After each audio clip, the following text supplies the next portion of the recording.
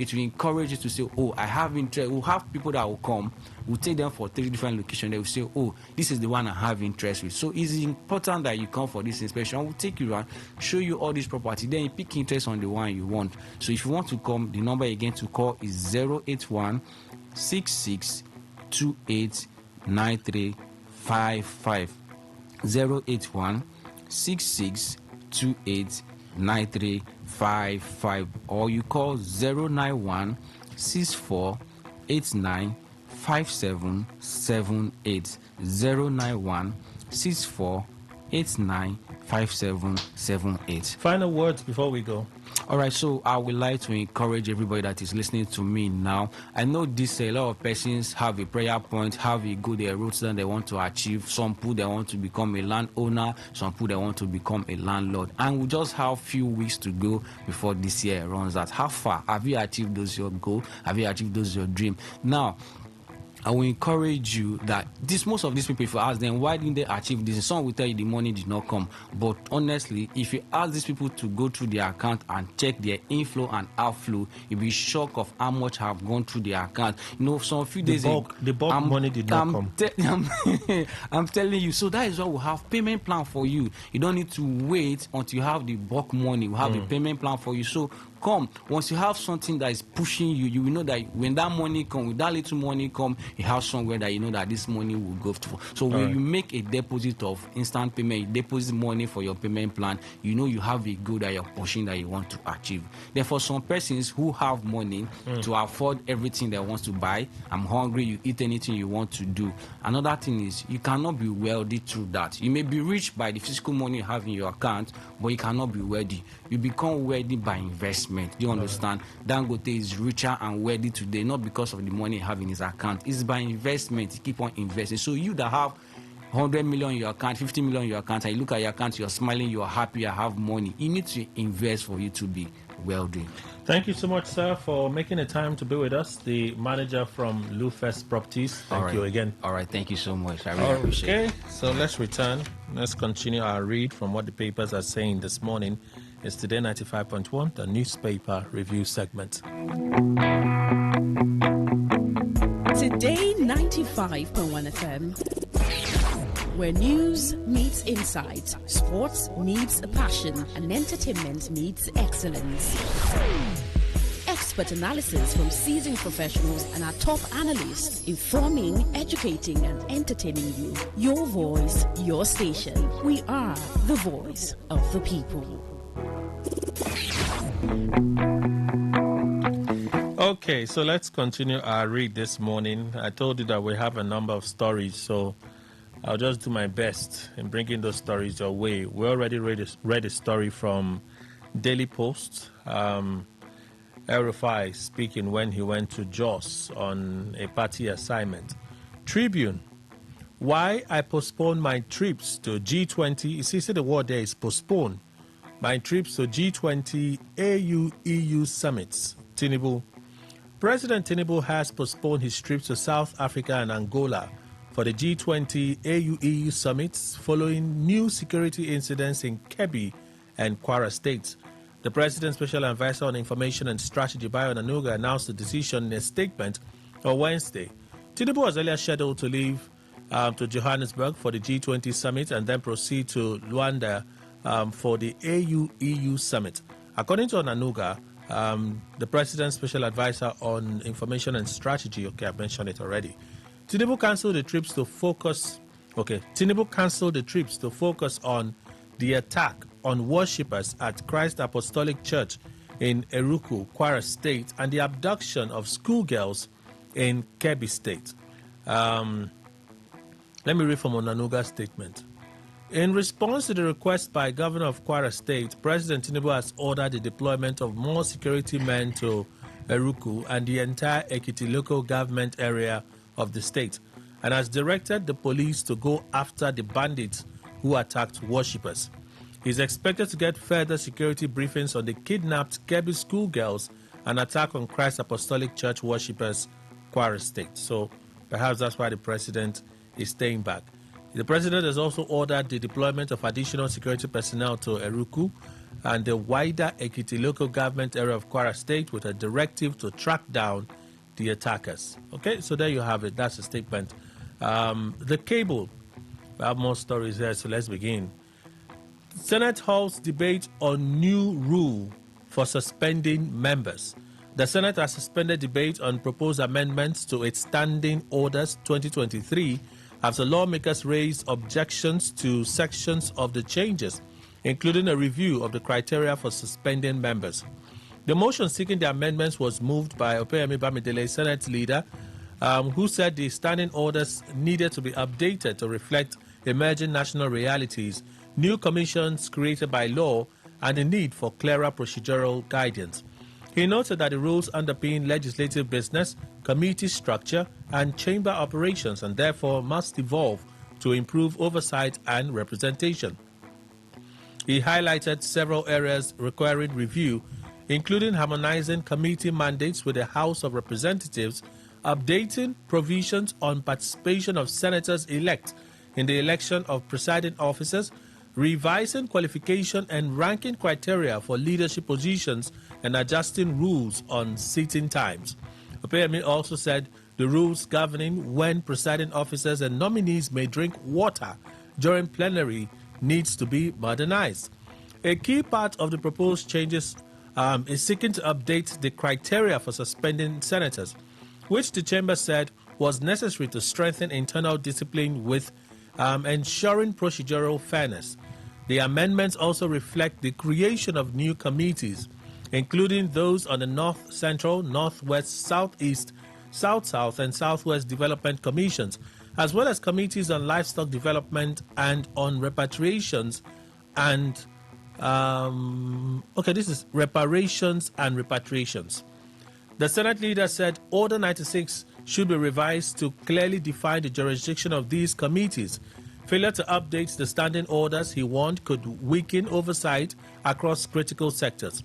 During debate, Tahir Mungunu, Chief Whip, said the proposed revisions aligns with chamber rules with current governance structures.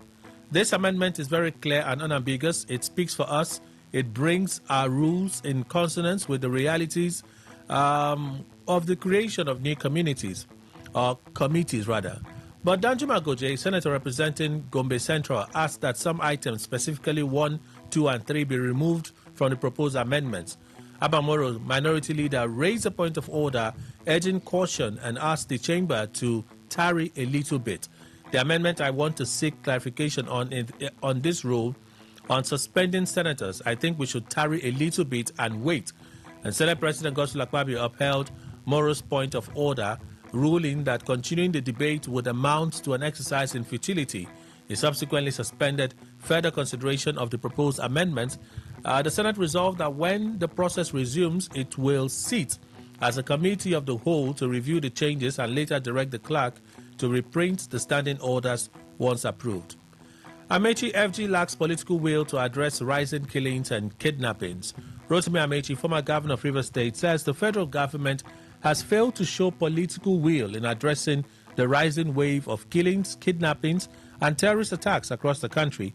In a Facebook post, Amechi, the immediate past Minister of Transportation, said the frequency and scale of recent assaults have weakened public trust in the government and emboldened terror groups.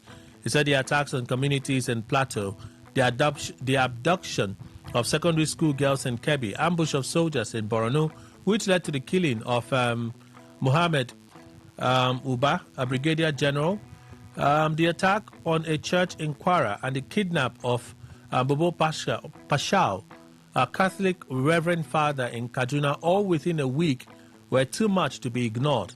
The government has failed to provide adequate protection for its citizens, as evidenced by the surge in terrorist attacks and mass kidnappings in some parts of the country, challenging our security architecture. This failure to act decisively has sadly emboldened terrorists and eroded public trust. Amechi said President Bola Tinubu must prioritize the security of lives and property, adding that the situation requires urgent and decisive action. To Mr. President, your primary assignment is the security of lives and property. Enough of looking the other way or issuing watery statements of condemnation. Prioritizing a summit or jetting out for whatever reason when Nigerians are dying can never be the trait of a good leader. He said the government must probe wrong decisions, strategize and make tough calls, strengthen military intelligence and sharpen response to terrorist activities. We did it in Rivers State. It can be done in the country. We are prepared to help if you request help, the former minister said. Army Chief announces plans to recruit 24,000 soldiers to boost operational capacity. YD Shuaibu, Chief of Army Staff, COAS, says there are plans to recruit and train 24,000 soldiers to enhance military operational capacity nationwide. Speaking on Wednesday during an operational visit to one division, Nigerian Army in Kaduna State, Shuaibu said the recruitment drive was part of the Army's strategy to tackle evolving security threats and to improve troops' readiness across the country. The area of responsibility is vast. Security challenges are dynamic. To meet these threats effectively, we need boots on the ground. In 6 months, we aim to train 12,000 soldiers from 3 new training facilities. If we operate 2 streams, we can produce up to 24,000 soldiers ready for deployment. The Chief of Army Staff said the new training centers approved by President Bola Tinubu are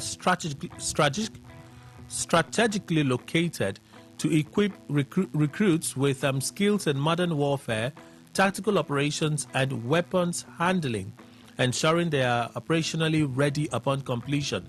He said the recruitment drive is expected to significantly boost the Army's manpower, enable better coverage of critical areas, faster response to threats, and improve protection of civilians and national infrastructure. Shuaibu said the initiative focuses not only on increasing numbers, but also on maintaining quality and operational effectiveness. He reiterated the Army's commitment to soldier-first philosophy, promising enhanced welfare and support programs for both new and existing personnel. And then he urged senior officers to mentor the new recruits, ensure continuity in discipline, core values, and operational excellence. Envoy U.S. barred Nigerian officials from Nicki Minaj's UN address on Christian persecution.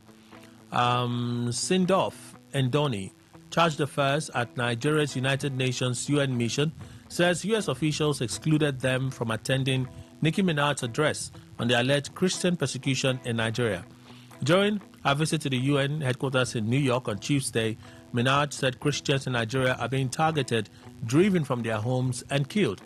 The rapper was invited by Mike Waltz, the U.S. ambassador to the UN, for an in-depth discussion about what the administration was doing to protect Christians' freedoms all over the world. Ndoni said the decision to exclude Nigeria from the discussion amounted to shaving our head in our absence.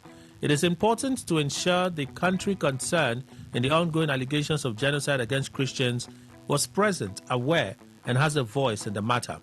It's because you should not make important decisions or take action on something that involves a country without their presence or consent. Patricia Mahoney, U.S. Senior Advisor for African Affairs, had reportedly visited the Nigerian house in New York to inform Ndoni about the Minaj visit.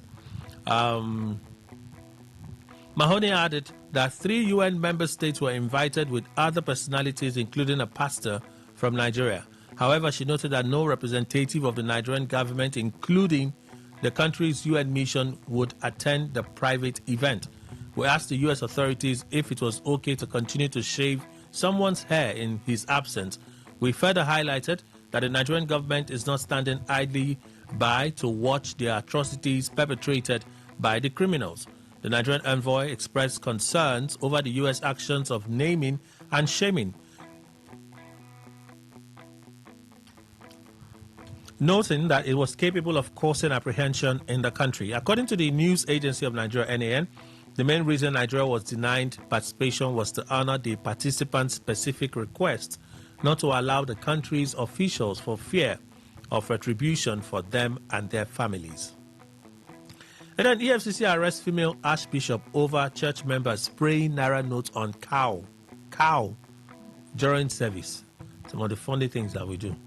The Economic and Financial Crimes Commission, EFCC, says its operatives arrested Angel Onyige, the self-acclaimed archbishop and founder of Faith Healing Ministry in Warri, Delta State. In a statement on Wednesday, EFCC says Oige was arrested on Tuesday over a viral video where several individuals, including under our supervision, were seen spraying Naira notes on live cow during a church program. We'll go on a short break. When we come back, we'll continue, yeah? Please stay with us.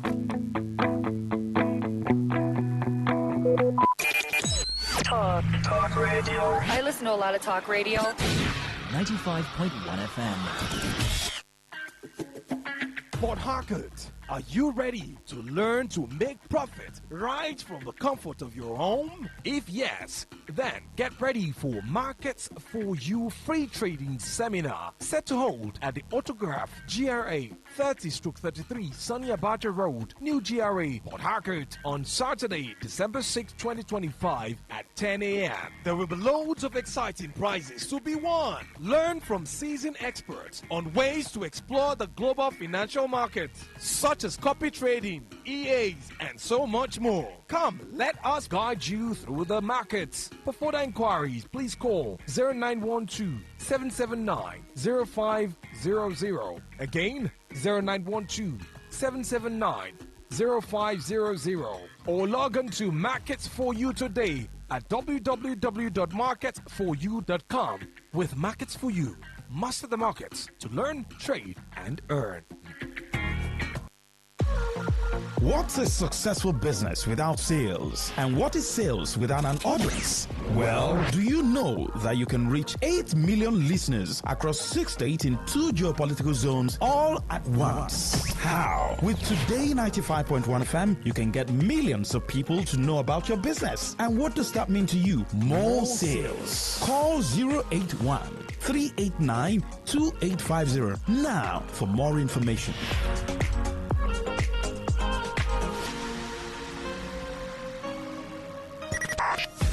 95.1 FM, voice of the people. And we're back. Okay, so let's continue our read. We still have a few more stories. So let's continue with that story from the cable about the EFCC arresting a self-acclaimed archbishop. The EFCC said that she was apprehended by operatives of the Benin Zonal Directorate. The commission is on the trail of arresting other suspects as their action contravenes the provision of Section 21 of the Central Bank of Nigeria Act 2007. Archbishop Oige has made useful statements and will be charged to court as soon as investigations are concluded. Court jails Boko Haram leader for 20 years after guilty plea. A federal high court in Abuja has convicted Hussaini Ismaila, a Boko Haram commander known as and sentenced him to 20 years in prison. Giving the verdict on Tuesday, Emeka Wite, the presiding judge, ruled that Ismaila was guilty of all 4 counts filed against him by the federal government, although the cumulative sentence amounts to 75 years, 15 years on count and 20 years each on counts 1 and counts 2, 3 and 4. The judge ordered that the terms run concurrently from the date of his arrest. The term shall be spent by the convict at any appropriate correctional service facility to be chosen by the Comptroller General of the Nigeria Correctional Service, which he ruled. He also ordered that upon completion of the service, Ismail must undergo rehabilitation and de-radicalization at a government-approved center before being released into the society. So you recall that this one pleaded guilty to the charges against him. That's why he's just getting fast in terms of pronouncement from the courts. Okay? He said when they asked the charge, they read the charge, guilty or not guilty, he said, I am guilty. So that's why his son is proceeding the way he's proceeding. Dangerous narrative. FG says Trump's comments have emboldened violent troops. This is George Akume speaking, part of what you listen to. So, like I said, he said a lot more. This report has some more of the other things that he said. The link is on our Facebook page, so we'll allow you to do some reading for yourself. Judges did not sing on your mandate. They stood in respect for Tinubu. NJI clarified. This was what I was talking about yesterday. Some people say, I cannot be, this and that. The National Judicial Institute, NJI, has dismissed reports circulating on social media claiming that judges at the opening ceremony of the 2025 All Nigeria Judges Conference sang a political song, "On Your Mandate We Shall Stand," in support of President Bola Tinubu. On Tuesday, a video circulating on social media showed judges rising on their feet as the signature song was played to usher the president to the podium to address the conference. In a statement on Wednesday, NJI described the video as misleading, clarifying that the only song collectively rendered by all participants during the ceremony was the national anthem, performed at both the beginning and the end of the event. I watched the entire event, like from start to end. Okay, someone said, what the one you watched was edited. It was doctored. The issue, let me go straight to what they said. The attention of the National Judicial Institute, NJI, has been drawn to several misleading and inaccurate reports circulating on social media, suggesting that judges in attendance at the opening ceremony of the 2025 All Nigeria Judges Conference sang a political chorus, "On Your Mandate We Shall Stand," in allegiance to the President of the Federal Republic of Nigeria. This claim is entirely false, unfounded, and does not reflect the events that transpired at the ceremony. For the avoidance of doubt, the national anthem was the only song rendered collectively by all participants at both the commencement and conclusion of the opening ceremony. No judge in attendance sang or chanted any political song at any point during the program. The brief rendition of the tune, "On Your Mandate," was not initiated, requested, or endorsed by the judiciary. It was played solely by the Guards Brigade Band as part of their ceremonial protocol to usher the president to the podium for his address. The judiciary has no control over the musical selections of the brigade, which operates under military ceremonial procedures. Out of deference to the office of the President of the Federal Republic of Nigeria, judges rose to their feet as the president walked to the podium. The judiciary remains strictly non-partisan, deeply committed to constitutional neutrality, and wholly insulated from political activities or symbols of political allegiance. I don't know about the final paragraph, but for every other thing that they've read, I watched that video. I watched the whole thing. They see the next one, and this is someone I like and I respect. Atiku, Vanguard. Atiku tackles Tinubu over "On Your Mandate" rendition at Judges Conference. Listen to Atiku, and some of you will like this one. Former Vice President Atiku Abubakar has condemned the playing of President Bola Tinubu's campaign song "On Your Mandate" at the opening of the 2025 All Nigeria Judges Conference. He described the incident. I want to go to quote. What I saw was nothing short of an assault on. In fact, Kelly, go back up a bit. Atiku said he initially dismissed the clip, which aired on Channels Television, as fake until it was confirmed to be authentic. What I saw was nothing short of an assault on our national dignity, adding that President Tinubu allowed his personal national political anthem to replace the national anthem at the end of the Chief Judge's address, which never happened. Atiku criticized the presidency and the office of the Chief Justice of Nigeria, Justice Kudrat Kikerekun, for failing to offer an explanation. I waited for an explanation from the presidency or the office of the CJN. Silence, total deafening silence. He said the Tinubu-led APC government has consistently pursued a systematic capture of state institutions, crushing opposition voices and steering Nigeria toward a de facto one-party state. He argued that playing of the tune at a judicial gathering undermines President Tinubu's own remarks at the event on protecting judicial integrity. While preaching morality, his administration allowed or engineered the playing of his own partisan campaign music before the entire Nigerian judiciary, calling it reckless, scandalous, disgraceful, and deeply irresponsible. This government is attempting to drag the judiciary into the partisan gutters of the APC, Atiku added. So this is the B part that is causing the controversy. Why not state what is obvious in the earlier statement? He said they replaced the national anthem with "On Your Mandate We Shall Stand." Wow. I don't tire.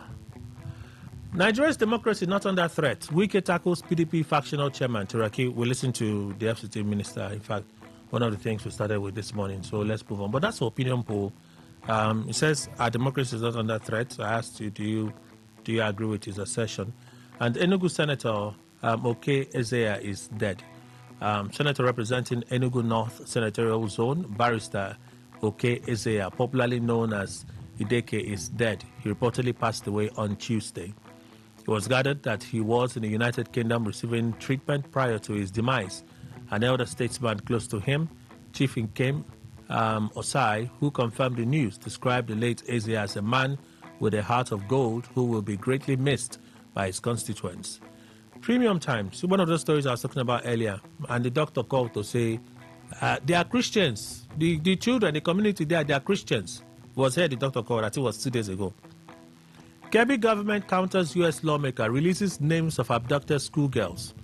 Local officials have released the names of schoolgirls abducted on Monday from the Government Girls Comprehensive Secondary School, MAGA, in Danko Wasagu local government area of Kebbi State. The state government ordered the publication of the names to counter the claim by U.S. lawmaker Riley Moore, that the abduction happened in a Christian enclave in Nigeria's northwest. The Danko Wasagu local government chairperson, Hussein Aliyu, clarified that all the abducted schoolgirls are Muslims. He described Moore's comment as misleading and capable of sowing unnecessary religious tension at a time when government efforts were focused on securing the girls' release. Aliyu warns that the Zuru Emirate, under which the Manga community falls, has a long history of peaceful coexistence and has never experienced religious crisis.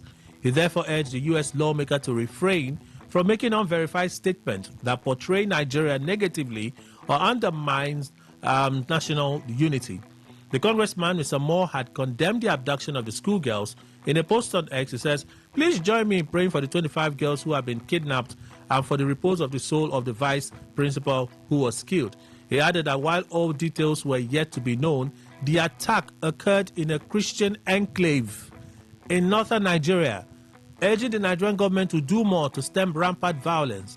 His characterization of the community, however, drew swift criticism from some Nigerians who accused him of misrepresenting the facts. I will only mention some of the names. Below are the names of the innocent girls just taken away from their school: Fatima Sani Zimri, Hafsat Ibrahim, Nana Fudasi Jibrin, Masuda Yakubu Romo. Should I mention more? Salima Sani Zimri, Aminaji Umar, Rashida Mohammed Dingu, Saliha Umar. Should I mention more?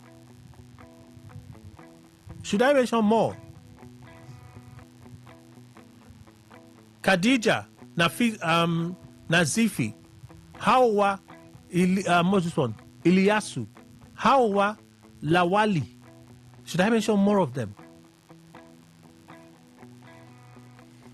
Police seal PDP National Secretariat. This is coming from Premium Times. Armed police officers on Wednesday sealed the National Secretariat of the People's Democratic Party PDP in Abuja. The officers stationed around the building barricaded the premises with iron barbed wire, preventing party officials and visitors from gaining access. So, Daily Trust. Ribadu leads high-power delegation to U.S. congressman pushing genocide narrative. That's where I started from this morning. I read the full statement released by Riley Moore. I might read it again for the benefit of panelists that are seated. And then I said I have a lot of stories today. So I said that we have a commercial break coming up shortly. So I think we have one or two more stories. We have two more stories. So let's quickly race through them. Exposed. How Biafra groups influence Trump's genocide claim. New obtained United States Department of Justice documents have revealed how pro-Biafra groups influence U.S. policymakers to take a hard stance on Nigeria. The filings show that President Donald Trump designated Nigeria a country of particular concern in part due to pressure from diaspora advocacy organizations. The documents trace the campaign to the United States of Biafra, a coalition that includes the Biafra Republic government in exile and the Biafra de facto government in the homeland. These groups are required to register under the Foreign Agents Registration Act because they aim to influence U.S. policy.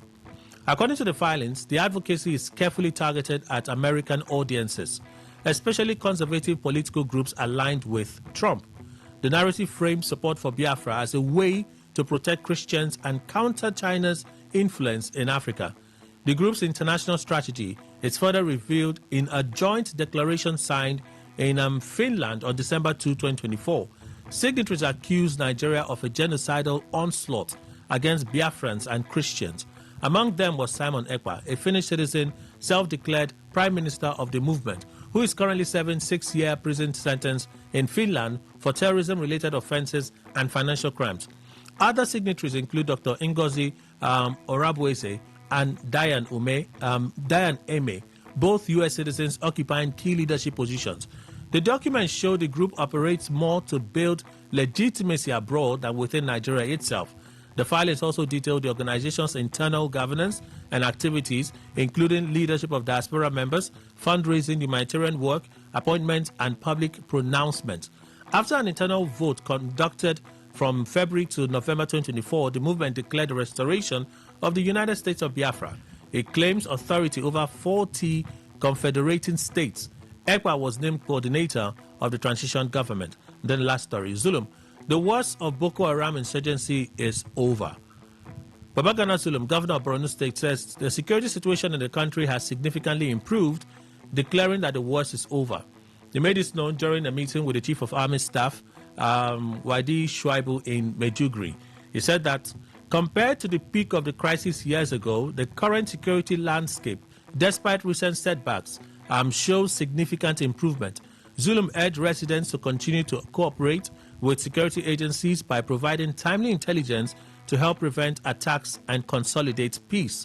He says, yes, we have witnessed a series of attacks on our communities and security forces, but the worst is over. We shall continue to collaborate and provide the needed intelligence to our security forces to bring this madness to an end. The frequency and scale of attacks on our communities then were overwhelming. Today, while we grieve any single setback, we can also see that the worst is indeed behind us. The trajectory is toward peace, and we're committed to sustaining it. There you have it. YD puts his remarks this way: I want to most sincerely, on behalf of the officers and men of the Army, extend our appreciation to His Excellency for visiting us at a time like this. We appreciate your support in Borno State. Chief of Army Staff said the Army has confidence in the society within the theater of operations and pledge full backing in ensuring troops achieve their mission. So we have what? We have, say, 5 minutes. So I can introduce panelists, and let's see if we can squeeze out something from one of them before we go for that break. Mr. Arochukwu Paul Ogbonna is here. He's a legal practitioner. Good morning, sir. Good morning, Kelly. Good morning, Nigerians. Comrade Ruben Izu Jr., public affairs analyst. And this time is public political analyst. It's all right. Chairman, NDNAF, River State chapter, and the voice for Ahada West people. Morning, sirs. Welcome. Morning, Kelly. That's public stroke political analyst. It's all right. And Mr. Emmanuel Indukwe, welcome, sir. Thank you very much, Kelly. Good morning, Nigeria. If we may, can we begin with, is it commendable, since it's something that doesn't happen, that the president has decided to review plans to travel because of attacks in Kwara and Kebbi? Mr. Arochukwu. Of course, that's the ideal thing. Why are you traveling when your job is badly being executed? Your home is in crisis and you are traveling. Traveling to where? This is the most critical time he needs to be around. He's the commander-in-chief of the army. Will he be commanding it from Europe or North America? He should command from the front. That's the ideal thing he should do. It's commendable. Yes. Comrade Izu. Yeah, like you said, very commendable. You know, you can't satisfy everybody, though. I remember some time ago when the former late, may so rest in peace, talking about President Muhammadu Buhari, when issues like this come up and you see him jetting out, Nigerians will go all over with all their, positions in respect to who the man is and everything, and the reasons behind his exit. But now you've seen, I think Goodluck also, during few bombing, decided to cut short his trips or decided to boycott the trips and all the rest. For me, doing so is okay, but it's not absolutely okay. What we want is, if it keeps happening and it keeps boycotting or cutting short his trip, it doesn't make any sense. We want an absolute solution to end the killings, kidnappings in the country. Mr. Ndukwe. Kelly, I do not see anything special about that. Okay. Yes, because the president, of course, if he had done otherwise, it would have shown his apex lack of considerateness to his people. However, there are some critical moments where it will not be possible. So he has done what his mind perhaps has shown him to do. When he doesn't do it, let us also take it that it wasn't all that feasible for him to do. We have to go on a quick commercial break. It will take us to 9 a.m. The news, after the news, we'll pay some bills. We'll come back and continue. Please stay with us.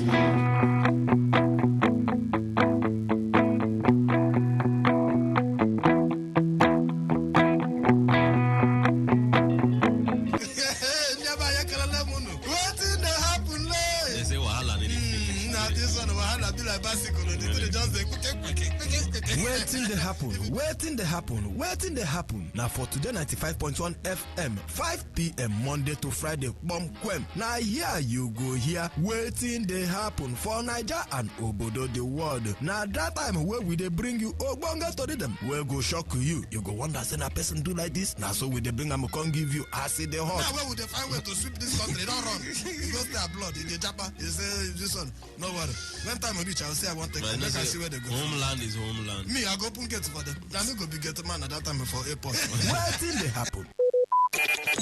Talk radio. I listen to a lot of talk radio. 95.1 FM.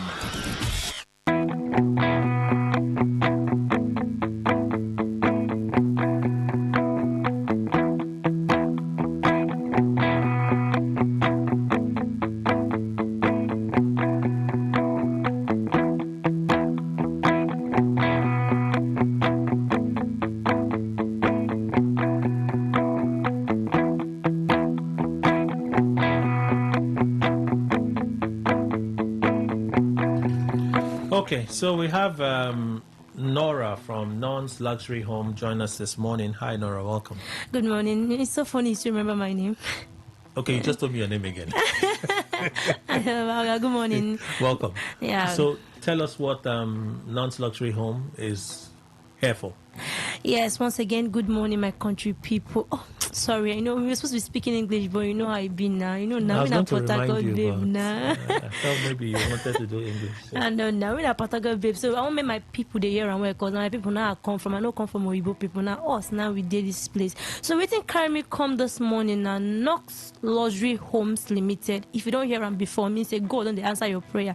But I understand say you don't see the lands where we get plenty, but especially this morning, I shall probably rush, come the studio, say make I tell you about Non's Garden Estate on Magua special. You know this land carry me come, because I tell you this land all you money now in this land be like this and palliative, you understand that kind of thing. So sharply come take your own for Non's Garden Estate on Magua. This our land, the launching price now 1.5 million naira. As the year launching, supposed to say the land now new land. So that kind of thing we just discover land was there around that 2 million, 3 million. Do you understand? But because say in a launching promo now we just bring them new and now for the people, because why we dey and for the people now we say make we sell them for 1.5 million naira.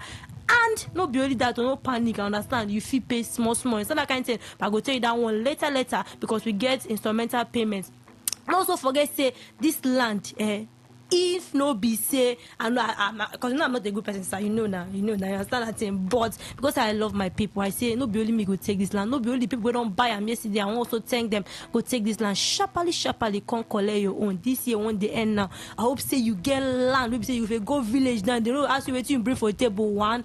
And number two, I hope say now you get property or you get land, we be say they under your name. If somebody come and be asking you, I picked you up from anywhere and that kind of thing. So sharply make sure you own your own property. And what is the best property if not the one if you build house on top on? Just imagine paying 1 million yearly or 2 million. And you know how this landlord they do. If you just drink, wake up tomorrow morning and call you and say the way the Nigeria is going, you have to pay 4 million. This is just giving you heart attack. So sharply can use 1.5, buy your own land. You feed the bill small. And the sweetest part is say with this promo they do, if you buy this land now, as I talk to you now, from this today to Saturday, you collect 50 blocks. You understand? May you start this journey. We there for you now. All of us go be landlord. All of us go get our own house. Okay. So what's the phone number, your physical address? Yeah, so thank you so much. So I'll make you sharply now. Call me for this number. Will be 080 84 14 62 85.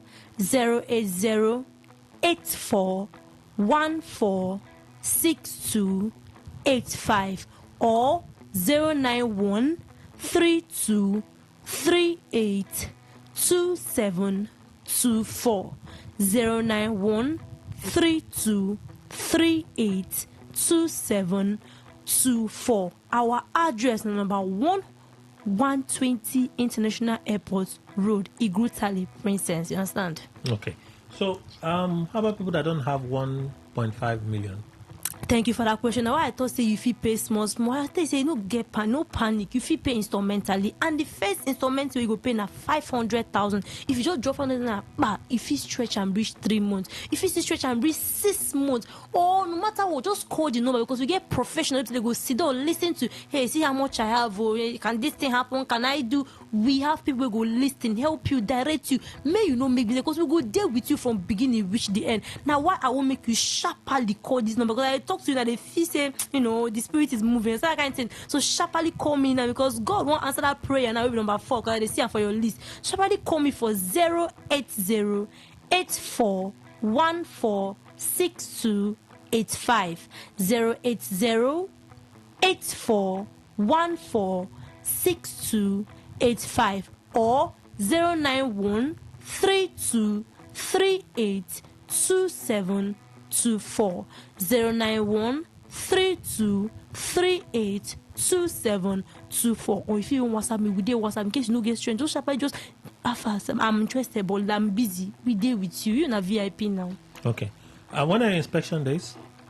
I want the most important. And I say if you want buy land, first thing be say you go see the land. I might tell you now for Norms Garden Home, will they allow you see your land even before say kind of say the normal don't they talk now? This girl no rush. When they talk, is this land really dry land? This land, even myself, I won't make you concern. Now how will they do inspection every day? You go just call this number now. We'll go book you like the time we say you get chance. We'll go drive you, go instant. And if you pay 500,000, I will pay complete.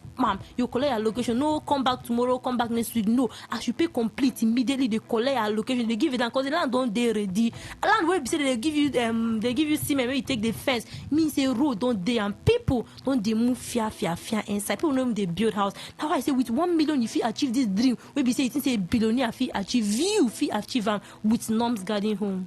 Okay. So what documents do you give when people complete is it when they complete their payment they get their documents? Yes. But if you are paying half, we see there for people they pay half. If they pay half, we will give you the form, and the receipts. Whether they pay half or they pay full. But when you now complete your money free, we'll give you free deed of conveyance. You go collect them free. Within that week, when we say don't make your full payment, then the allocation, as I tell you, so if you pay complete, bam, the allocation that day, go. If you don't get chance, they'll come the next day. We'll carry you, go allocate your land sharply. Then you collect the site plan. You understand?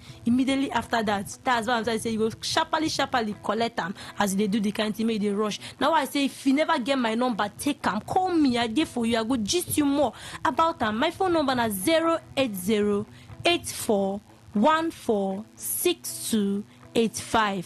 08084146285 or 09132382724. 09132382721. And not Garden Home. Sharply come in now, they wait for you. Okay, so let's go over it again. The property is located where?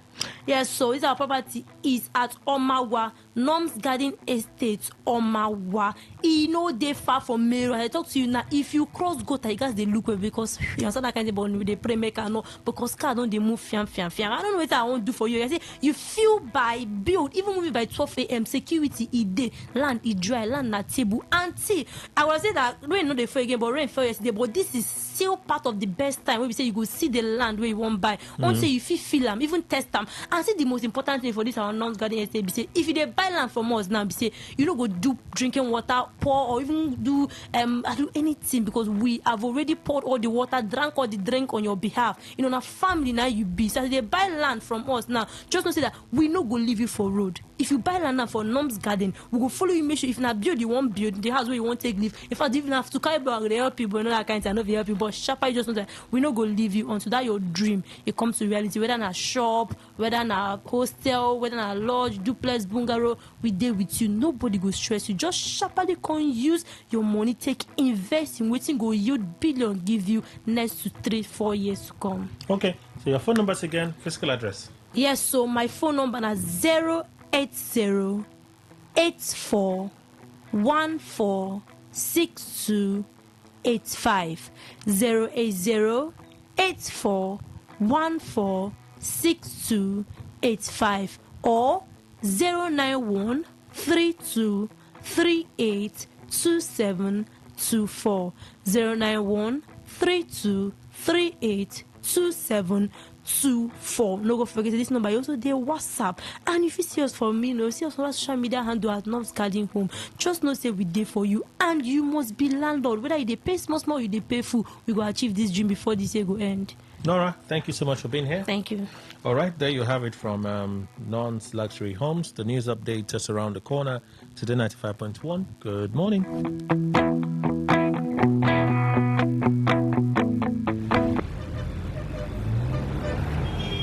Live from the Garden City of Port Harcourt, Nigeria. This is Today 95.1 FM. Whether it's happening in Port Harcourt, South, Nigeria, or around the world, we've got you covered. On air, online, delivering balanced news and unbiased analysis. Today 95.1 FM. Today 95.1 FM. Port Harcourt. News update.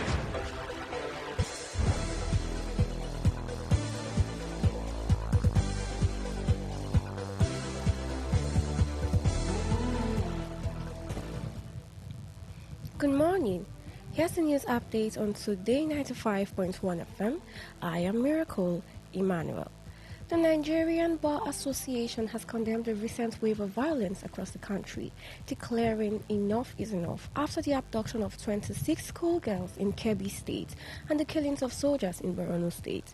In a statement issued by its president, Mazi Afam Osigwe, SAN, and General Secretary Mobolaji Ojibara, the NBA said the terrorists are not only attacking unarmed civilians, but added that they are now openly targeting members of the armed forces. The legal practitioner said the grim message is clear that no one is safe.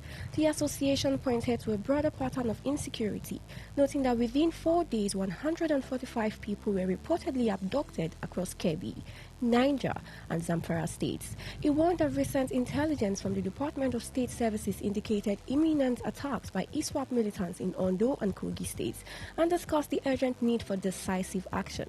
The NBA further demands immediate and non-negotiable action from the federal government and the Nigerian security. The Minister of the Federal Capital Territory, Nyesom Wike, has faulted calls by the factional chairman of the People's Democratic Party, Umar Turaki, SAN, for the U.S. President Donald Trump's intervention in Nigeria, insisting that the nation's democracy is not under threat. Wike stated this during a courtesy visit by the board members of the South-South Development Commission, led by the chairman Chibudom Unche, to his office.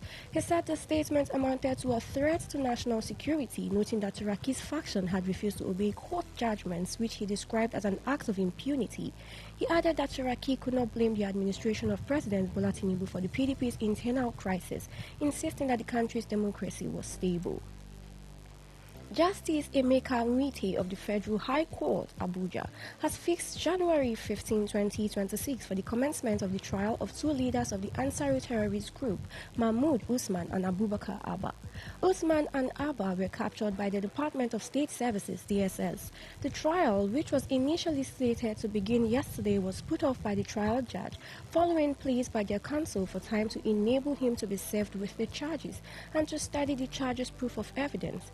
At the day's proceedings, counsel for the accused persons, B.I. Bakum, told the court that the charge and proof of evidence were still with the DSS, where the terror suspects were being detained on the orders of the court.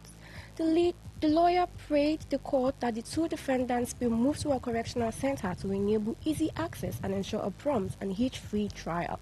However, counsel for the DSS, David Casway, opposed the defendant's lawyer's prayer. And on the foreign scene, authorities in South Africa are investigating the fatal shooting of a school principal and an administrative staff member at Ingziwine Primary School in Tembisa. The two women were killed inside the school's administration block. The Gauteng Department of Education said the attack happened shortly after 5 p.m. while staff were preparing for an upcoming meeting. Colleagues in a nearby office reported hearing several gunshots before taking cover. Emergency teams arrived soon after, but both victims were declared dead at the scene. Police have opened a murder investigation, though no arrests had been announced. And that was the news update on Today 95.1 FM. I am Miracle Emmanuel. Thank you for listening.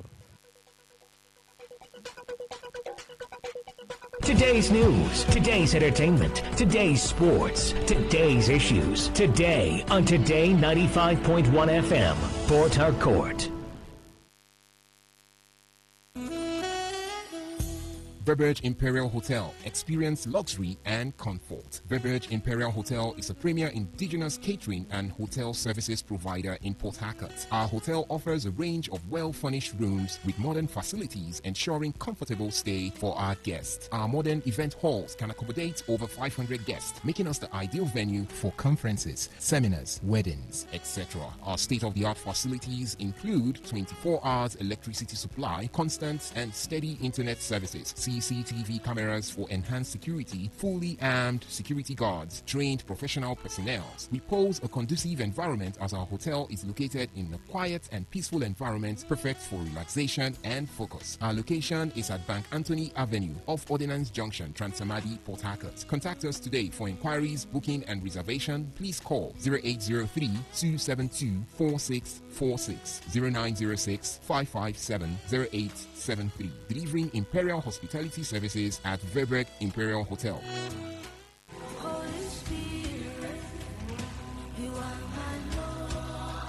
Delighted Word Church International Lighthouse presents Word Feast Conference 2025. Theme: Fire for Revival, featuring the Word, Worship and Praise. Ministering Dr. Philip Mbazigwe, Pastor Adeniran Ibironke, Pastor George Ajayi, host Pastors Abiodun and Afolake Adegoke. Ministering in songs, Minister Confidence Amadi and Delighted Word Music Team. Date 21st to 23rd November 2025. Time Friday 6 p.m., Saturday 7 a.m., Sunday 8 a.m. The venue Delighted Word Church Auditorium, Farm Road, Ruma Hollow Pipeline by KRC Junction, Port Harcourt, River State. Come, let's praise the Lord together.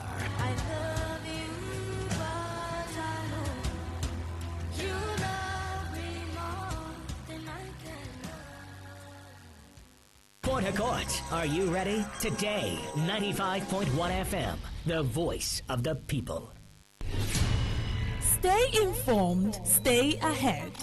Tune in to Today 95.1 FM for the latest news and exciting sports updates. Your trusted source for everything you need to know.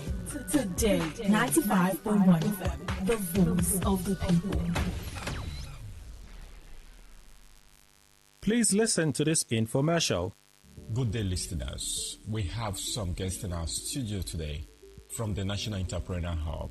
Please kindly introduce yourselves. Good day, listeners. My name is Edwin Obani. I am a senior consultant with the National Entrepreneur Hub. Good day, listeners. My name is Tete Inamiti, a consultant with the National Entrepreneur Hub. Please tell the listeners why you are here today. Thank you very much for that question. We are here to inform our Port Harcourt audience about the Global Economy Project that enables retirees anywhere in the world to earn residual income. What is the National Entrepreneur Hub all about? The objective of the National Entrepreneur Hub is to show retirees how, through a proven cash flow system, they can earn residual income. It enables retirees to cope with the ever-increasing personal expenditures, which one source of fixed income, pension, cannot meet. The National Entrepreneur Hub for the first 6 years has been assisting retirees and those that are about to retire nationwide to derive greater benefits from their retirement benefits before such benefits run out. The National Entrepreneur Hub helps to create multiple income streams from a single source and thereby avoid the financial discomforts that are associated with the too often fast erosion of retirement benefits. The National Entrepreneur Hub is in partnership with reputable international and national organizations that are major players in the global economy. We help retirees after many years of employment and those about to retire to find their voices, live their dreams, live their lifestyles, become even more productive, and adapt creatively to the fast-paced socio-economic changes of the 21st century. The National Entrepreneur Hub is the national cash flow platform that shows retired individuals how to raise funds for their businesses or projects over a period without taking any loans. With the National Entrepreneur Hub, selected retirees can control global market share in the global economy and own their own cash flow businesses. Since 2016, the National Entrepreneur Hub has helped over 5,000 partners worldwide achieve financial independence, and the number of partners is rising by the day. Now, in more specific terms, how would the National Entrepreneur Hub project benefit retirees and those about to retire? The project will especially help retirees and those about to retire create multiple cash flow from a single source, generate funds to expand existing businesses or start new projects, create residual income, qualify for free or all expenses paid trips to choice destinations in the world, and enjoy the vacations and more fulfilling lifestyle they had ever wished for. Have access to first class and free mentorship program for 6 months by our top international and national masterminds and consultants, and learn the system tools and skills needed to self-development and sustainable wealth creation. So what are the criteria that will be considered for selecting retirees or those about to retire, and how can they contact the National Entrepreneur Hub? Well, to my fellow retirees and those about to retire who are listening, do you need to raise money to start a new business, having realized that fixed pension funds lose their purchase value over the years due to inflation, changes in the economy, and increase in personal expenditures in the absence of other and regular sources of income? Do you need to expand an existing business? Do you need to raise funds for the education of your children or words in the face of the ever-rising cost of quality education? Do you need to raise funds to take care of rising healthcare expenses for yourself, family, and dependent relatives? Do you need to raise enough funds to enjoy vacations anywhere in the world for which you never had the opportunities while in employment? Lack of time and inadequate finances?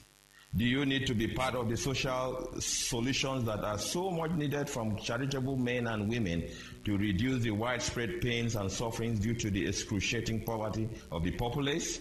Reputable studies have consistently shown that 60 to 80 years are the most productive, creative, and positively impactful years for men and women who remain physically, mentally, and intellectually active after retirement from paid employment. Do you need to be more productive and useful to yourself and the society after retirement? If your answer is yes to any of these questions, then send name and location to the numbers that would follow shortly. The National Entrepreneur Hub has only 40 slots for retirees in Port Harcourt. Only the first 40 people that will pick up their phones now and send their names and location to us during this program will be selected. The countdown starts now.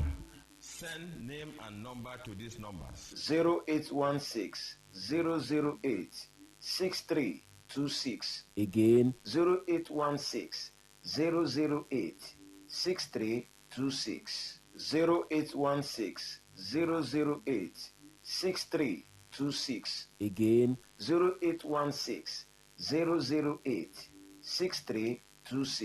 0816-008-6326. Again, 0816-008-6326. 0816-008-6326. Again, 0816-008-6326. Mr. Inamiti, what is your closing message to your fellow retirees? When I retired from paid employment like every other retiree, I was paid my retirement benefits.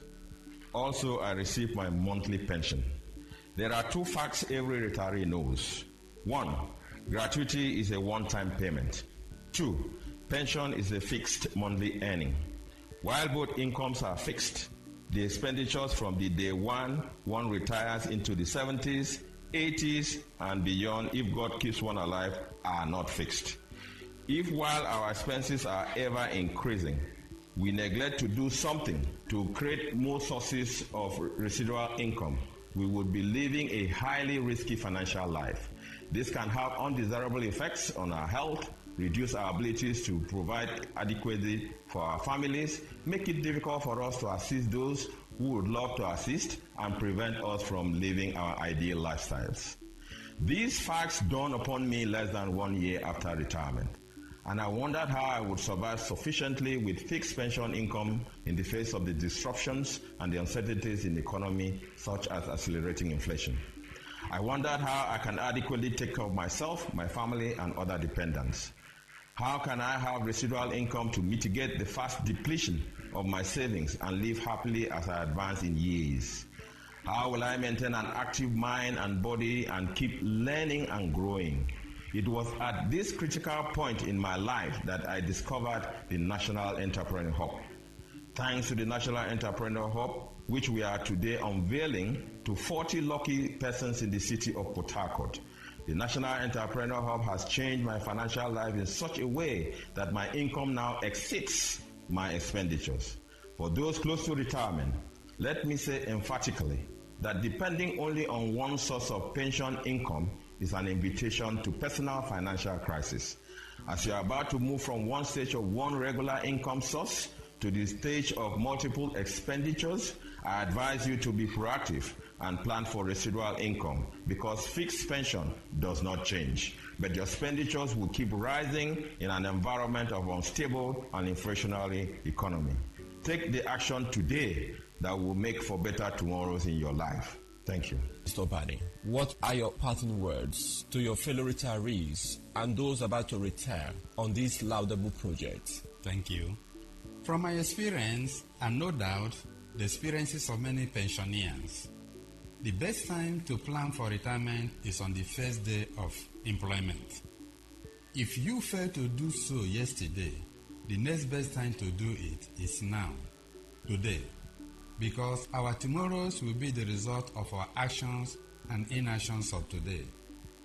And that tomorrow will unfailingly come without our permission, and we shall come face to face with the consequences of our actions or inactions. When I retired, I was paid a handsome gratuity, and I equally received handsome monthly pension.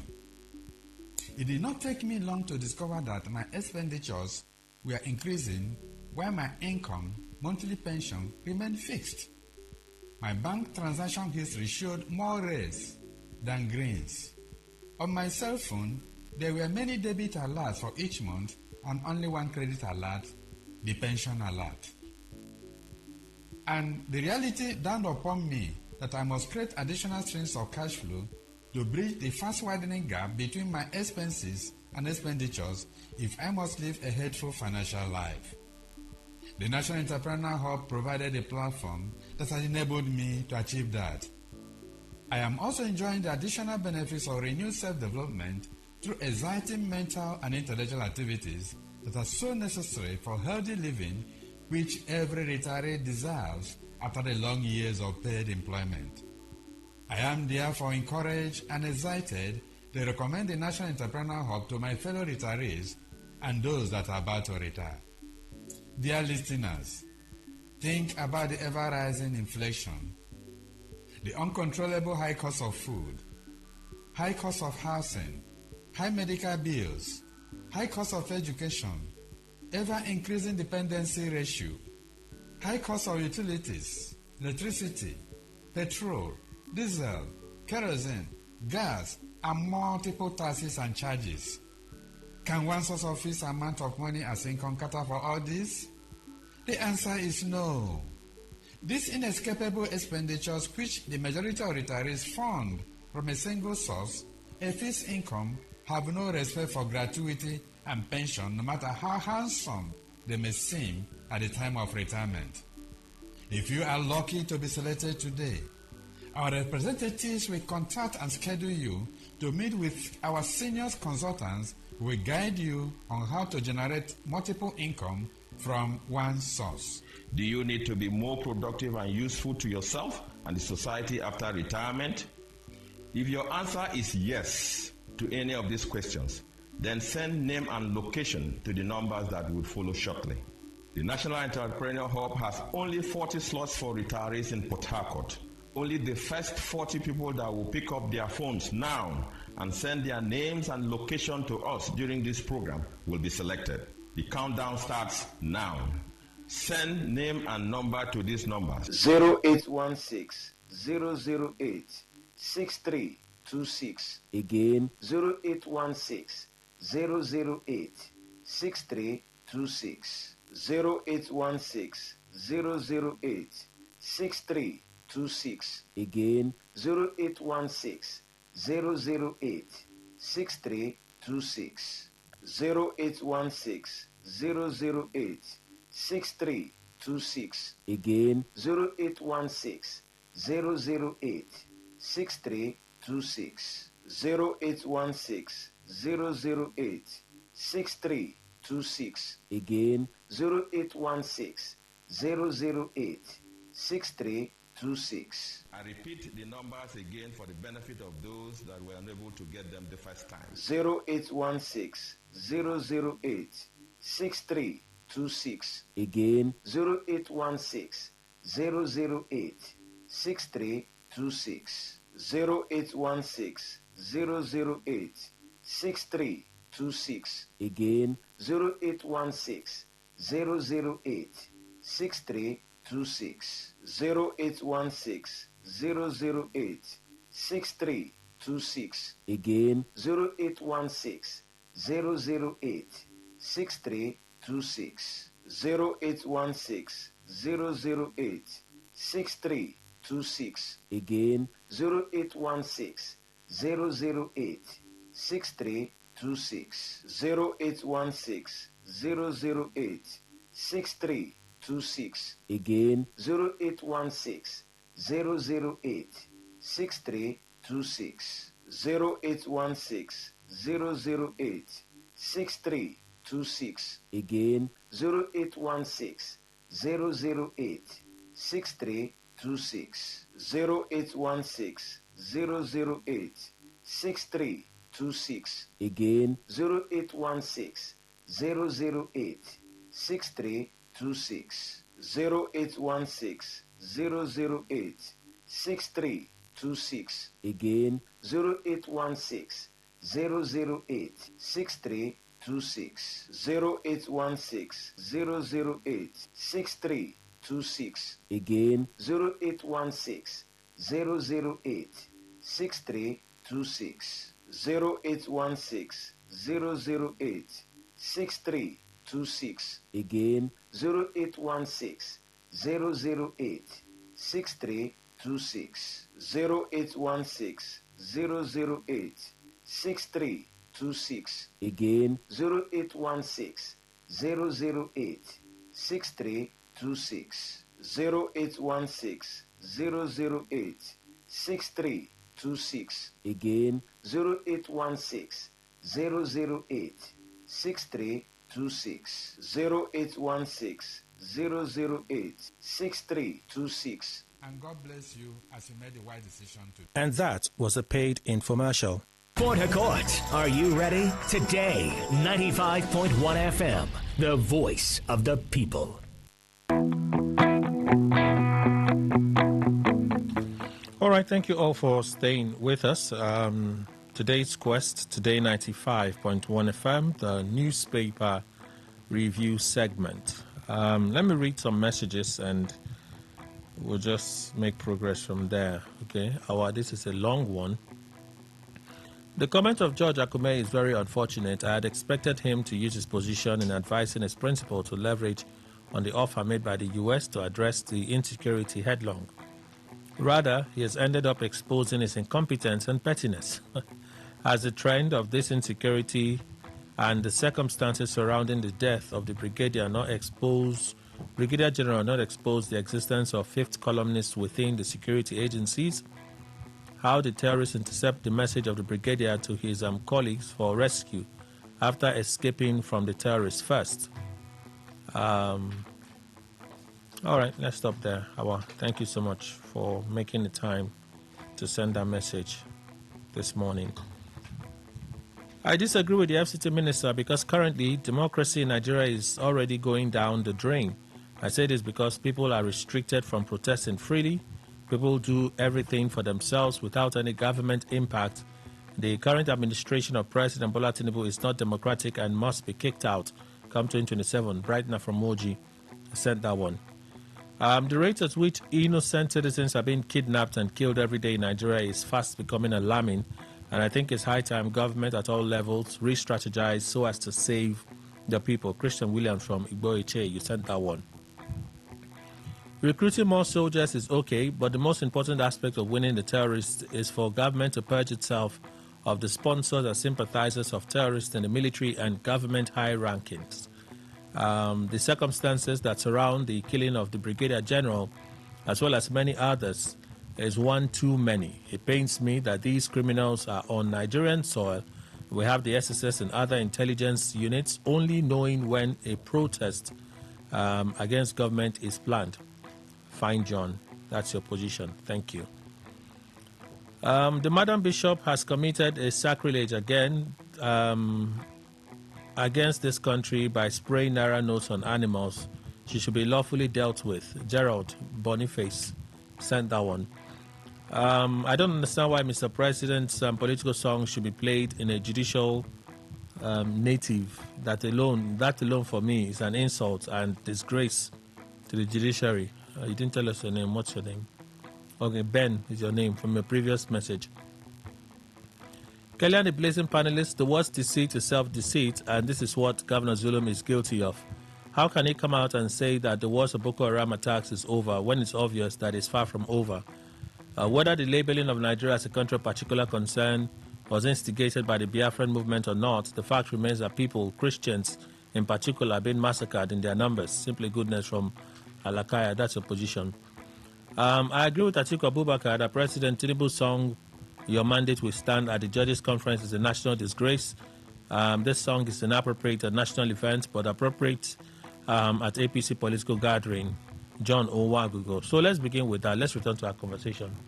Atiku said they replaced the national anthem with the mandate song.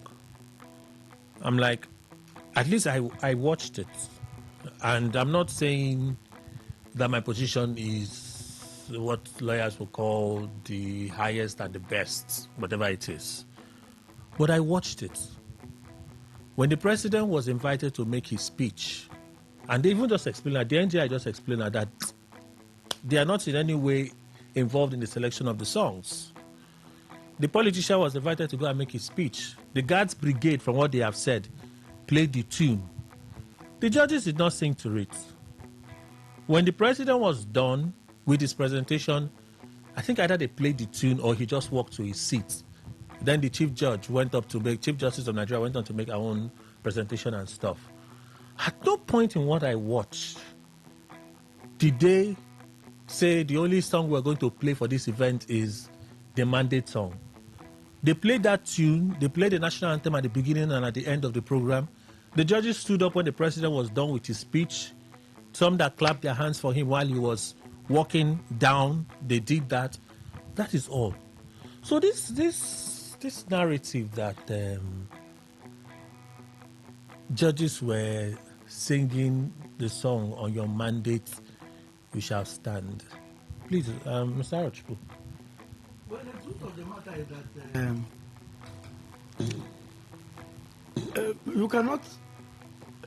you cannot discuss Nigeria without altercations, quarrel, insult, abuses, and we have gotten to a stage that everybody is suspicious of every other thing. The system is unstable and unreliable. Now, for Nigerians, the judiciary, for the thinking of Nigerians, the judiciary is in the pocket of those who control the levers of state power. And President Tinubu equally suggested same.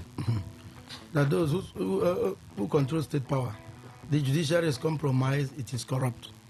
So, now your objective analysis from what you saw or what you watched is from a mind that is, stable, understanding, objective. But, and I don't blame a Nigerian if he's not objective. He has no reason to be objective. Okay. I don't blame him. So, given what has happened, Atiku has just spoken like a politician he is. It is his duty to, and the kind of politics we play here, to take advantage of the slightest anything, possibly to disparage the government. So it's not necessary to be truthful. It is very necessary to be truthful, but in an environment where people believe that truth and objectivity is not needed, or it cannot work, it becomes difficult. You know what? I'm looking at how the brain of people work given their own experience. There was something we used to say in those days, that it is unlawful to be lawful in a lawless society. And it is unlawful to act within the realm of law in a lawless society. So the interpretation being given to it is correct. They played into the hands of Nigerians who now saw it that because the simple interpretation is that the judges are loyal to the president, that the judges are under the control of the president. So even though that, like, I didn't watch it, I heard the tune. What they were humming, that music was like being hummed. It was drums. It was the instrumental was played by the Guards Brigade. Exactly. It was not, the judges were not singing it at all. They didn't sing it. But what is in the mind of Nigerians? Look, some people will even wonder why the president was there in the first instance. Possibly has gone to give them money or to bribe them against 2027. So that's why I asked the question, right? Yes. There's a lot happening. There's a deficit. Yes. Of trust in our system, especially for our Use government. the correct word, deficit Even of trust. I here don't trust some of the things that they say. Yes. Because over time, those words, when you put them through an integrity test, they fail. I get it. But should we say what did not happen because it suits a certain narrative and that should be okay? We shouldn't say it ideally. That should not be correct. But what I'm trying to tell you, that in our system, saying what did not happen is more often than saying what happened. Saying what did not happen is more ideal, or is more expected, than saying what did not happen. That is just where we have gotten to as a people. It's just unfortunate. Does it make us better as a people? Or we're even becoming like the same set of politicians that we so ridicule and despise? No, do we actually ridicule and despise them, or we're envying them, wishing an opportunity to do worse than them? We're not. An average Nigerian is not. An average Nigerian does not actually hate the politician, but is jealous or envious to be like him. Kelly, do you know that? Imagine a man going to the Senate and remaining in the Senate for 4 years or 8 years, or being a governor for 8 years, and there are no visible signs of looting of government money. These village people will drive him away. For instance, I was governor, I was using the money to do healthcare, education, provide security and water. They say, let healthcare and security kill you there. We are living in a society where you are stealing people's money, and they come to thank you for it. They bring cows and goats to you. Even suggest that you should take a second wife to expand your coast, and for more people to enjoy this money, and for more people to be more accommodated. The same set of people you are stealing from. So that is our mental construct. Okay? So an average Nigerian does not actually despise these people. An average Nigerian, I want to believe, is just wishes to have an opportunity. That is our political economy, and that is where we are. Mr. Edekwe. Well, Kelly, the judges, I didn't watch that. So if the judges sang or they didn't, but I've heard from you, and I believe you know or will understand that somebody sang a song when it was played, or the person didn't. They did not sing. Thank you. I've heard it from you. So if they didn't sing it like you said, for me, the way I look at issues, that music shouldn't have been played in that judges' conference or whatever they call that. Okay, it shouldn't have been played. Of course. Okay. For me, but that's my opinion strictly. The reason is simple. What is spiraling now as gossip around that wouldn't have emanated in the first place, Kelly. You know, it is also good for a human not to be a bat that you are doubting. Is he a bird? is this thing a bird or an animal? Okay. Judges, I know very well. And if you like, humans that are different, even though they are humans with flesh and blood like all of us, but they are expected to be completely neutral from politicians, even though it's practically difficult to maintain. But at least judges are not supposed to. Yes, for the respect, they must stand up while the song, because it's been introduced and it's for the president, while the song is being sung, they will stand up. There's no doubt about it. However, I expected the Chief Justice of the, was it she there? Good. To have told the president or whoever, you see, even though we are not part of this song, but we have to do the right thing as honorable humans. We won't sit down in respect of our president. But I tell you, Mr. President, this kind of song shouldn't have come here. Okay, so at that time, no, Kelly, let me finish so that my thought will not be distorted. See, at that time, if they made that kind of comment, any human that is talking about judges maybe being bought by president or whatever is on his own, because nobody can satisfy everybody. Okay, so you're saying that on the part of the Guards Brigade, there was a lack of discretion? Of course. On the part of the Guards Brigade? Yes. Are you saying that the judges should have protested right there at the event? Well, Kelly. Is that what you're saying? No, not exactly. Listen. What I'm saying, for instance. No, you said it's the Chief Justice of Nigeria. Wait, now would have insisted. I said it. Let me make it clear. Okay.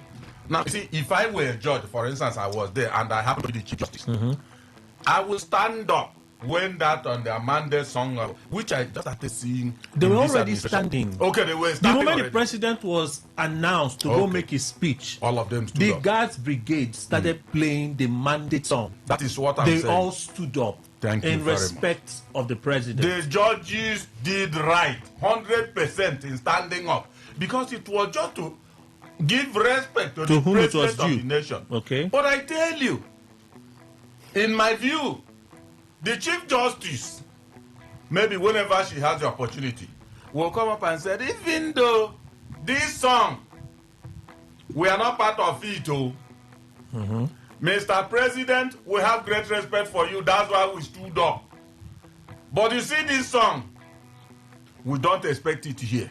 We didn't also order for it to be. No. You understand my question. That's why I was asking the question. The chief judge that ordered the music to be played. No. You're saying that the chief judge. Now I asked the question. The protest. This is your protest. You're saying she should have done. Justice. Should she have done it on the event right there? Yes. There's the nothing event. Wrong. She should have done it on the event. For me, yes, nothing is wrong. Okay, but the NJI, the National Judicial Institute, they released a statement which I read earlier.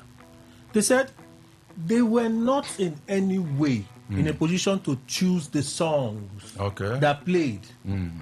That it was the Guards Brigade, and the Guards Brigade was not in any way in their command.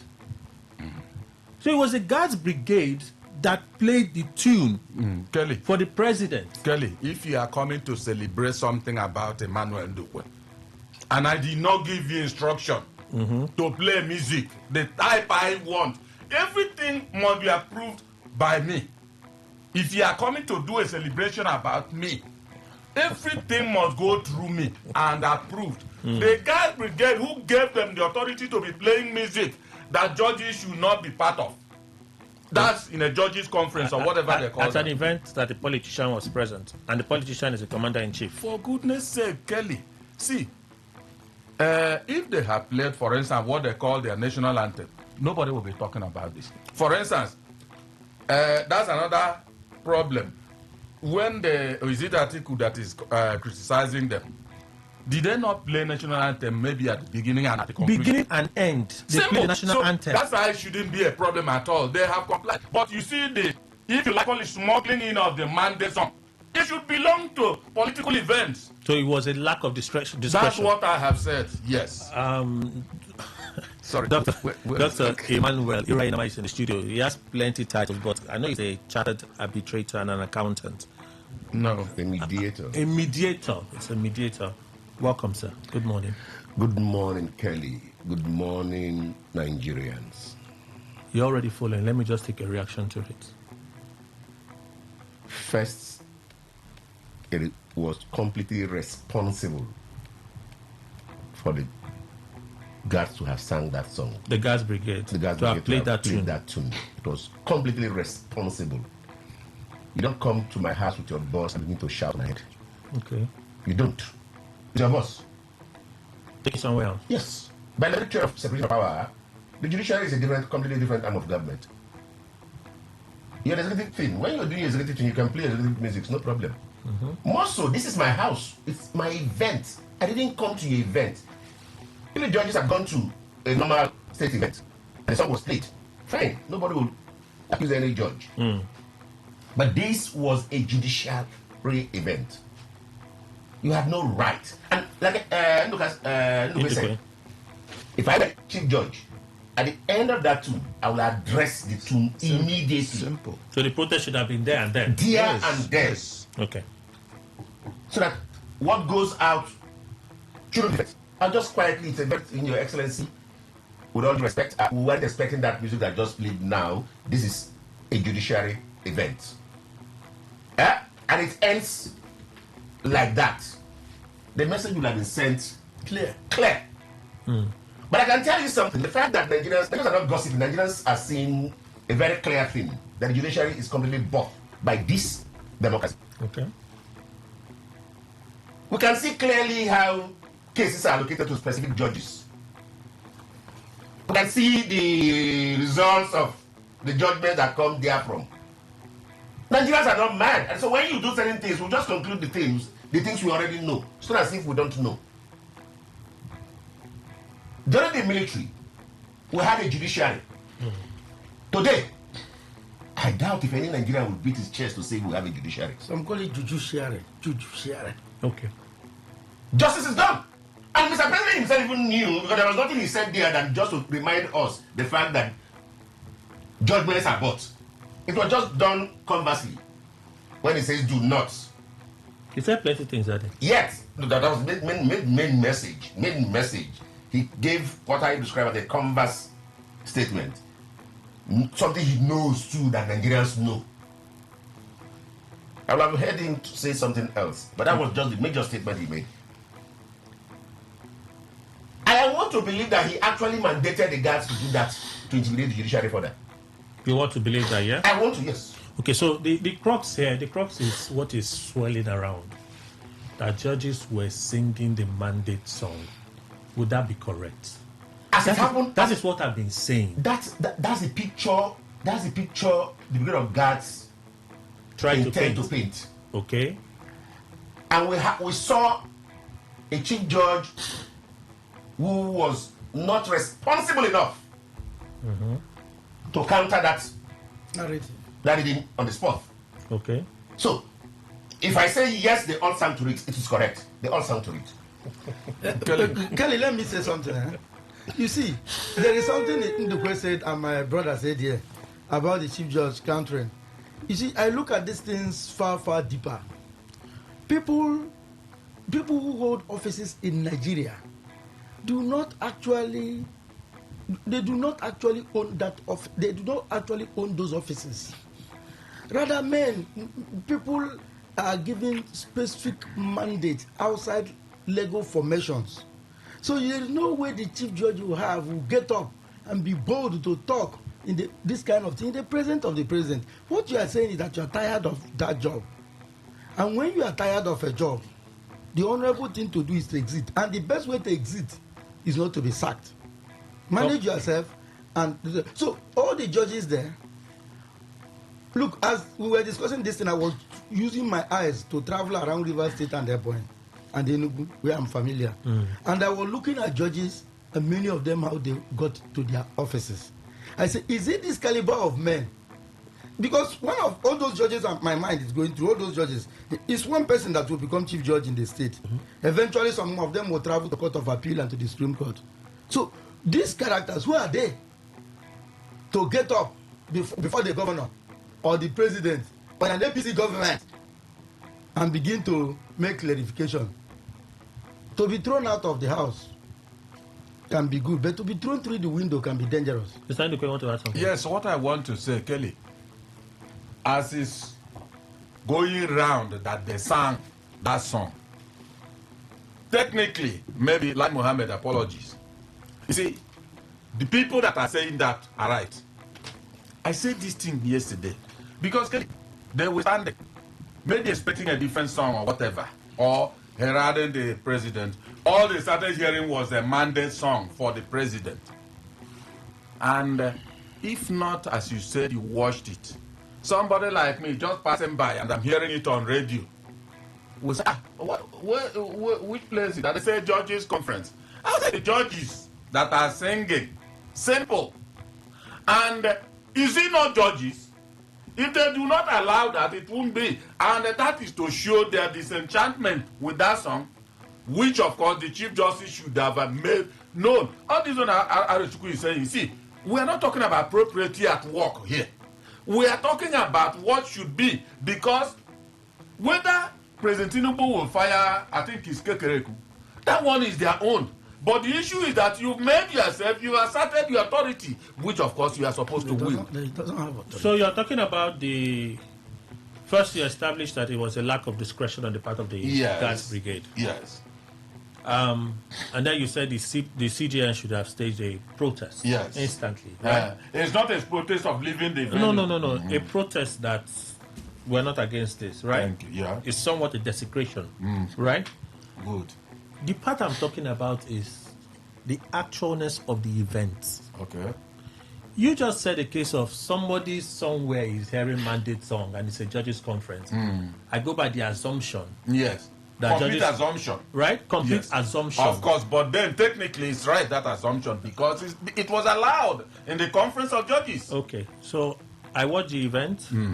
If anybody wants to run by the assumption, yes. Right? No, it's your right to stop let me finish. No. You want to run by the assumption. It's the same way we hear fake news. And we come here, people will say, oh, this person said this person said that. We'll come here and say, no, this is what the person said. This is the actual account. People have carried what they did not read substance. Yes. They've taken headlines and they've run far. You're trying to catch them, they've gone far. The dangers of social media. They're still traveling convinced that what they hold as substance is a fact. You are telling them, no, what you hold as substance, there's no fact. It doesn't have anything. This is what happened there. So people can hold their assumptions for all they want. I watched that thing. It's surprising to me that article would say that they replaced the mandate song, they replaced the national anthem with the mandate song. I'm like, I don't understand that part. Did you sit down and watch the whole thing? No. To a large extent, he is correct, and I will tell you why. Like I said, sir. When the president is at a place, the official song to be sung is the national anthem. And it was played.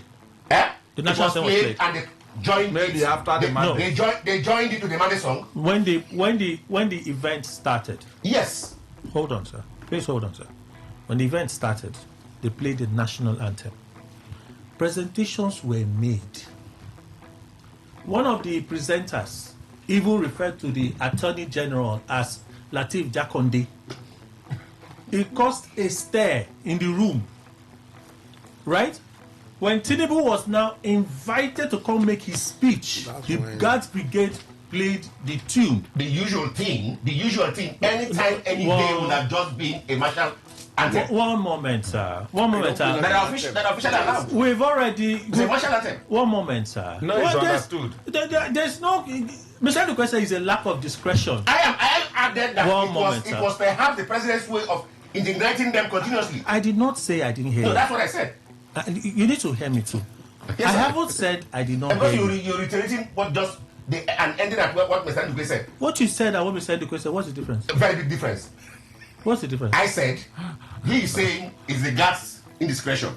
I am saying, perhaps, it is Mr. President's way of further denigrating the judiciary. Okay. That's what I'm saying. So yours is perhaps. Yes. Okay. And that's why I see it. That's the difference, perhaps. That's the difference, perhaps. Indiscretion and denigrating directly. Not necessarily even the indiscretion thing. Like, they could have made mistake. But I'm saying that I am thinking that it was an act. So it's also possible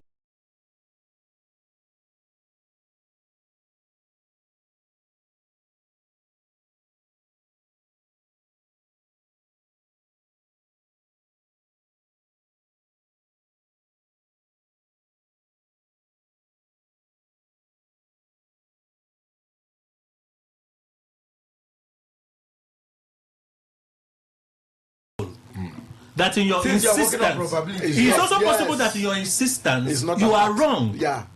If I was wrong, Mr. President himself, as he wanted to talk, would have begged the judiciary that this song was not meant for that place. No, but he supported it. He showed clearly that he supported it. Mr. President would have had the courtesy to know that the judiciary is Dr. Urainama, we can all insist and believe on something. That is your belief. You have a right to your belief. Very good. I'm not saying your belief is wrong. What if the president didn't hear the fact of the matter, the fact of the matter remains that your belief may be true or false. That's true. That's the same way. That is a fact of the matter. On this case, but article is saying that they used the mandate song to replace the national anthem. No, they didn't. That can be true. They didn't. Since the national anthem was used to start the occasion. The anthem was used to end the occasion. So the mandate song was to how do I do that? Doc, I don't even why the mandate song should come to that conference. That's where we should be talking about. That replace. No, that's what it meant now. No. Shall I move on? What if Atiku didn't hear his own television didn't play when he didn't even watch it? I believe Atiku did not even watch it. It is what he was told that he just played. He just send a message to tell him that his action is stupid. Atiku did not watch it. I can bet him that he did not watch it. I said I can bet it that Atiku did not watch it. They don't have the patience to sit down and watch events. Watch it completely. He did not watch it. When you ask his own to tell him what he wants to hear, so that they'll continue to get paid to react to the media. I beg, let's leave from all these things. We want to play politics. They are all playing politics. All of them, they are playing politics. No, I'm not. No, Kelly's not. Because if I'm playing politics, I will use this thing and there's a way to become popular on this job. Very easy. I'll just be sentimental about issues. People will love me. They'll praise me. People's man. Hold information from them. They are not interested in going and seeking information. Propaganda is what sells. I'll be very popular. Now. Very, very popular. You know, some people will start telling you that social personality in the society is paying you millions upon millions. Very easy to be popular on this job. Very easy. Is it on this job that they've threatened me? But you are very polished. On this job? But you are very polished. I know you will not do that. Think it's to come at propaganda easy. My profile social media, it will boom. They'll just be loving me for telling them lies. What are you waiting for? I beg, that's not the way to live. Now that AI is the next point to do that. That's not, you come here and you're even debunking AI fake. I tell you. They tell you it's a lie. It's not true. They don't know. It looks real to Somebody's telling them this thing is fake. That's not a lie. You are being unfair. What is wrong with you? It's pride. His own television didn't carry that. Atiku did not watch him. Atiku did not watch it. It's a lack of. See, I agree. It's a lack of discretion. I agree. As soon as network is bringing I totally agree. It's a lack of discretion on the guards brigade because of the judicial event. But to say that the judge is sanctuary, come on now. Factually, that's not correct. Comrade, you didn't speak on this. Let me take you quickly. That we'll move on. There is no need to dwell much on it. It is understood. Politicians will always be politicians, but we who have the opportunity to talk like this, sometimes we need to address issues the way it is. And the truth about it is, I know for sure, just like what Ogaima said, it was wrong. I don't know how that on your mandate song has to come out there, knowing fully well at this point in time of the nation what the judiciary is going through and the involvement of the executive. That song shouldn't have, that could be permitted in a political gathering. Outrightly, it wouldn't have even raised any national issue of discourse. But because it was played, whether they sang to it or not, because it was played in a conference of persons who we feel in the society should be far from politicians and their decisions should be different, that is why it is generating much action. Because I am expecting, if perhaps, just like what anybody may say, perhaps, and discretion or whatever, people were saddled with the responsibility to arrange for that stuff. They should have, if it perhaps goes the way both of them have said, somebody should be held responsible why that song played as it played from the beginning without anybody interrupting it.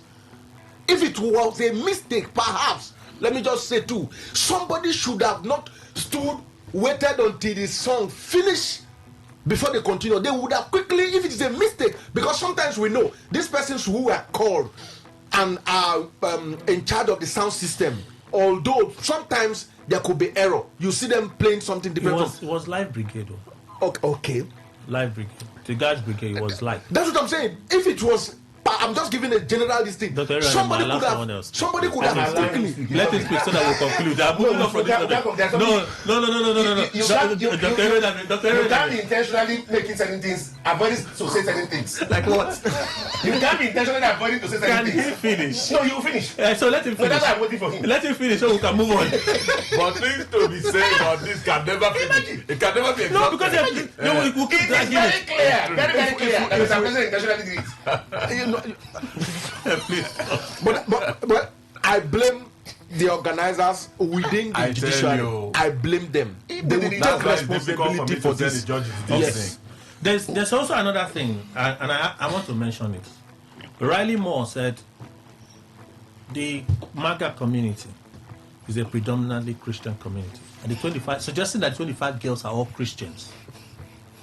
A doctor called her 2 days ago. Kelly, have you heard? That community is a Christian community. They've gone to kidnap all the Christian girls again. I said, Appa, I didn't say anything. Frankly, that day, I didn't say anything. The community, the state government has now been forced to list the names of these innocent girls. I'm hearing different names. They're all Muslims. I'm hearing different all names. Of them are Muslims. Okay, now, one Nigerian who says that the list is a fake. Dr. Iranema. Abi? Well, if the list is fake, we will expect a Nigerian that says it is fake to produce the correct one. So I'm not sure. From the authority it is coming. The man talking is not in Nigeria.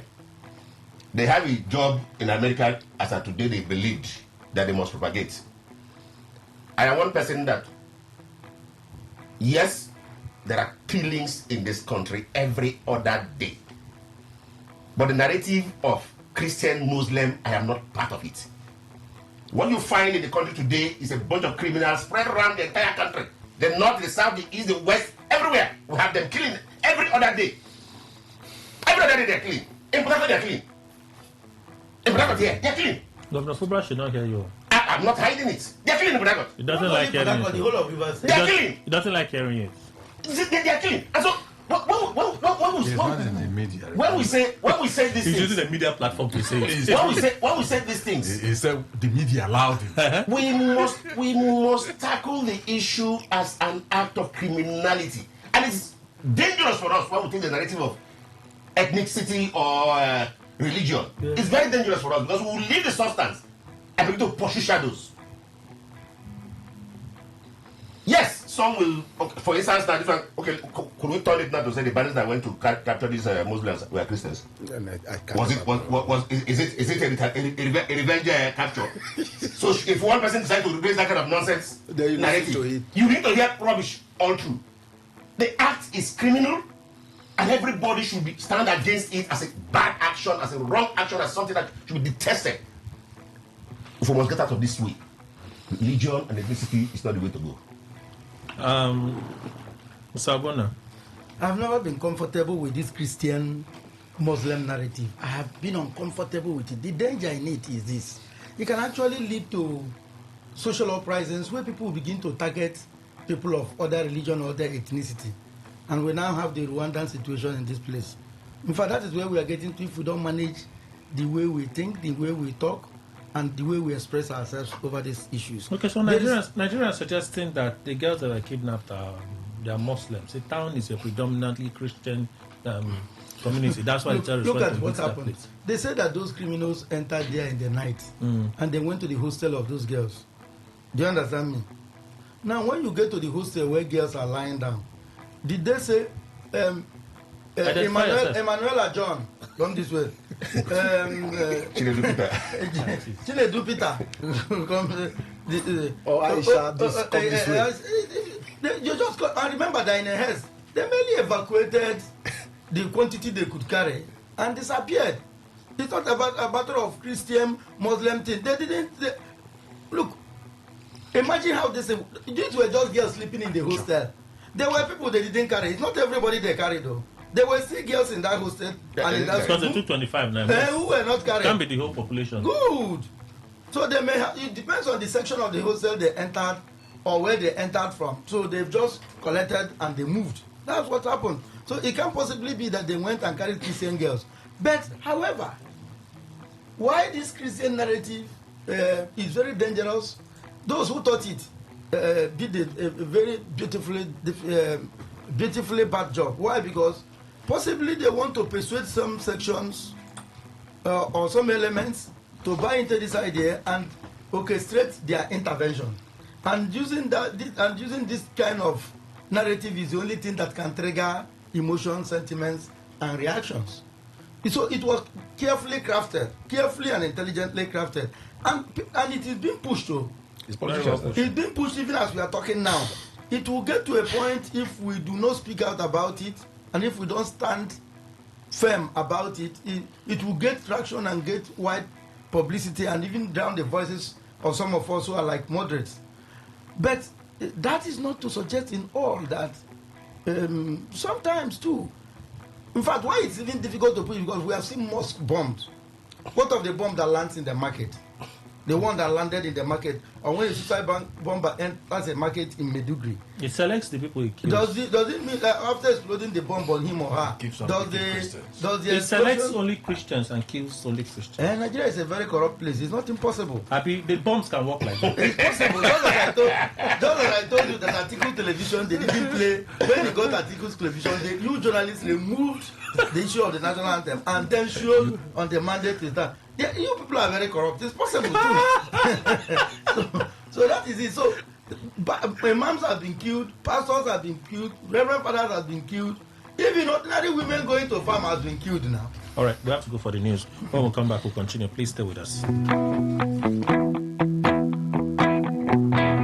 Whether it's happening in Port Harcourt, South, Nigeria, or around the world, we've got you covered. On air, online, delivering balanced news and unbiased analysis. Today, 95.1 FM.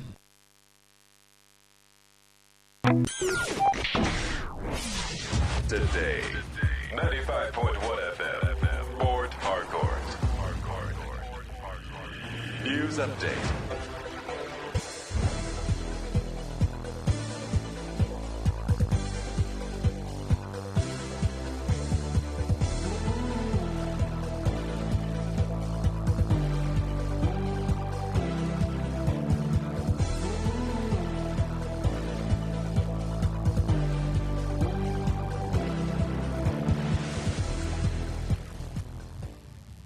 Good morning.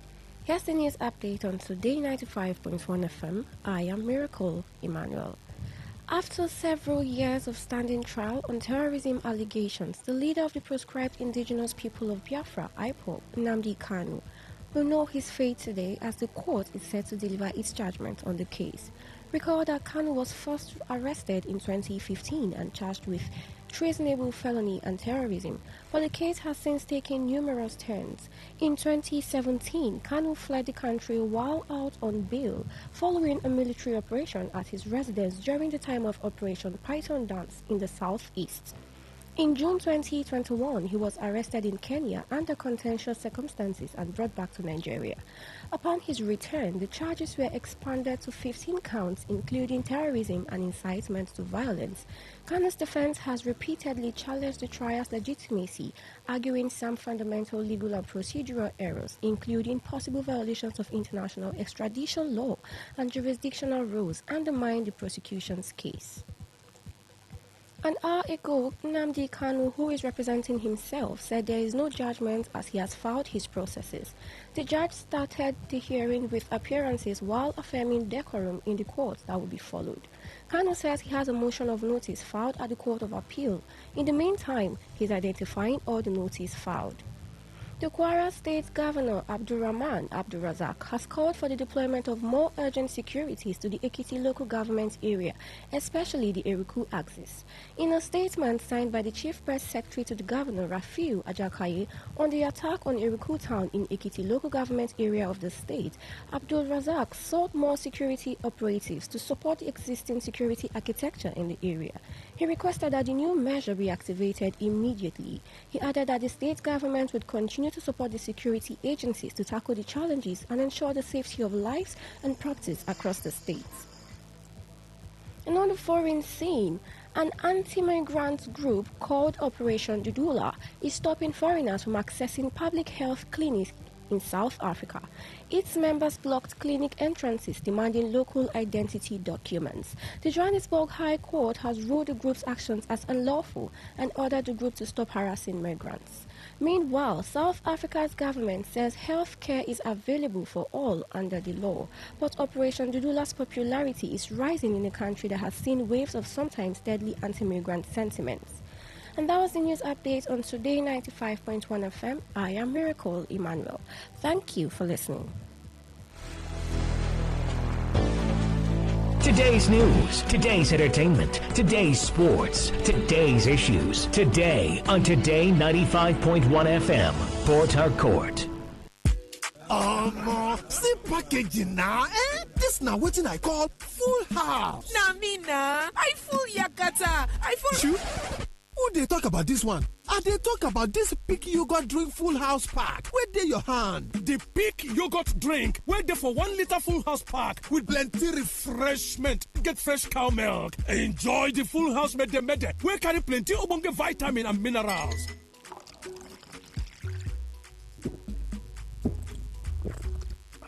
Uya, I beg, give me my Peak Yogurt Drink Full House Pack. She know your own again. Peak. Reach for your peak. Port Harcourt, are you ready? Today, 95.1 FM, the voice of the people.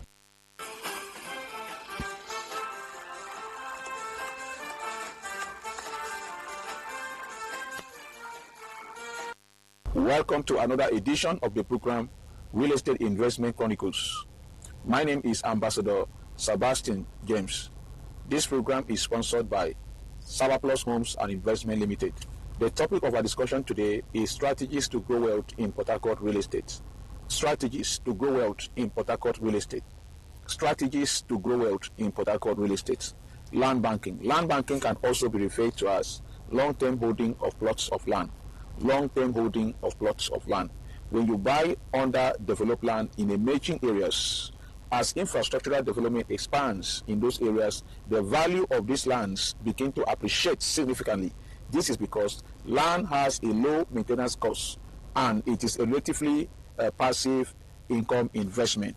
And of course, we have what I call build and hold. What is build and hold? When you make a purchase of a land and build residential units, apartments like duplexes to rent out, this will give you both capital appreciations from the land and cash flow from rent, especially in high demand areas. We also have what I call short-term rentals or shortlets. This is another good strategy to make money from Port Harcourt real estate investment. Take advantage of Port Harcourt expatriates, oil workers, business travelers by renting out properties for short stays. According to some market analysis, shortlets in Port Harcourt can yield very high returns on investment. You can also make use of property management platforms or local property managers to handle your check-ins, cleaning, etc. We also have what I call BRRR methods. BRRR methods. The RRR there stand for buy, rehab, rent, refinance, repeat. Buy, rehab, rent, refinance, repeat. You can acquire properties in distress, undervalued properties, or poorly maintained properties. You can now renovate them to increase in value. Then you can rent them out. And of course, once you are stabilized, you can refinance the process. You can even get a mortgage or get a loan to pull out capital, then repeat the process for another properties. This can increase your overall wealth and portfolio. Before we continue, a quick word from our sponsors. This program is brought to you by Surplus Homes and Investment Limited. Surplus Homes and Investment Limited is located at Great Grace Complex number 41, NTA Road, Ozoba, by Ozoba Flyover. And of course, our inspection days holds on Thursdays and Saturday. Currently, our Christmas promo is ongoing. When you buy an investment worth 1 million naira and above, you get a free 50 kg bag of rice. When you make an investment worth 2 million naira and above, you get a free live goat for your Christmas celebration. Of course, when you make an investment worth 10 million naira, you qualify for a live cow for your Christmas celebration.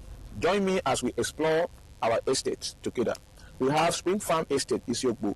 The landmarks include Wiwe University, Port Harcourt International Airport, Ban UBA. This estate is selling for 1.5 million for a full plot of 465 square meters, and of course 1 million naira for 250 square meters. We also have Ultimate City Estate Omagwa. This estate is buy and build. Landmark is Port Harcourt International Airport, Omagwa Main Market, Police College, Wiwe University.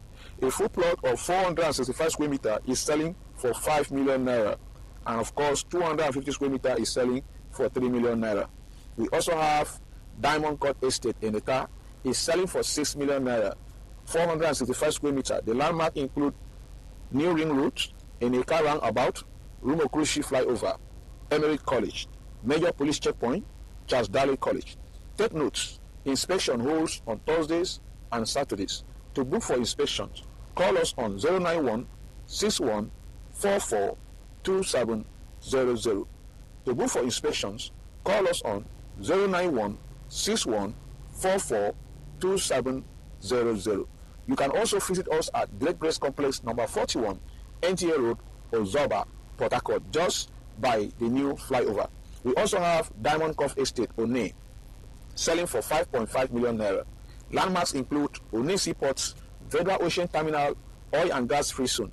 We also have Diamond City Estate, Okolaku. This estate is selling for 1.5 million naira. Landmarks include First Market in Eka Roundabout, Woodland Family Park, Salvation Ministry Headquarters. For inspections and further inquiries, call us on 091 61 44 2700.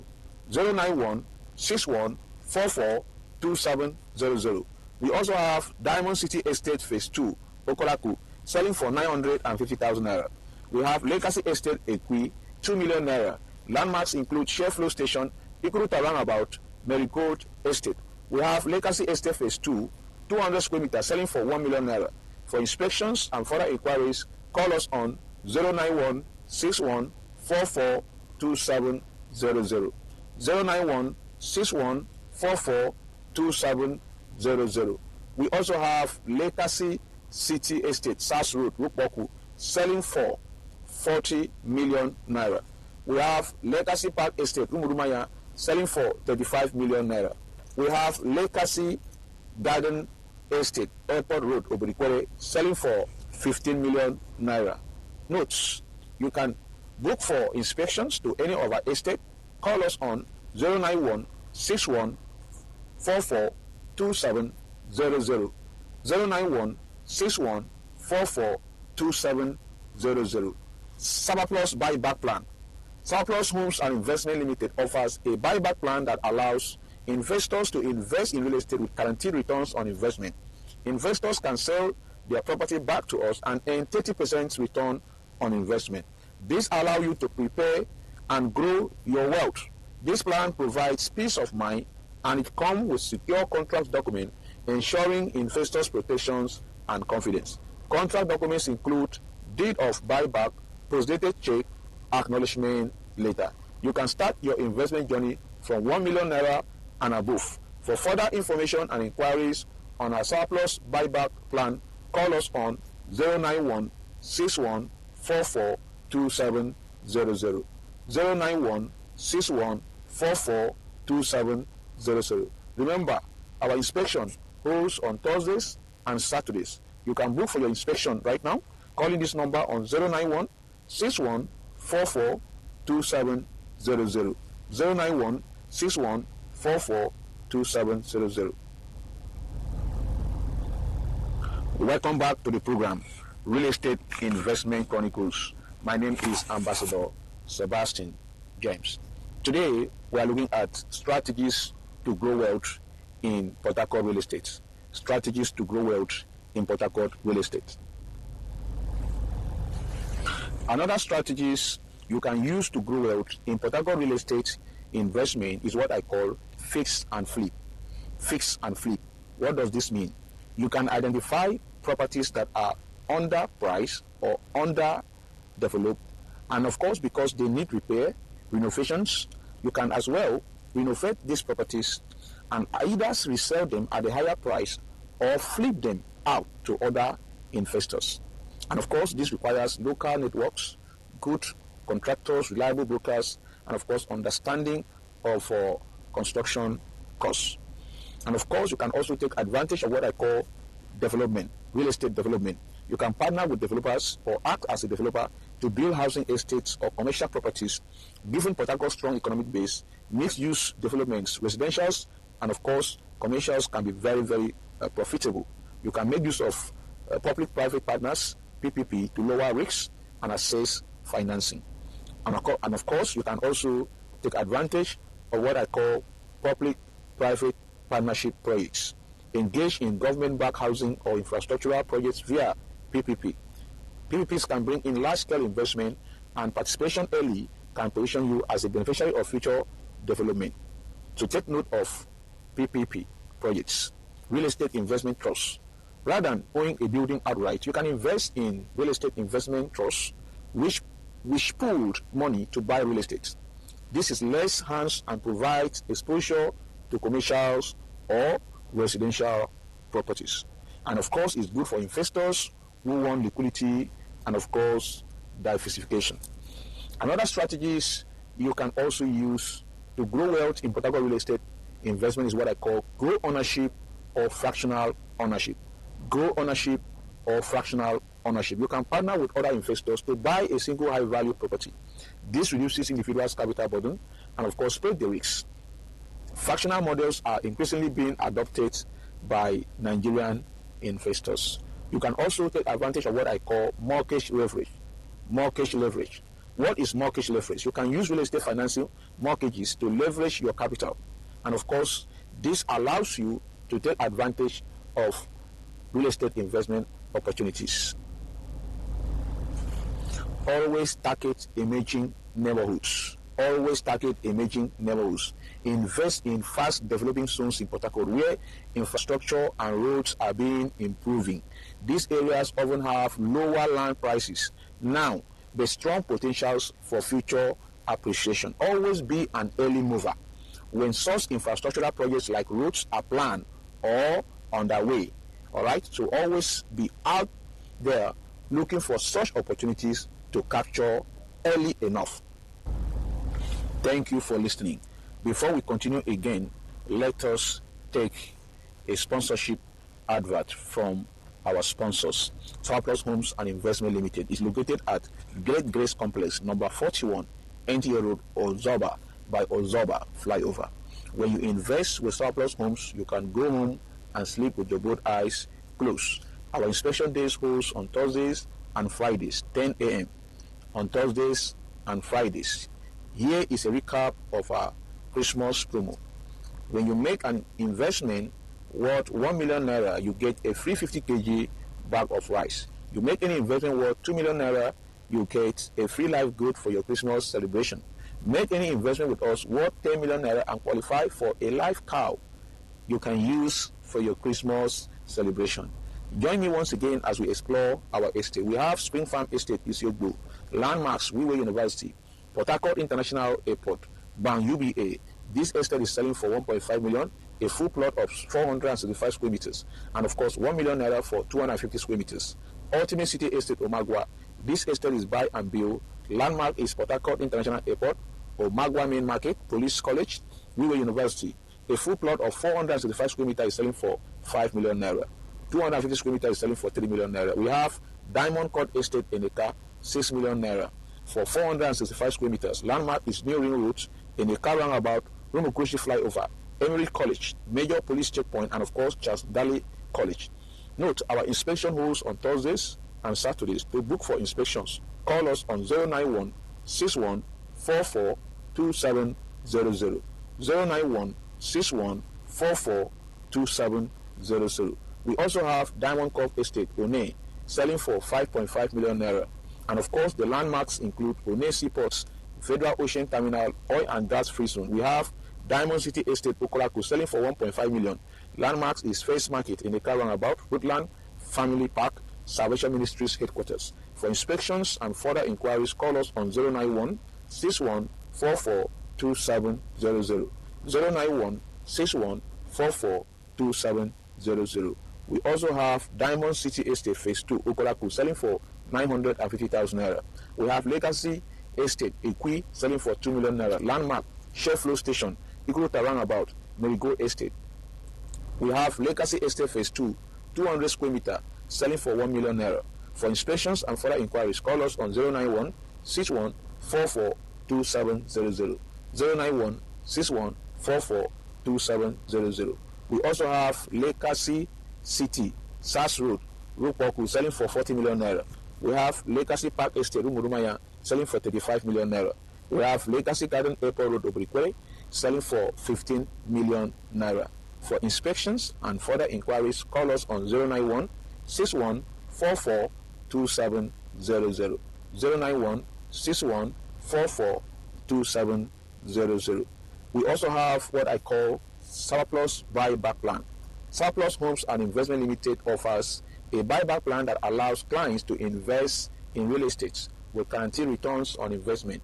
Investors can sell their property back to us and earn 30% annual returns on investment.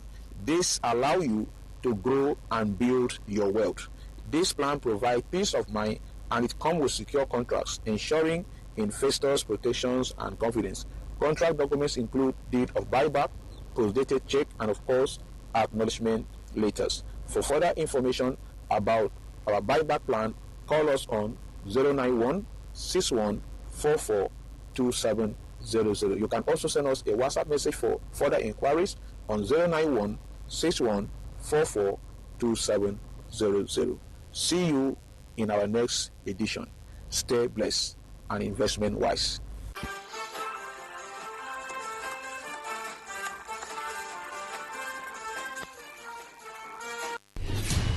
Stay informed, stay ahead. Tune in to Today 95.1 FM for the latest news and exciting sports updates. Your trusted source for everything you need to know. Today 95.1 FM, the voice of the people.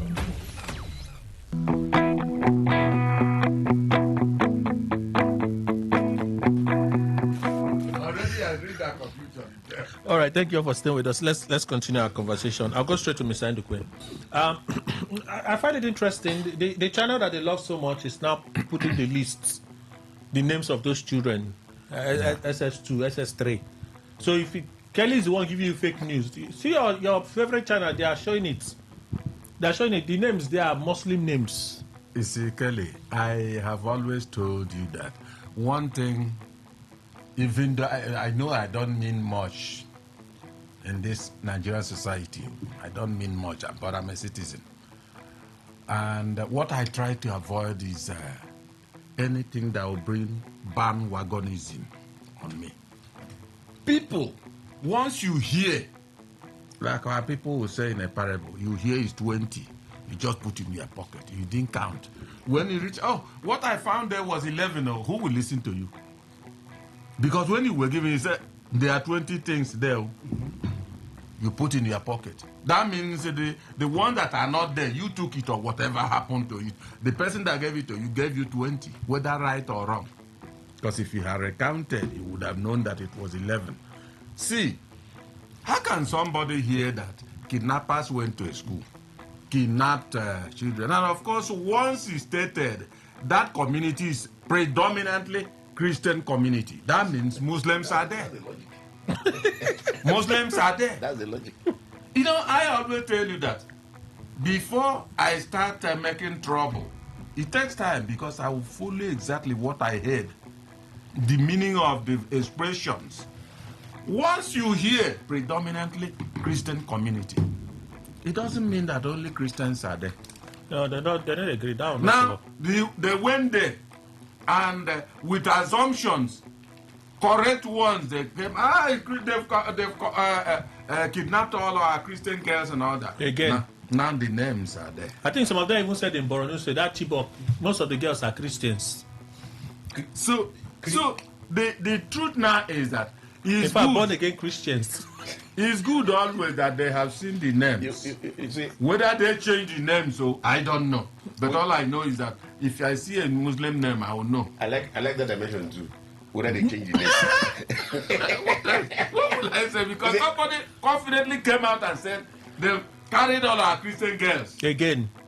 And now you are seeing Muslim names. The list is fake. So we're waiting for the Christian parents to come out and say, no, my daughter was there. That's the one you're waiting for. I thought it was 25. It's 25 now. One escape. Okay, one escape. One escape. In fact, they say two escape. It's two. Always escaping. That's the pattern. That's a strange pattern I can't No, understand. because you see, they are in a hurry. Yes. If you pursue carelessly, you will lose more. Yeah. So the one that runs, You allow just- that one. You just leave that one to go. Then go with the rest. Yes. And I'm also not sure. I think the tactics is too is that they do not intend to kill. As you run, they will just finish it ordinarily. Yeah. But I'm also very sure they do not intend to kill. It's either for ransom purpose or whatever they intend to want to establish. But you see, when we do something and forget the consequence that comes thereafter, we keep doing that same thing again and again and again. And I like bringing. Take Rivers State for instance. We brought certain persons to power from nowhere, just purely on sentiment. Exactly. Purely on sentiment. From nowhere. Today they are a big bone across our throat. A big bone. The only reason why some people came into power is because somebody somewhere was against somebody we felt was our own. That was all. And today, the person has gone, it's become a national embarrassment, he's done everything. We can't, sometimes when we get out of the stand, they ask you, you are from Rivers State, and we are, it's difficult for us to talk. Sorry. Because the kind of persons we pushed somewhere. So, we keep using this religion and ethnic sentiments right, left, and center without realizing the effect continuously on us. Thereafter, we must be careful. The narrative, we must check it. Okay. Call bad for what it is. Okay. Come with this. Kelly, going by the line of the thought of my colleagues here brings to bear what T.Y. Danjuma and former President Olusegun Obasanjo said some time ago, that Nigerians are more divided than before. Before now, there are certain things that do not play the major role as it is currently today. But today now you can see, just like Arochukwu was saying, is a very wrong narrative what this Christian genocide thing has created currently. And going forward, if not nipped in the bud, it will become the basis at which Christians and Muslims will be more divided as it stands. Recently, there's a video that popped out on social media. Those guys seem to be headsmen, but I am seeing the mixed language of Igbo and the Hausa intonation. There's a video like that is trending. They were trying to show that they are Fulani headsmen, also showing the video will turn to show the cows and co. But the intonation is an Igbo and Hausa mix. I was confused. They got all covered. Don't worry, don't show my timeline because I don't watch things like that. So, Kelly, if you see the way the things are algorithm going, will not bring it on my timeline. it's very funny. And now, Kelly, there is something that is really disturbing me. I wish to want to seek clarity.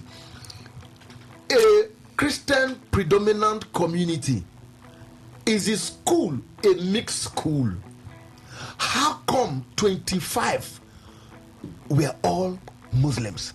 From the list is something. See, sometimes the reporting can be very confusing. A predominant Christian community, but all these girls picked out from these schools, 25 are all Muslims. It gets confusing. Not a mix. The God of Christians saved the Christians. So he blinded the terrorists from the Christian girls. Exactly. That is how.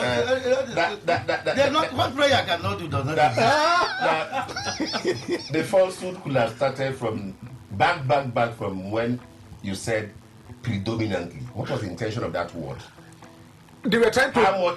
They were just trying to create a narrative. That's why I said I'm confused. That was what they were building. If indeed, when you say predominantly, you are merely telling us that Christians like more. If they kidnap anybody here, it will be more Christians. That was understand? That was the intention of. That's why I said there's something confusing. How come, if this is the case? Now, otherwise, is a school a Muslim school? You understand? If it's a Muslim school, yes, you will find it's possible Muslims. Doctor, don't you feel pained that at this point, well, our energies should be put together and amplifying the case for the safe rescue of these innocent girls? The conversation is, they are Christians, they are Muslims. No, they are not Christians, they are not Muslims. Are we not doing ourselves a disservice? That's what I've been since. That's what I've said since. I said we're leaving the issue to pursuing shadows. I said it here. That we're leaving the issue to pursuing shadows. If we concentrate to say that criminals have done something and so we need to pursue criminality, it gives it a clear thing. Get the people that Sorry, are killing people in Nigeria. You see, this issue is a case of Kelly.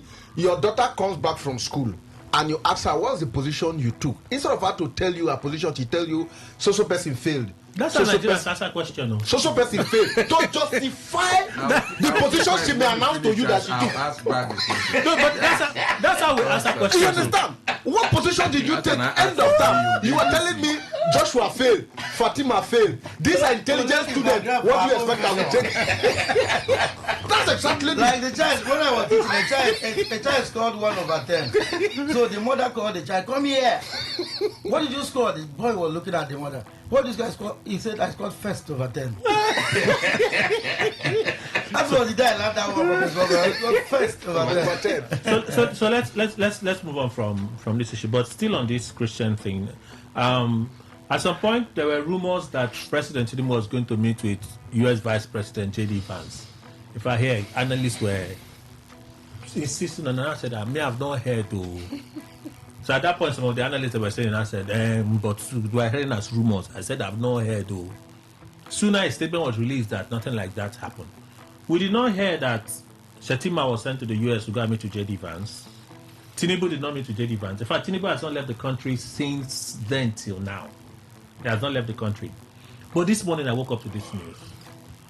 Today, I had a frank, honest, and productive discussion with senior members of the Nigerian government regarding the horrific violence and persecution Christians face and the ongoing threats terrorism poses across Nigeria.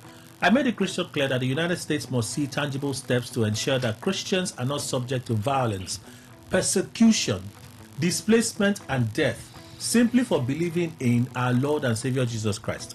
We stand ready to work cooperatively with the Nigerians to help their nation combat the terrorism perpetrated by Boko Haram, ISWAP, and Fulani militants against their population, specifically Christians in the northeast and middle belt regions of Nigeria. The Nigerian government has a chance to strengthen and deepen its relationship with the United States. President Trump and Congress are united and serious in our resolve to end the violence against Christians within Nigeria. I urge Nigerians to work with us in cooperation and coordination on this critical issue. Well, Madam Neil Ribadu led the Nigerian delegation. I read it earlier. Bianca Ojukwu was part of that delegation. They met with Riley Moore. Riley Moore is the lead lawmaker that is pushing this. He's the one that even Trump mentioned in the first statement to say, look at it, investigate this thing in Congress and give us a directive that we will follow in the next few weeks. Trump said so. But there are some key things in this statement, though, and I don't want to dwell so much on them.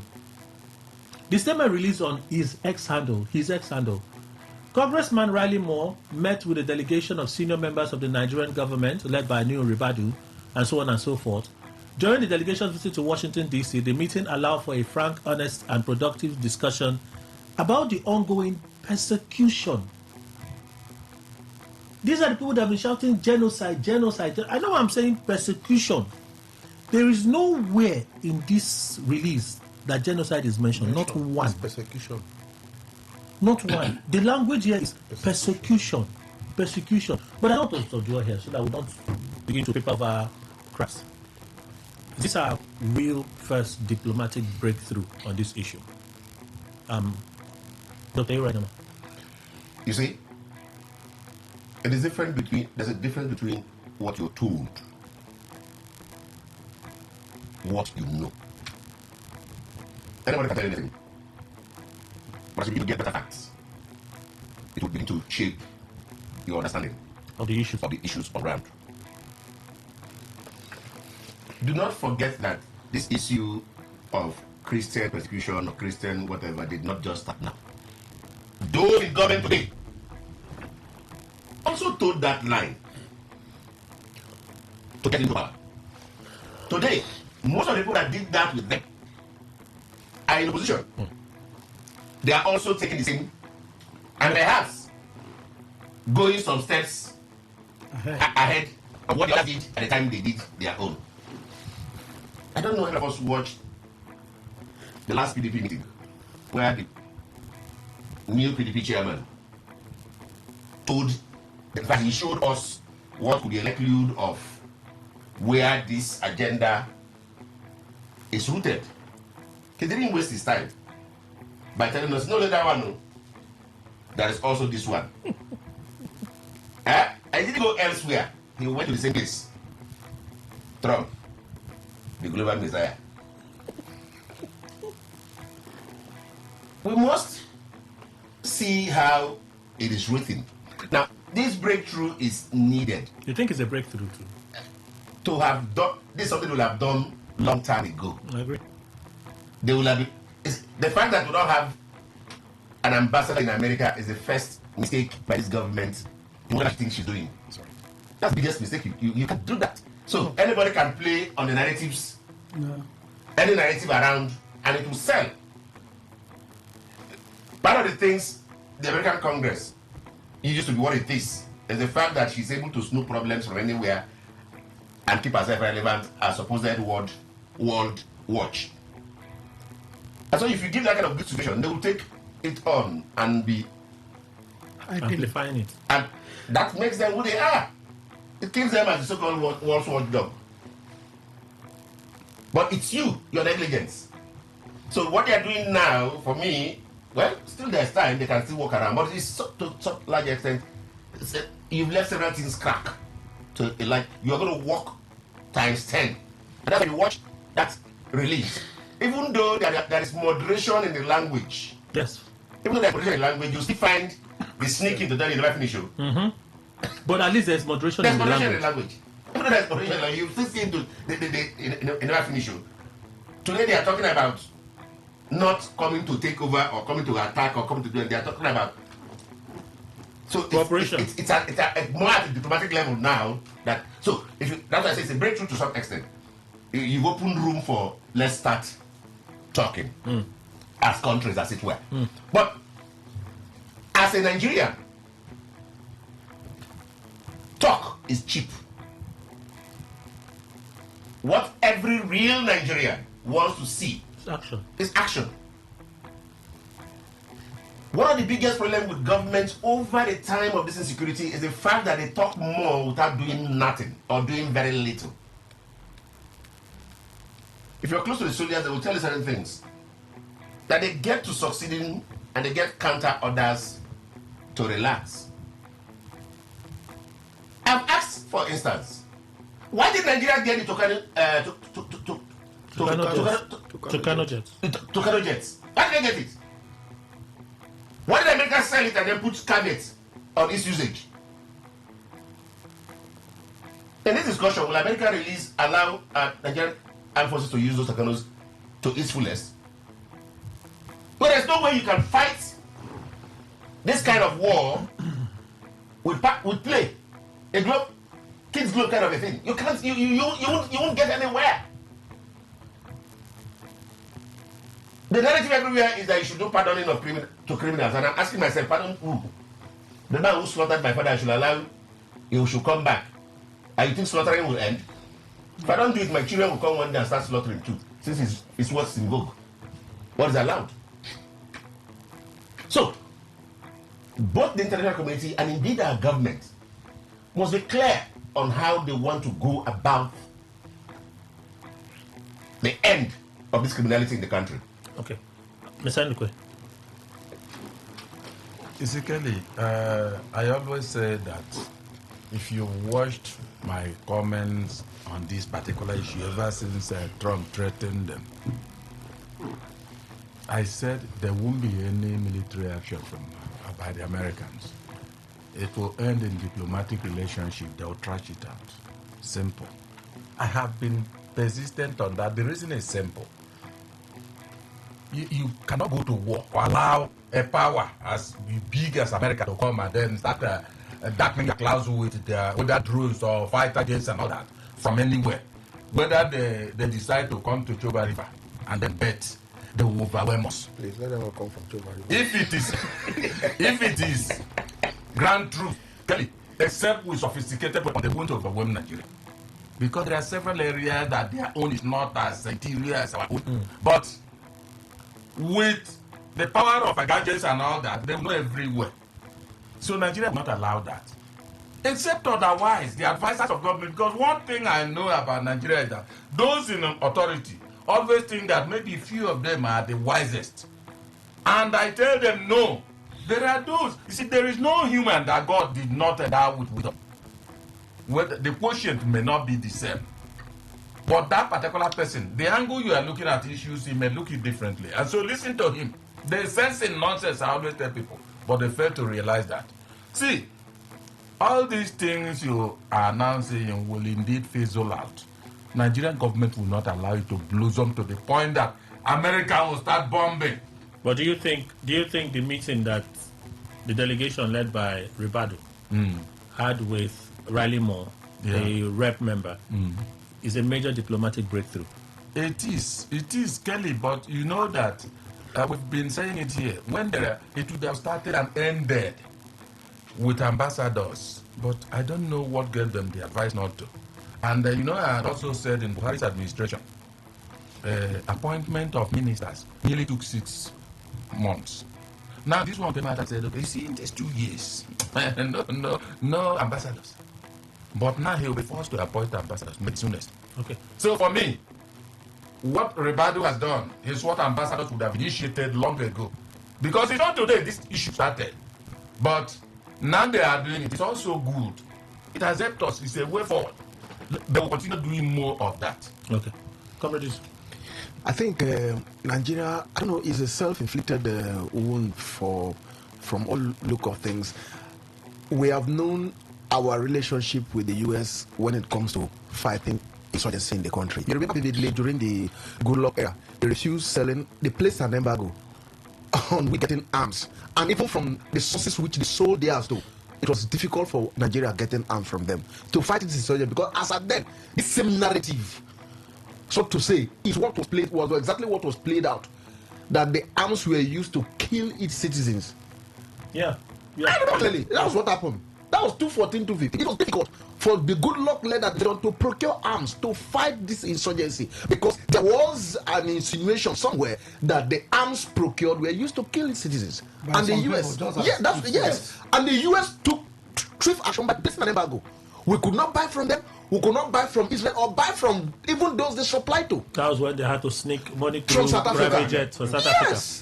So when you look at this whole thing, it baffles me that leaders who are not prepared to play this international politics are given the opportunity to come into the space, and when they come in, they don't know what to do. Now, if you look at this, just like what everybody has spoken, it will be very wrong, knowing fully well the influence of the United States globally. You don't have somebody that will mediate when issues like this come. When you already know with the recent happenings, we've had this friction with the US. Yet you want to have it. Sometimes I imagine what our leaders do think. How many years down? You don't have one. Are you in government? That's what I'm saying. Now, today, you are sending the NSA. At least we've been able to meet with someone that is close to the Trump government. That's why I'm looking at in it. the House of Reps. No, because the Riley Moore is the one that Trump assigned to do further work on this genocide thing. Yeah. Yes. So that's why when Riley Moore talked, even Ted Cruz is sponsoring a bill in Senate, but Moore is the one that gets direct interface with the president on this genocide thing. So meeting with Moore, for me, I feel it's a breakthrough. It's a breakthrough. Because if for nothing, the tone has changed. The tone has changed. But there's no time it won't change. There's no genocide. No, you insist there's no genocide. I don't believe there's a genocide. What is But that genocide? Riley Moore is one person that every 3 lines it is mass slaughter of Christians, genocide in Nigeria. Now it is persecution. It's persecution I have always also maintained. The truth is, from all indication, from the outcome of the meeting, there is a window open for communication, diplomatic communication between US and Nigeria. But there is one thing that our government will always do. You always play the villain. Always. But the truth is, there is a musician who has a song. People talk peace. Nobody wants to talk about justice. You forget that justice, fairness, and equity is the bedrock for peace. Yeah. People don't forget. You jump the gong at all time. We always want to say, what the international community wants. What have you done to yourself? The Bible always make mention of when the foundation is destroyed, what can the righteous do? We've always fight over a grain of corn that got burnt in the fire, whereas the entire farm has been engulfed with locusts. We fail to handle things from the root cause. We will always take it from the skin. Then later it will now erupt to the point where you will now require a full-time surgery. Well, my happiness and a lot of Nigerians were thinking that period that was, as soon as that statement was issued by the American government, I marveled what I was seeing on social media. People started showing us, I don't know, in Bonny River, they've arrived. Just like Oga said, we are too close to... And that was also fake. I know. It's fake now. Choba River that you are using as an example is too close to us. Let them start from maybe other distant rivers so that we can have time to rearrange ourselves. But I think it's a food for thought for the government. You can't eat your cake and have it. Mr. Bono. Well, since you mentioned that the man in the House of Reps is the person Trump delegated to interface on this matter, then it's a major diplomatic breakthrough. At least the Nigerian government is trying to talk to the Americans on the true state of affairs in the country. But we must agree that it was the continuous failure of government that brought us where we are now. Of course. Now, the security situation in Nigeria is going to get terribly worse going forward till after the 2027 election. No, this time, Professor. Wow. Why I say so is because Dr. Roy Nama has given me a clue now, and the lead, and I've already dissected it in my brain. There is a trend they brought in the politics of this country between 2013, 2014, 2015. A trend that was hitherto uncontemplated. Before we were dealing with ethnicity, religion. But about that time, some people even confessed with their mouths years later. You see that they were preparing for election that time and preparing for war. And it was that they were preparing for election that time too and preparing for coup. You see that they were preparing for election that time and preparing for international sanctions or to declare Nigeria a pariah state. If we don't win the election, we will have option of war. We have option of using sanctions to cripple the government or to declare a pariah. Now, when they did all that, by the special grace of God, they won the election. Individuals have not lost track of that tactics and that method of doing things. Because, you see, there's one thing Professor Koko used to tell us. He told us that the money will never go around. He told us that using soldiers to fight the people, to fight pipeline in the Niger Delta security is a waste of time because you cannot put a soldier per each inch of pipeline. He told us that if they line all the Nigerian soldiers, it will not go through. Then it won't go around the inch. That some of the pipelines are behind people's houses, where they have lived all through their lives. You put one soldier there. You put one to the inch of pipeline, so it's not possible. So it's better we dialogue and negotiate. So we are talking of kidnap now. There will be further escalation. The idea, possibly, in some quarters, is to discredit the government. That's if the government ever had any credit. And for that to create a disruption to the system. You know, it's like what we do when we're small.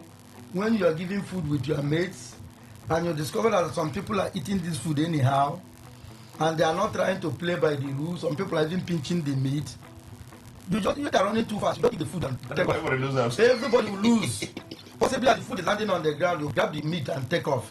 So you have succeeded in that one. Good. That's basically what some people are trying to do here.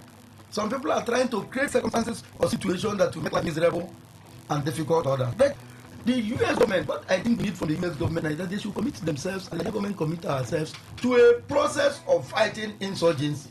Okay. What do we do at this stage, at this point in time? And therefore, okay, look at the recent development, the killing of a general. That is the height of, it shows the height of seriousness. So, to me, let's see what they will come back with those who travel to the U.S. Let's see exactly what they will come back with to this country. Okay. Then from there we'll take it up and let us see whether the commander-in-chief this time, because the commander-in-chief ordinarily should relocate his office now either to KB and be operating from there. Or if he cannot, you are direct the chief of defense staff to relocate to KB and operate from there. That is the hottest spot now. So that we see what we can do. So the final story, let's move away from some of the very serious stuff. For me, I feel this one is political. Dr. Irene may disagree, but I'll still say it. Politicians, you think I'll agree? Would always play politics. I know where you go there now, so let me just say it. Our democracy is not under threat. Wike said our democracy is under threat. That he's surprised why security agencies are not invited to Turaki to come and explain why Turaki will be calling for a foreign government to come to Nigeria when they have internal issues in their party that they cannot resolve. They decided not to obey court order. 2 court orders that said don't proceed. And you're shouting your democracy is under threat. Which under threat? He said our democracy is not under threat. Can we fall PK? No. Can we fall PK? Are you? Is it not good? Why? Because he rushed to the mic to change. You want before 2,000 will finish, you must have come down. Exactly. That's the idea. You caused it. The fire would have quenched. You caused it. The way you rush, you knew. Please stop it. Kelly, I'll answer in 2 dimensions. I may just press you for time so we can take some reaction before it's a yes and no. A yes on the part of the government entirely, the actions of government. But on the party angle, I will say no. See, we all are products, despite today living the lives we are living at this level in the public sector or in the public space. We all are products of our various homes and institutions where we all grew up from. There is no 2 ways. You shout, they say you can't give what you don't have. Charity begins at home, not abroad.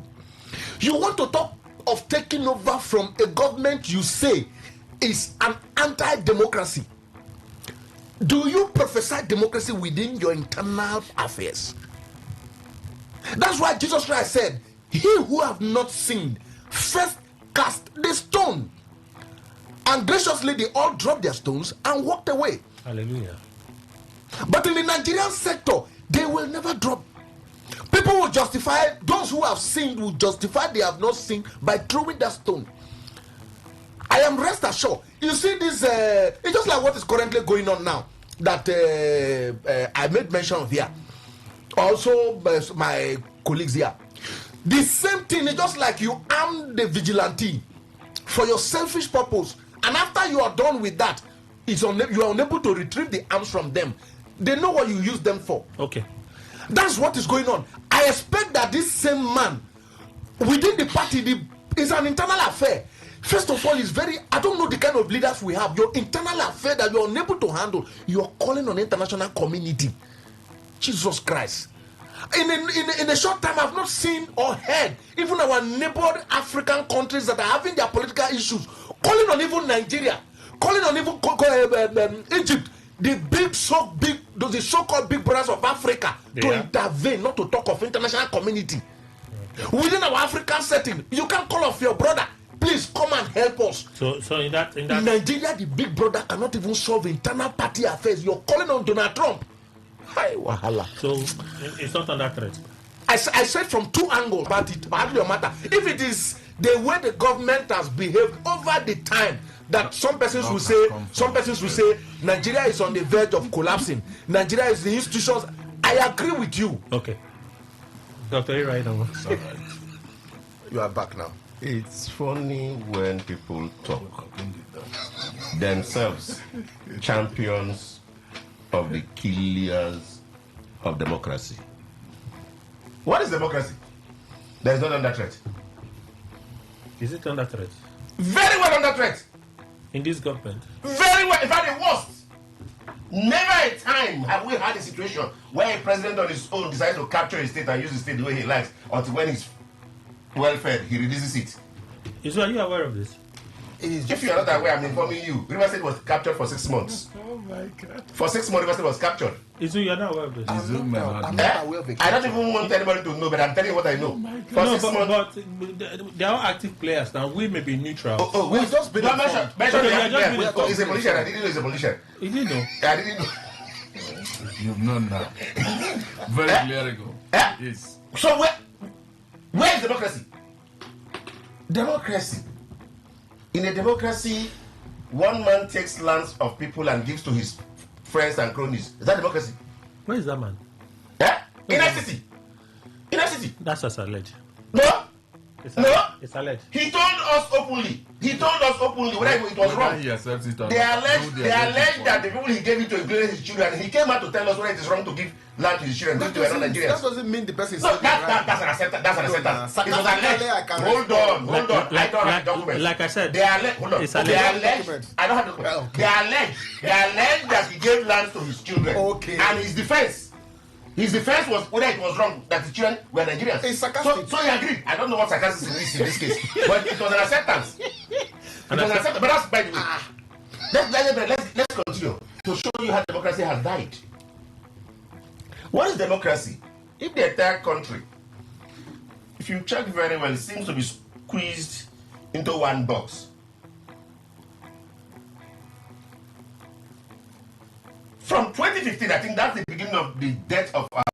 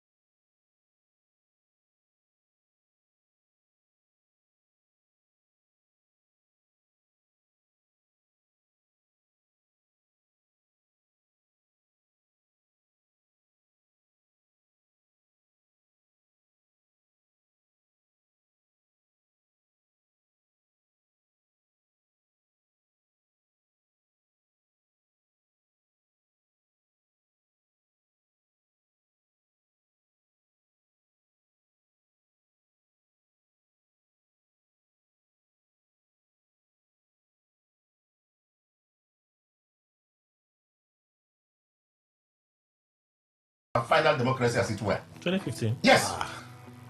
It was in this state because of somebody too. The same kind of people that are saying that democracy is not there. In Okrika, they went burn people's houses and cars. In Okrika.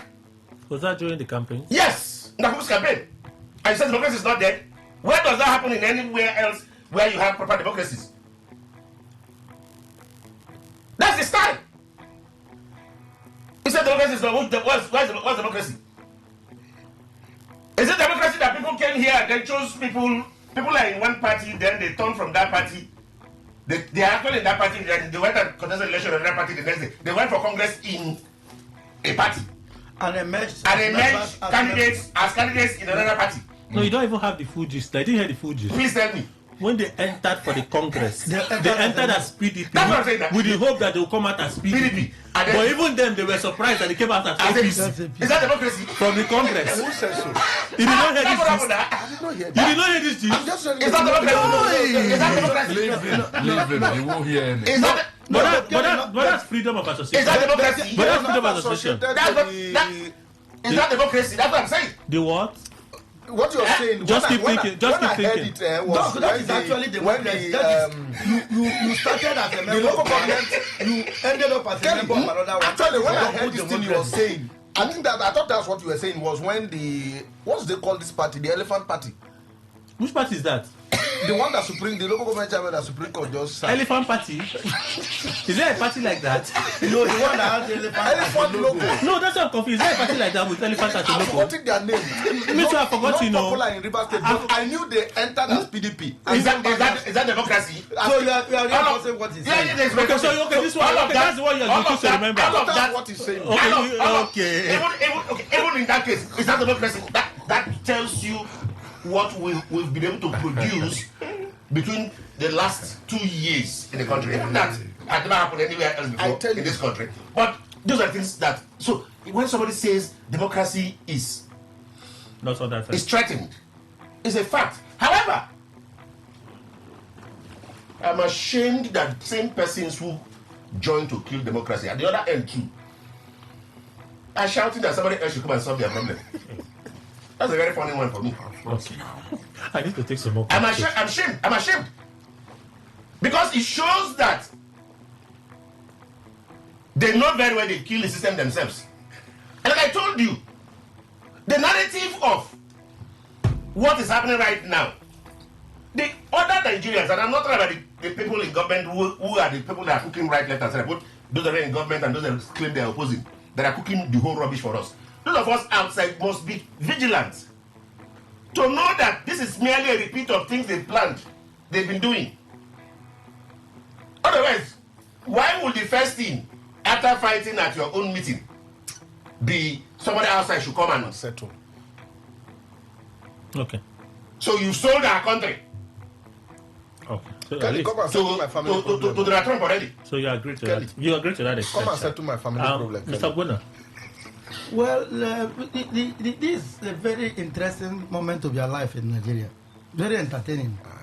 If God can just suffice that you have something to eat and possibly a few bottles of beer to take, you just sit around down and. So what about people like us that don't take beer? Just find something that. Just find something that. Alone. People like. Find something that. Let me speak for myself. Drink water. Because. The kind of slap they distributed among themselves, especially with a few days ago. I have been watching the video and it gives me joy. Did you see the gentleman who just stood one place and was using his left hand? As he come and he gives you twice. Exactly. That is very beautiful. I love that. That's democracy. And that is actually democracy. That's democracy. That slap is actually democracy. Now, the person with democracy is actually dead. There are a series of conferences I have attended in recent times. And there is a new trend even in political thought. They are looking at state capture. We are looking at the issue of state capture. Then people are beginning to query what we call our style of politics. And then link it to our colonial background. And some other people are beginning to say, look, let's all rethink politics. It's an ongoing debate now. So what we have here is that some people capture the state. There's actually nothing democratic over what we are doing. Okay. For instance, somebody comes out in public to say, I bought form for all of them. I picked all of them. Now, in some other instance, it's not only in Rivers State, across the country, people go to bed as members of PDP and wake up as members of APC. Although that one is possible because what our God cannot do does not exist. So nothing says you cannot. After all, one person was saying how he slept inside the room in the night and woke up on the field in the morning. Told him that is beautiful. Or lion saved somebody. Something like that. So there is nothing democratic over what we are doing. Okay, it's undemocratic because there is no safety for anybody in the system. The laws are not democratic. The attitude is not democratic. People are just doing. People get up in democracy. Laws supersede. Okay. Now people get up here and they issue decrees. You get up and say, my friend, what are you doing here? I'm here on somebody's orders. And you start quarreling. Meanwhile, there are laws governing what you do, which you can rely on. Why don't you rely on the laws? For instance, I'm made in charge of this studio, and I came, somebody have seized up the studio. Is it lawful that I should put up a fight as a way of reclaiming my studio? That's me. So, people are completely lawless. You go to court, you obtain a judgment, and a certain institution say we are not obeying this judgment. That's democracy. Yeah, validly given by the court. In fact, the judge signs the judgment and you don't want to do it. The same person now goes to court, obtains his own judgment. He wants me to obey it. Do you understand me? Yeah. So when somebody say that court gave order, I don't understand. Do we choose in law? You don't pick and choose now. Once a court gives a judgment, the judgment ought to be followed. And if people were meticulous in following order, nobody would have been slapped. There wouldn't have been any need for a slap. So in one breath, you say yes, democracy is threatened. Yes, completely threatened. But those that are making that call to their accomplices. Exactly. That's what I said. You see, let me tell you, the People's Democratic Party as a political organization can be held responsible squarely for what is happening to the country today. Okay. Have you forgotten the idea of if you don't vote, we vote for you? Okay. Who brought that philosophy? If Kelly doesn't vote, we'll vote for him. Is that democracy? Mr. Ndukwe, quickly. Kelly, you see, my colleagues have said their own. I think I'm going to be different from them. Absolutely, there is no democracy in Nigeria. So I don't know why we'll be talking about threat and all that to non-existing thing. Yes. So even whoever is saying is not threatened and whoever is saying is threatened, I don't know where they are standing. Because there is nothing like democracy. First of all, as a foundation, where is the rule of law? Practice in governance of this country. To say we start looking at the forms of government being practiced. No, but there's rule of law now. There is rule of law? In what way? There's rule of law. Now, hold on now. Let me ask you. Should I answer the question? No, you've answered already. You said there's rule of law. No, let me give the scenario now that there's rule of law. Look, well, since you are progress and reprobate. No, go and slap somebody on the road now. Whether police will now arrest you and take you to court. No, slap somebody. That one is let the politician slap you. Let the politician slap you.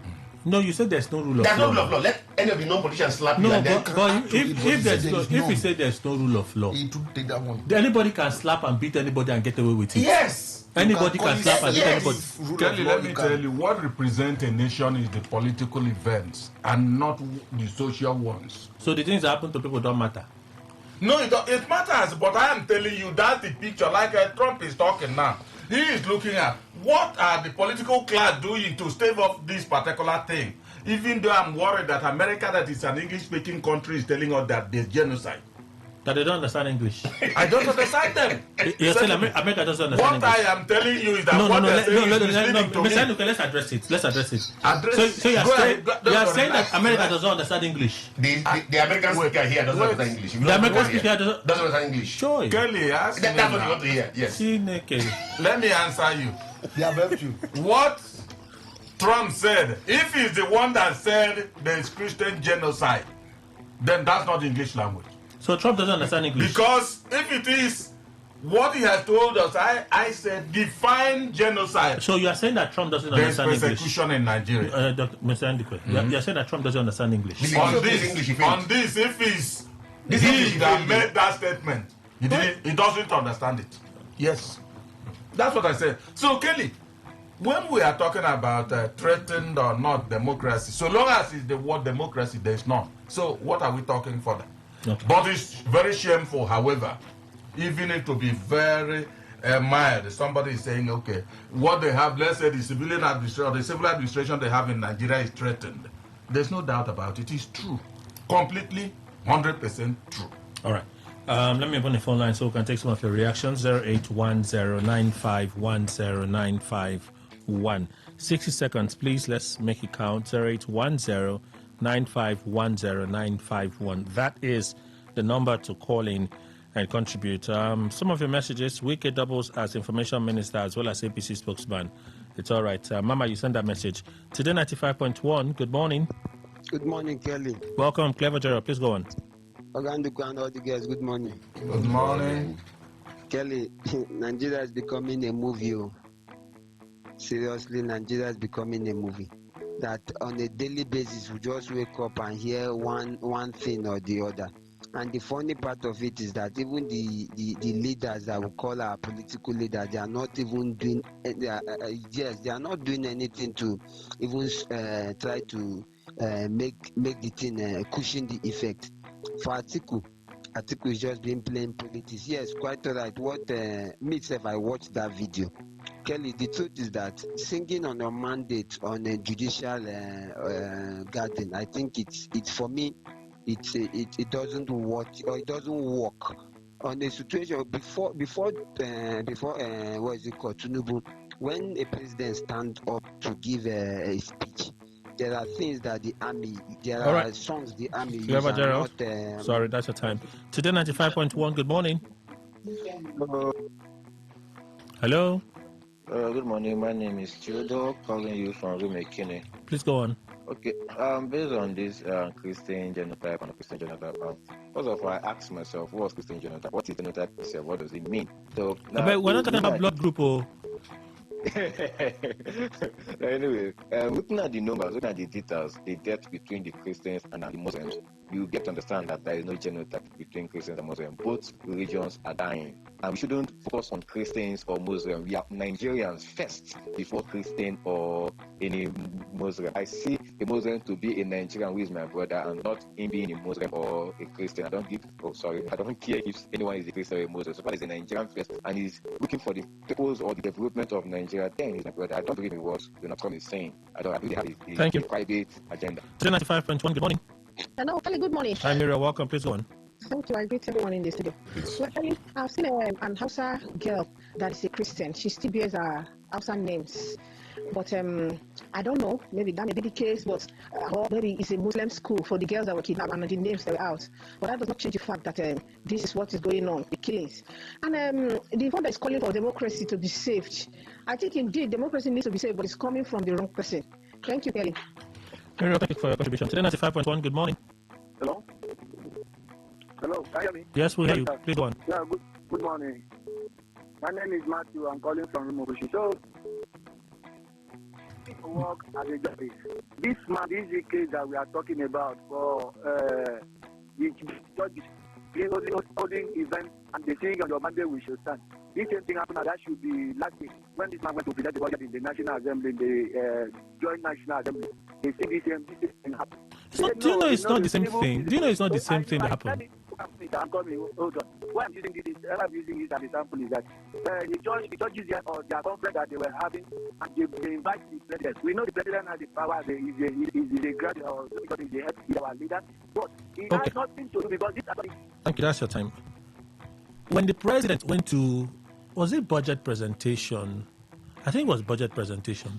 When he told them that they were all re-elected, and he said like a joke.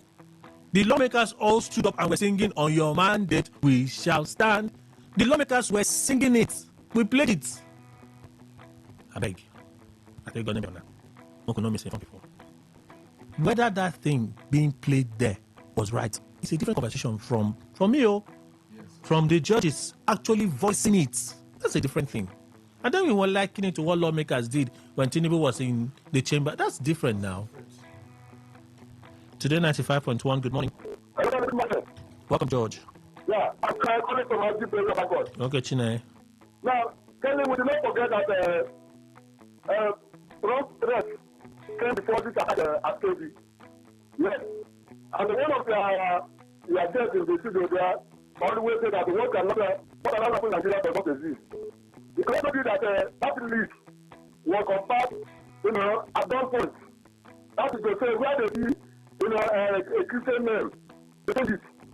Okay, so do you have the authentic list? Do you have the names of the girls that were abducted?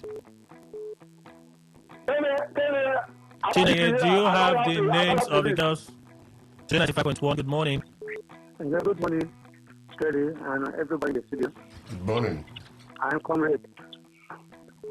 Concerning this Christian persecution and genocide, I want to ask, Emma, you were in 90s. Today 95.1. Good morning. Yes, thank you. Please, Jerry, from where you go. We're listening to you. Thank you very much. Concerning what some of the analysts are saying, that there's no peace in Nigeria. Please, what story are you reacting to, Jerry? Yes, this that someone said that there's no Christian genocide in Nigeria. That's what I'm referring to. Today 95.1. Good morning. Good morning, Charlie. Welcome, Frank. Please go on. Yeah, I give power to the studios. Yeah, let me react to the man who said that international countries should come and take democracy in Nigeria. You see, I'm laughing this morning. All of them, both PDP, APC, and all other parties, they are the same thing. Today now they are calling it international. But when PDP they are in power, they are also teach APC how to rule the country without no law. They are doing anything they like. At the end of the day, they say international country should come, Trump should come. Why Trump should come? Because I've done this right before APC come on board. They answer it no. All of them will be using force to make sure that they enter power. At the end of the day, they will not pick this man that's calling international country to come. If he enter power tomorrow, he will do the same thing. So let them face what they have done the things. Thank you, God bless you. Final call today, 95.1. Good morning. Hello, Kelly. Welcome. Good morning. Yeah, my name is Bashar, coming you from Oyibo. Kelly, I don't quite agree on that list that is released, bearing names of Muslim children. In the sense that I want to draw you back to the general that was kidnapped. When his name was released, but I was confused. It was something like Mustafa. So, the government is trying to manage what they're getting about the Christian but the question Christian genocide, maybe it's not. So what I'm trying to say is that it could be that the government is trying to manage it in order to appear to truly achieve it. So do you have the actual list, the main list? Now, just do me a favor. After you do this, and go to that the general that was snapped, the first name that was released. Thank you. So I know that we don't trust our system. Sometimes it's correct, sometimes it's false. Like Mr. Ndukwe will say, the rumors may be true, and they may be planning to do it, and because of the way the rumors are swelling, they decide to have a detour. It's possible, but as far as we know, when that initial rumor is not confirmed, it means that the rumor is not true. Literally, at least it was said here that Wale Edua suffered severe stroke. It wasn't fatal though, but it was very bad. He had been immediately flown out of the country. Tinubu was shopping for replacement for him. Edu is still Minister for Finance. So in fact, Minister of the Economy. And we'll have to read some messages. Good morning, Kelly Eskogima. Send this message. I heard Wike condemning PDP convention against court order, and I asked, was there no court order stopping PDP River State election that brought his present state chairman and went ahead to conduct its threatening fire on any state that interferes in his state? All right, thank you. That's your position, Eskogima. Thank you so much. This one. Nigerian leadership, they're acting confused, just running a rat race. All right, Mazi Stephen, that's what you said. 3 items you played this morning have shown that the government and its agencies have nothing to offer. Mr. Dennis, thank you. Okay.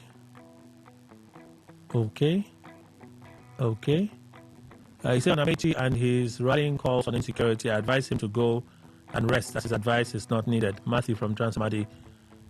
Good morning. I would suggest that PDP moves their national secretary from FCC to another state. I may say, is that a possibility right now for them? I commend the Nigeria Police for doing the needful by sealing up the PDP secretariat. Also, for delivering judgment on Nnamdi Kanu's issue today. Let justice prevail. God's time from Port Harcourt. I heard there's drama in the courts. Some headline is saying that the court is being assaulted. That is from your own channel. It's from a channel that I'm seeing. They said that the court is being assaulted. Friday, Olo from the University of Port Harcourt. Whether or not the judge's chorus Tinubu's on your mandate song is neither here nor there. Was there that the forum is inappropriate for such party?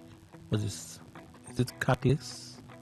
We like referencing the US and other Western democracies. Perhaps the Republican Party of Trump could play whatever mantra at a gathering of purely American judiciary. I bet Trump can do this thing. This thing that we're having, Trump can do it. Trump can do it. Good morning, Ken Pannis. I want to join comrades to ask 25 kidnapped girls who are Muslims in a mixed school, or both Muslim and Christian school. In a mixed school for both Muslim and Christians. Is this a planned scheme by some people so that the government can come out to say that Christians aren't the only ones being targeted? Increase from Eneka, that is your name. WhatsApp.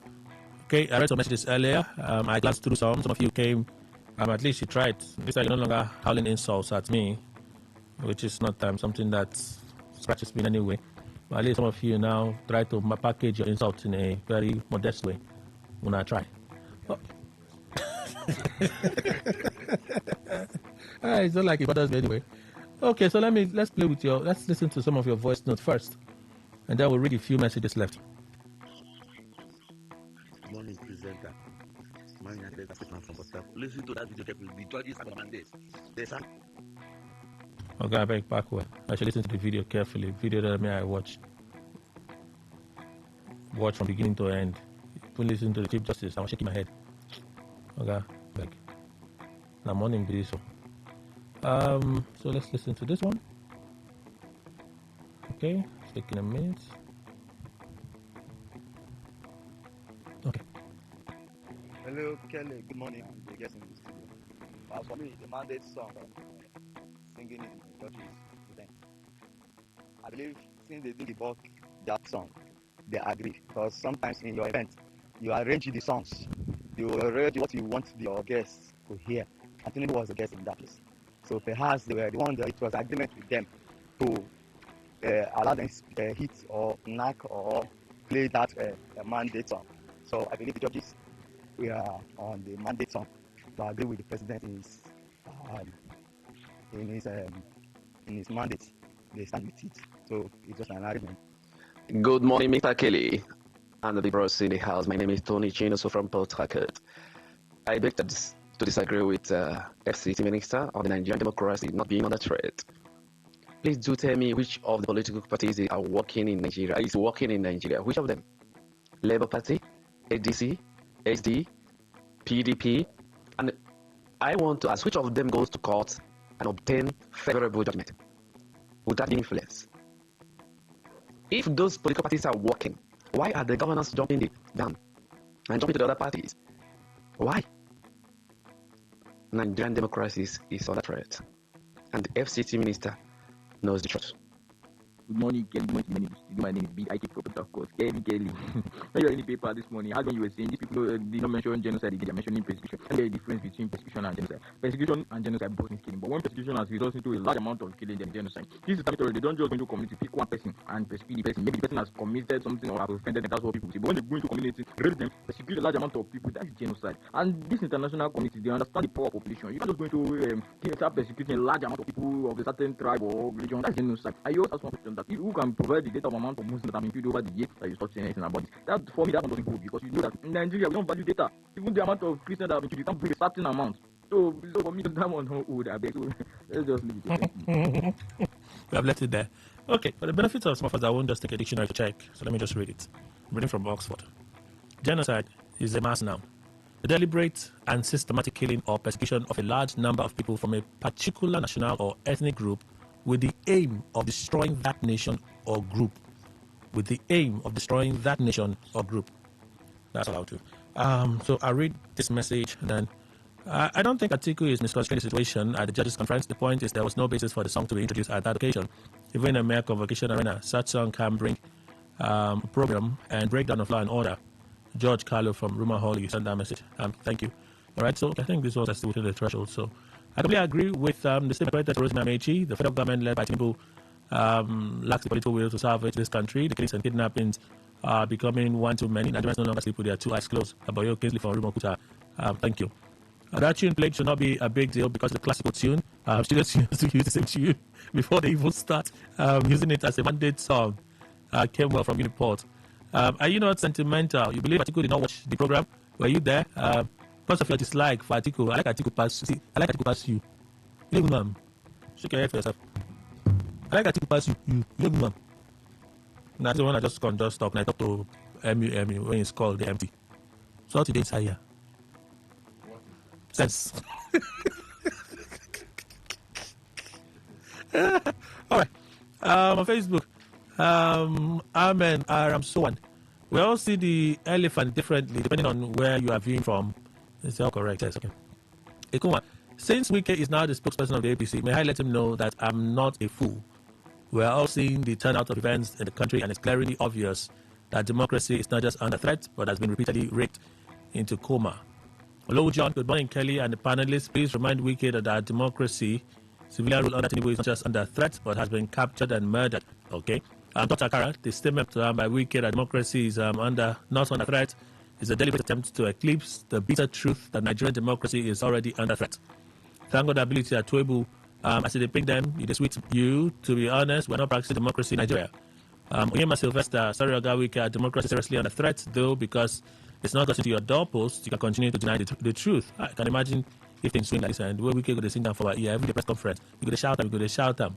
That time someone like one of the panelists in the show go to full and they shout up. It'll be like music. Anyway, we have to close. Let's end the show. Yes. Has it been delivered? It's live. And that thing is against court procedure. So.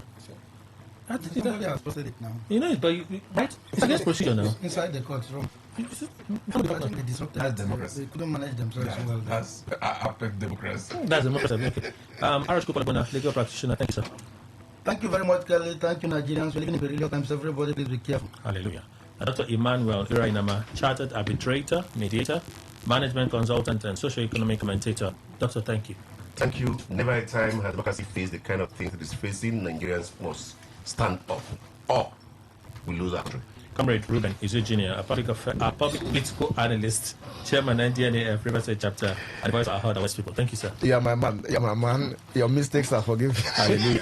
It's always a pleasure, Kelly. Mr. Emmanuel Lindukwe, in-house analyst. Thank you, sir. Thank you very much, Kelly. Thank you, Nigeria. That's a show, everyone. Hold on.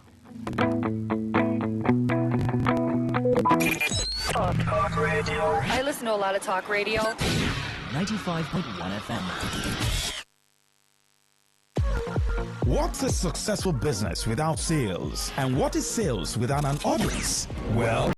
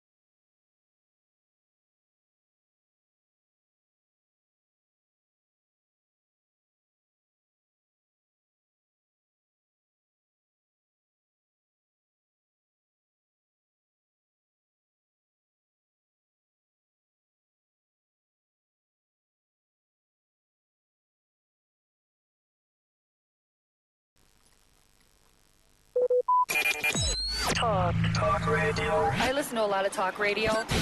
95.1 FM. Get ready to turn up the volume and dive into the heartbeat of entertainment. From the hottest celebrity gist to trending music, movie buzz, viral moments, and behind-the-scenes drama. This is where the fun never stops. Tuning to Entertainment Today, only on Today 95.1 FM, Voice of the People, your station for pure entertainment. Weekdays, 11:30 a.m. Entertainment Today, where your favorite stars and stories come alive.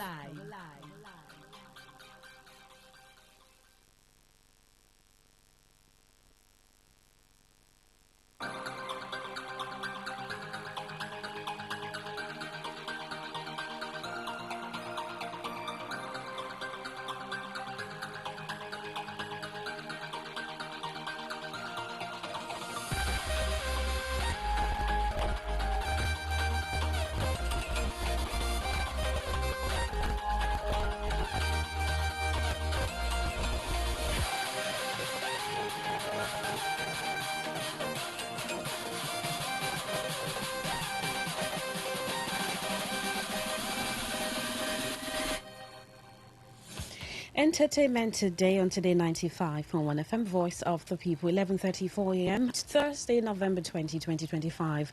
Thank you so much for staying tuned here with me. Entertainment Today runs Monday through Friday, 11:30 to 12, where we get into all the stories in the world of entertainment here in the country, outside of the country. My name is Queen Chima. Thank you once again for joining me. But so much been happening in the country and beyond, but most importantly, you've got a number of celebrities, tons of celebrities reacting to the Kwara killings. And somehow, I just don't know if you noticed, it seemed a little too much, the reactions. I don't mean too much by they're not supposed to react. It's just like back to back, one celebrity after the other reacting to the Kwara killings, major celebrity reactions to the Kwara killings. And you may want to highlight how important this is. Like, how do you feel about celebrities using their platforms to speak on issues like this? Do you think that celebrity reactions influence public conversations on serious incidents? Well, I'd like to get your thoughts on that. If you have been seeing the trail of reactions from celebrities, what comes to mind first? I'm excited about it and that they are talking. And what influence does this have on sensitive matters as the Kwara killings, sadly? Or you can send a message to 0701 9339 962. That's a text or WhatsApp message to that number, 0701 9339 962. Remember to drop a comment on Facebook, Today 95.1 FM, X at Today FM 951. Let's get into the news, but first from the foreign scene.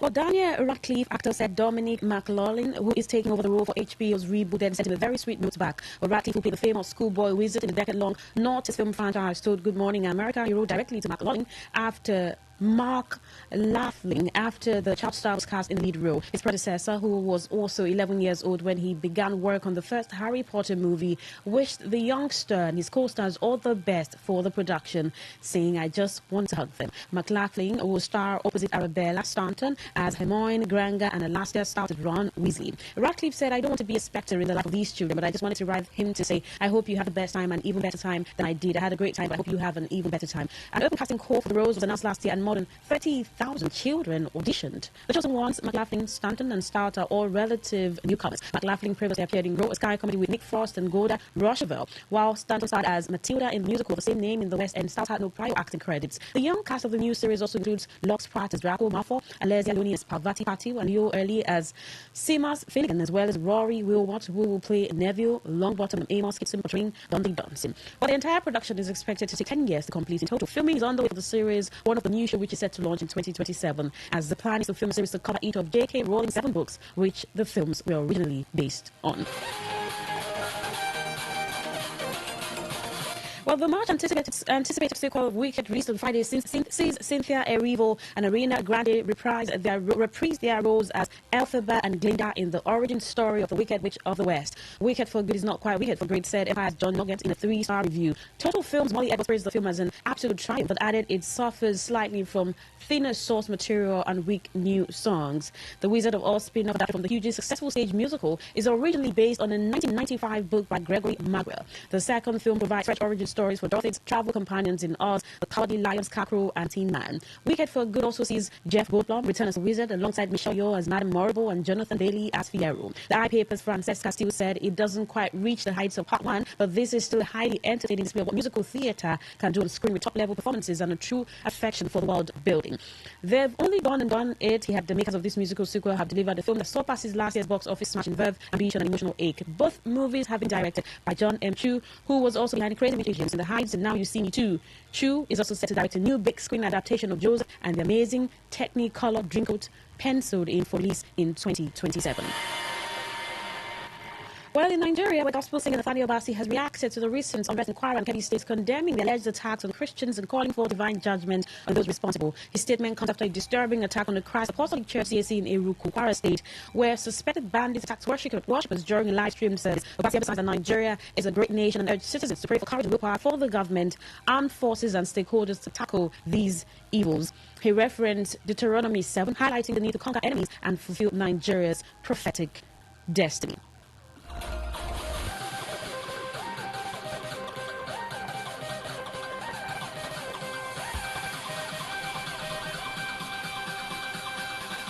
Well, in a similar reaction, where Nigerian singer David Adeleke, popularly known as Davido, has expressed grief over the abduction of schoolgirls in Kebbi State and the attack on the church in Kwara State, describing the incident as heartbreaking and unacceptable. Reports that Kwara State Police Command confirmed on Tuesday that suspected bandits killed at least 2 people and injured 1 during attacks in Iruku, a boundary town in the Ekiti local government area. Parish of the Christ Apostolic Church was invaded during the service, with a disturbing live video of the incident trending online.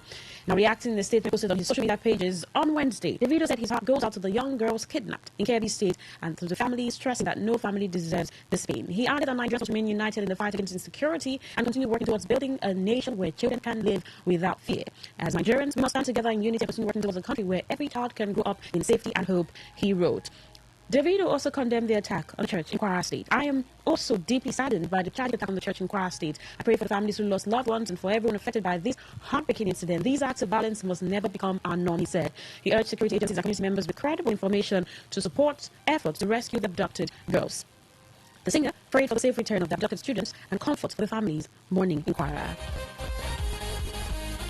Well, the ongoing dispute between actor Tai Arimoro and actress producer Peggy Overe has entered a dramatic phase. What began as a chaotic altercation on November 11 has now resulted in a 100 million naira legal demand, a potential landmark rights-based lawsuit, and an industry-wide debate about professionalism, safety, and accountability on Nollywood sets. The new developments were confirmed through a detailed 7-page legal demand issued on November 18, 2025 by Inibe Effiong Chambers, the law firm representing Arimoro. The document, which was made public shortly after it was sent, outlines accusations of physical assault, unlawful restraint, and violations of 3 constitutional rights: personal liberty, freedom of movement, and the dignity of the human person. The tone and structure of the legal letter indicates that the actor intends to pursue the matter beyond the court of public opinion, possibly establishing a judicial precedent for how conflicts on Nigerian film sets are handled. Now, the confrontation between Arimoro and Overe had already generated days of online speculation. Now, brief video clip from a CCTV recording filmed outside a residential estate where the cast and crew were lodged circulated widely, showing tens and streaming platforms like Spotify, Apple Music, YouTube, and Boomplay to Nigerian and international event companies such as The Plug and Duke Concept. Together, they form the backbone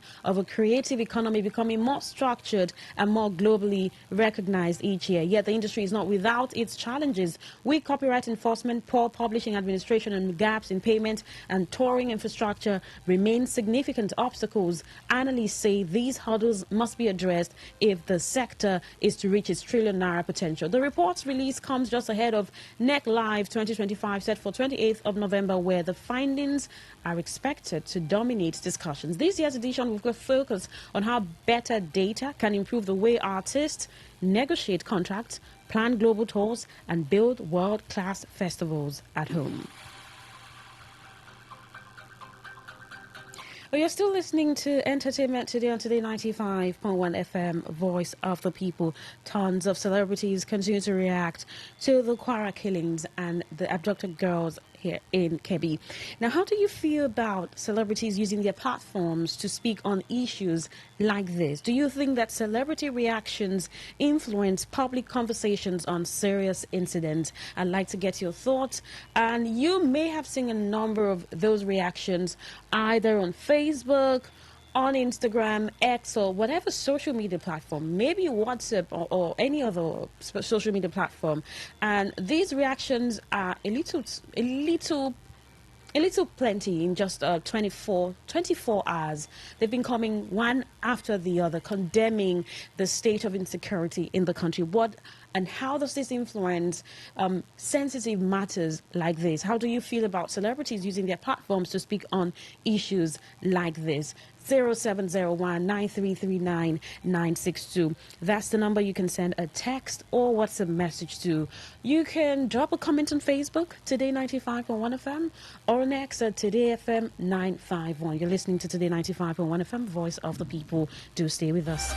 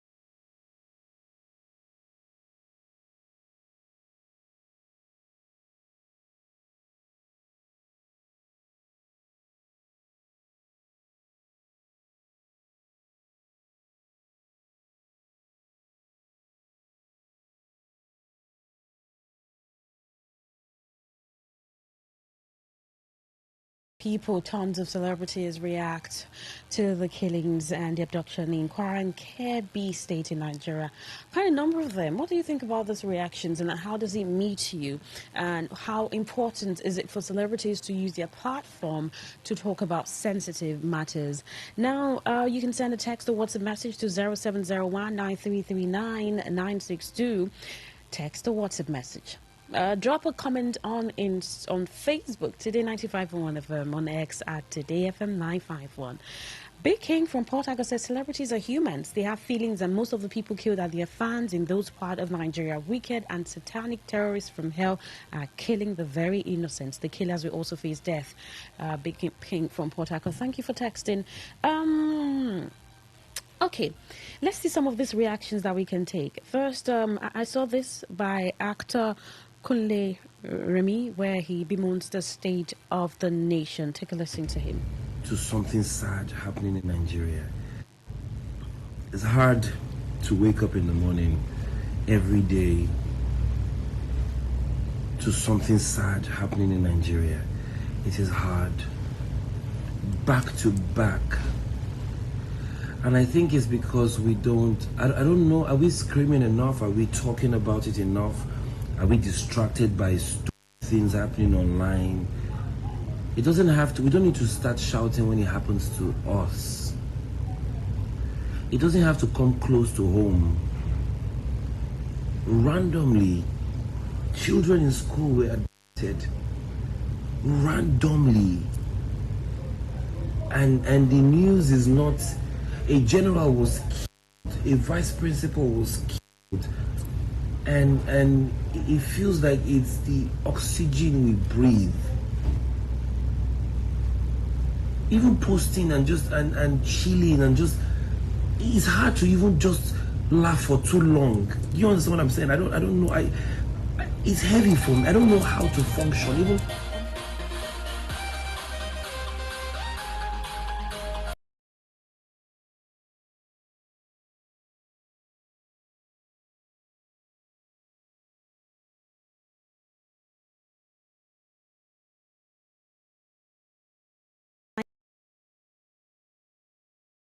held accountable. Please, we need African solutions to African problems. Actor Uzo Aruke writes, very long one, but let's just see. In 2014, we all mourned the heartbreaking abduction of the Chibok girls. Well-meaning Nigerians took to the internet to voice their outrage, and the hashtag Bring Back Our Girls trended worldwide. Now, after 11 years, we find ourselves once again confronting a similar tragedy with the abduction of 25 girls in Kebbi State. While our sitting president has yet to address these serious concerns, within just 1 month, we've experienced devastating events that expose a troubling failure of leadership and a lack of empathy from the government elected to serve us. He tags the president and says, how can you remain comfortable in Aso Rock while the country suffers so much, from the brutal murder of a brigadier general to the terrorist attack on the church in Kwara State and the abduction of 25 girls in Kebbi State? These tragedies weigh heavily on our hearts. It's painful to see ongoing bad news become a regular headline, and it's hard not to feel troubled and hurt by this constant cycle of crisis.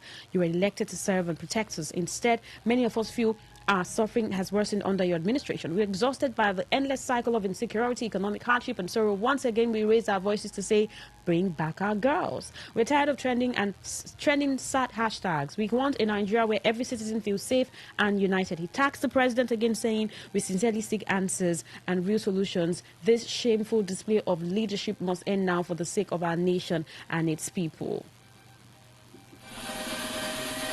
Well, singer Mr. P reacts. He says, we are no longer safe in Nigeria. Nigeria is bleeding. Nigeria is bleeding, and the government is sleeping. I am so heartbroken.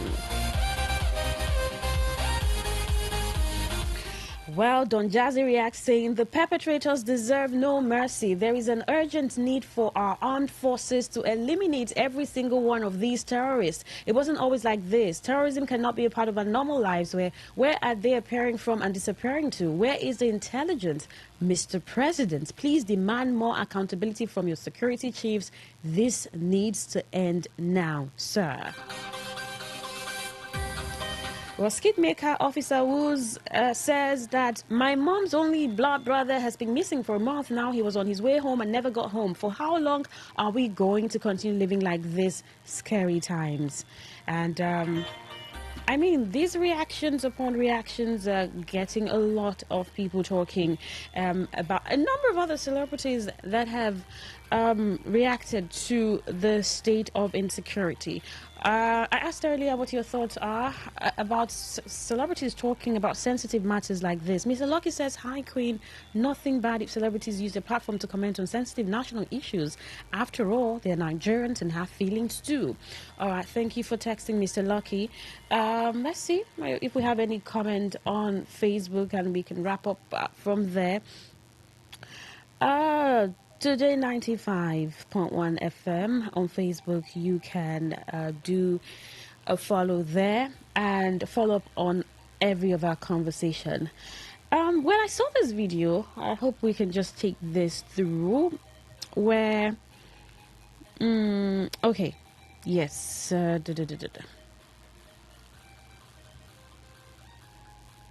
okay, let's keep that. I saw this video where singer YJ talks about the cost of being a woman. Take a listen to her. Thank you to you, my sister, all my sisters here. I have relationship with everybody on this panel, and it's just beautiful to see us sitting down and speaking our truth. Now, what does the cost of her mean to me is leading from the front.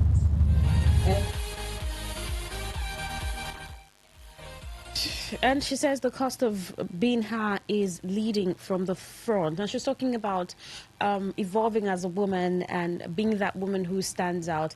2 weeks ago, she appeared on the Honest Bunch podcast where she did narrate her ordeal from early parenting. I mean, getting pregnant very early to growing to taking responsibility for the girl and ensuring that her daughter doesn't go through exactly what she went through as a child. That made a lot of people commend her for the good work she's doing with her daughter and saying, well, nothing seems to be the end of your life except you choose that is the end of your life. Well, let's see. Okay, I don't think there's another message here, but keep your thoughts coming. Drop them on our social media platform. Facebook Today 95.1 FM. You can drop a comment there, and on X Today FM 951. Is it being entertainment today on Today 95.1 FM? Thank you so much for tuning in. I'm Queen Chima. Good morning.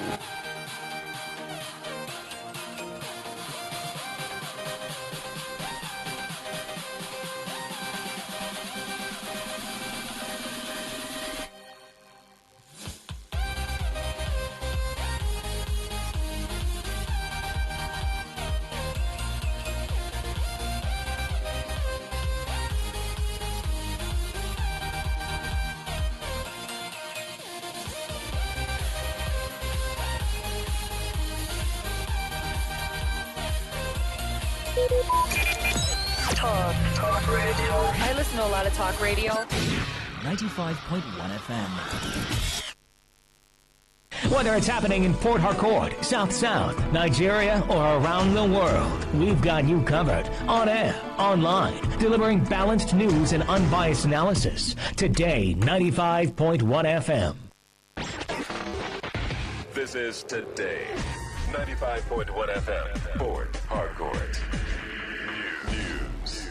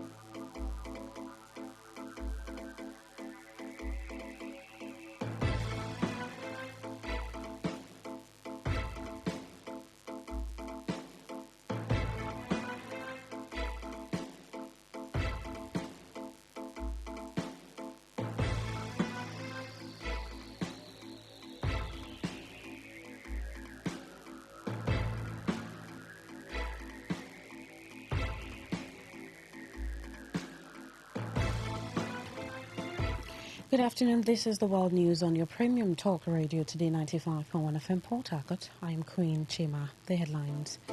Court proceeds with Kanu's terrorism trial despite his absence.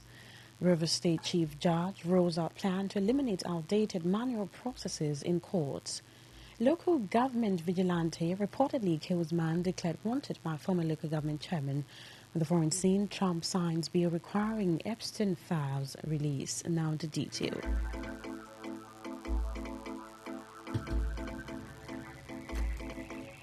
Justice James Omotosho of the Federal High Court Abuja has said that the judgment in the trial of the leader of the proscribed indigenous people of Biafra, IPOB Nnamdi Kanu, will be delivered in the defendant's absence. Omotosho gave the ruling during the resumed trial of Kanu today, following what he described as Kanu's unruly behavior in court. The judge had earlier ordered the IPOB leader to be removed from the courtroom after he became unruly midway through the proceedings. Omotosho had ruled and dismissed 3 fresh motions filed by Kanu after the case was adjourned for judgment for being unmeritorious. As the judge moved to deliver the ruling earlier, scheduled for today, Kanu argued that the court could not proceed because he had yet to file his final written address. Raising his voice, Kanu accused Omotosho of being biased and claimed that the judge did not know the law.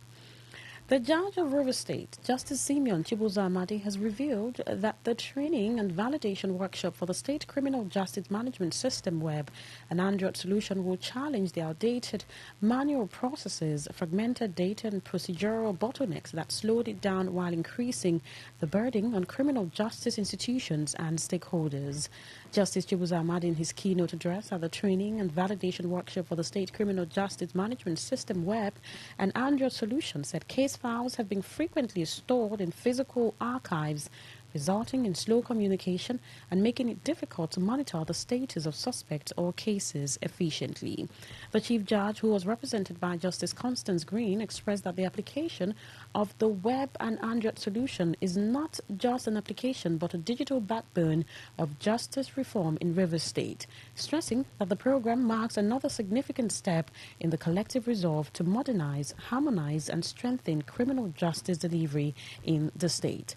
Justice Green maintained that the success of the RSCJMS relies on its utility in the participants' daily operational environment, just as he appreciated the State Criminal Justice Monitoring Council for its leadership, to the software development team for its expertise, and to all agencies that have continued to support criminal justice reforms in the state. Administration of the criminal justice system has grappled with outdated manual processes, fragmented data, and procedural bottlenecks that slow it down and increase the burden on our criminal justice institutions and stakeholders. Case files are frequently stored in physical archives, resulting in slow communication and making it difficult to monitor the status of suspects or cases efficiently. The River State Criminal Justice Management System is the definite answer to these challenges. This is not just an application, it is the digital backbone of justice reform in River State. The success of the RSCJMS relies on its utility in your daily operational environment.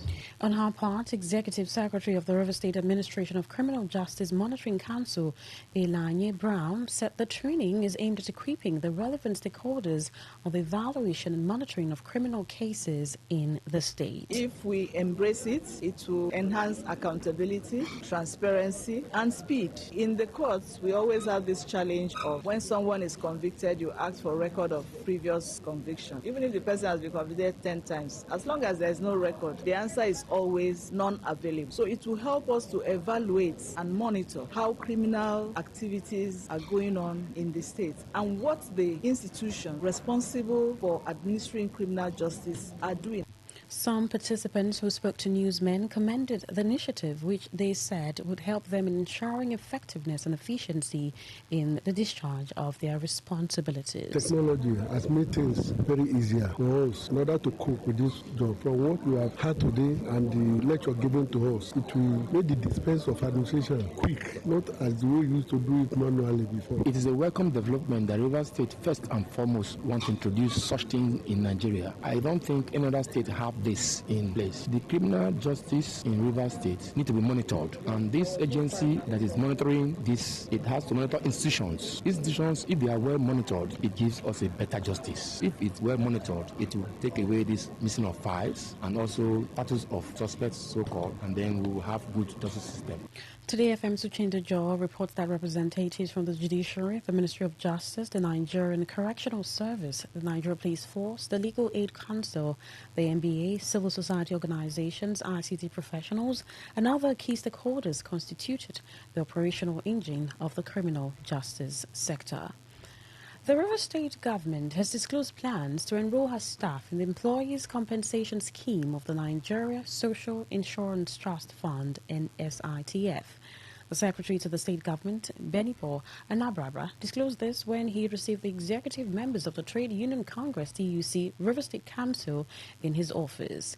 Anabrabra said the state government is critically reviewing the policies of the scheme, which with a final nod by the governor will provide medical care and rehabilitation for employees who become ill or sustain injury as a result of their job, and while compensation will be given in the case of a fatal accident.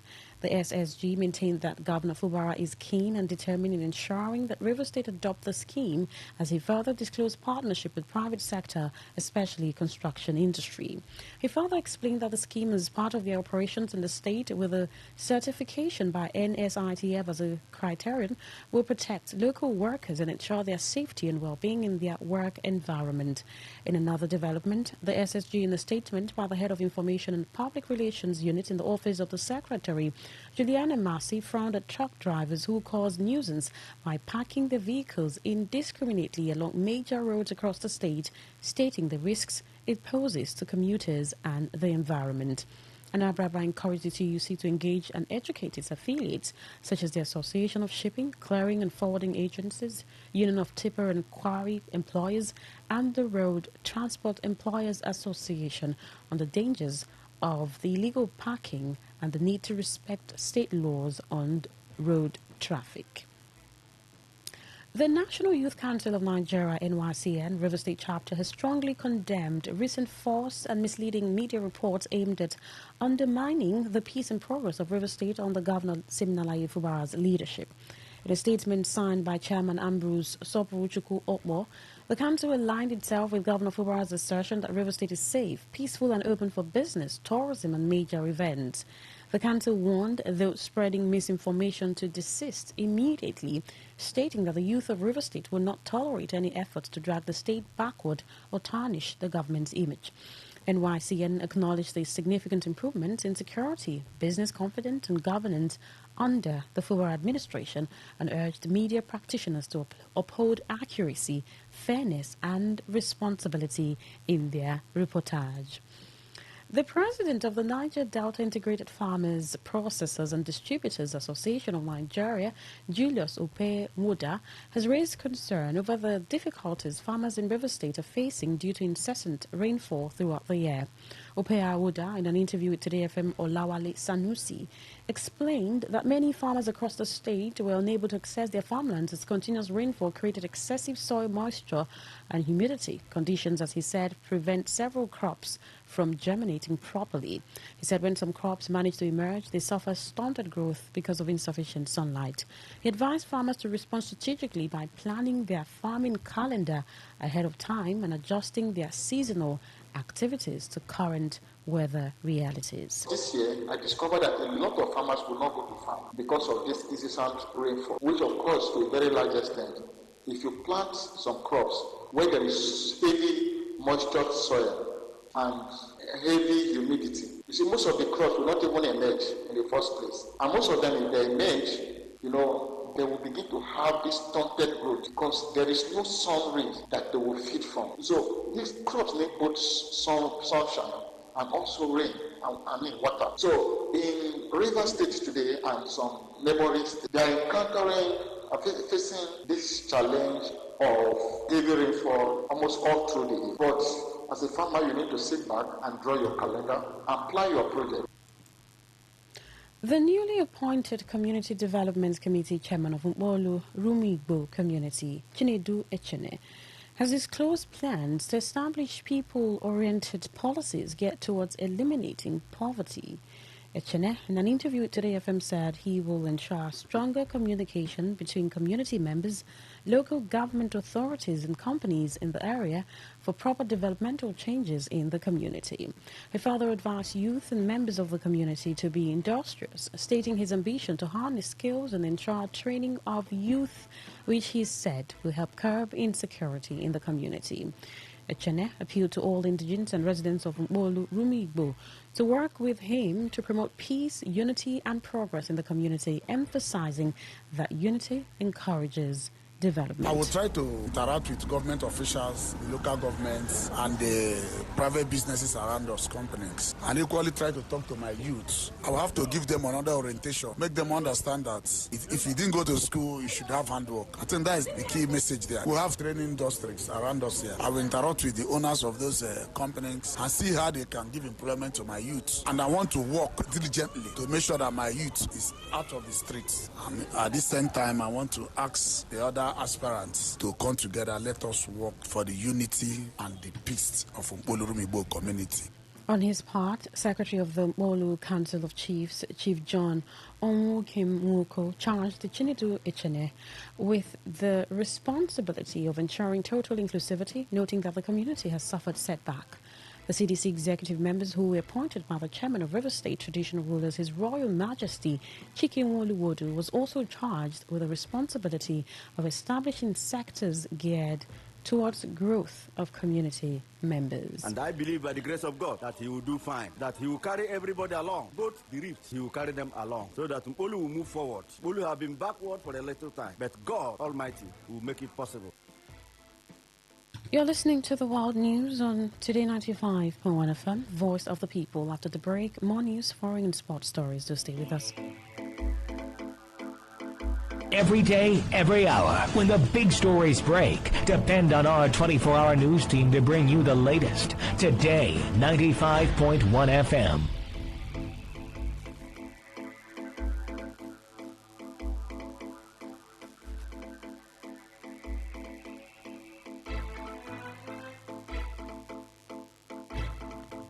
Thank you so much for staying with us. Now the rest of our stories. The youth of Abua Odua Kingdom have passed a vote of no confidence on the youth president of Abua Odua Kingdom, Opelia Itodeze. The members of the Board of Trustees in a petition to the Odabua of Great Abua Kingdom, His Majesty King Kali O.M. Obuke, also declared Opelia Itodeze a persona non grata and cautioned members of the public never to have any dealing with him in respect of his former position. According to the petition, they stated that the reasons for their actions to include that the tenure of Itodeze as the president of the youth group has elapsed after serving for over 15 years and has allegedly factionalized the body to an extent that they do not have a common front. According to the petition, the members of the Board of Trustees of the Abua Odua Kingdom Youth claimed that Itode also allegedly turned the youth body to a personal property with his cronies alone, and as well as has arrogated himself not to be accountable to anybody for revenues he collected from oil companies operating within Abua Odua. They used the opportunity to nominate Apostle MacDonald Monday as acting president, Emugedi Iginigiom secretary, Lucky Zeribe palace guard coordinator, Okedim Kinsley acting financial secretary, I.A. Wekolum as legal advisor, and Abieten Arugo as woman leader, amongst other key positions to handle the affairs of the body for 6 months. The petition was signed by Adagwa Black, Emmanuel Igbagiri, Benjamin Crowther, and 3 other members of the Board of Trustees of the youth group. A young man, simply identified as Choroncho, has been reportedly killed by members of local government vigilante and some angry youth in Ichi local government area of River State. Although Choroncho was reported to have been declared wanted by a former Ichi local government chairman over alleged cultism and political thuggery. But this time, the victim was said to have accompanied some young men to safeguard their landed property and prevent those developing in their land. Today FM's correspondent gathered that the other group in a land contest, reinforced with the help of members of Vigilante and Choroncho's group, were overpowered and he was captured alive, paraded and killed while other members of his group escaped. River State Police Command is yet to issue official statement of the killing, but social media posts circulating indicates that the remains of Choroncho was handed over to a Che Police Division after being paraded and killed by angry youth and members of local Vigilante. The Bishop of Ichie Diocese of Anglican Communion, Reverend Precious Okinwala, has called on the people of Ichie, especially youth, to shun all forms of negative tendencies that are detrimental to peace and development of Ichie land. Bishop Okinwala, who made the call at the 18th Annual Crusade and Thanksgiving service of Professor Samuel Amele and his family held at Christ the King Anglican Church, Ojia, Ozuzu, Ichie, said the call became imperative following growing incident of antisocial activities being indulged by youth.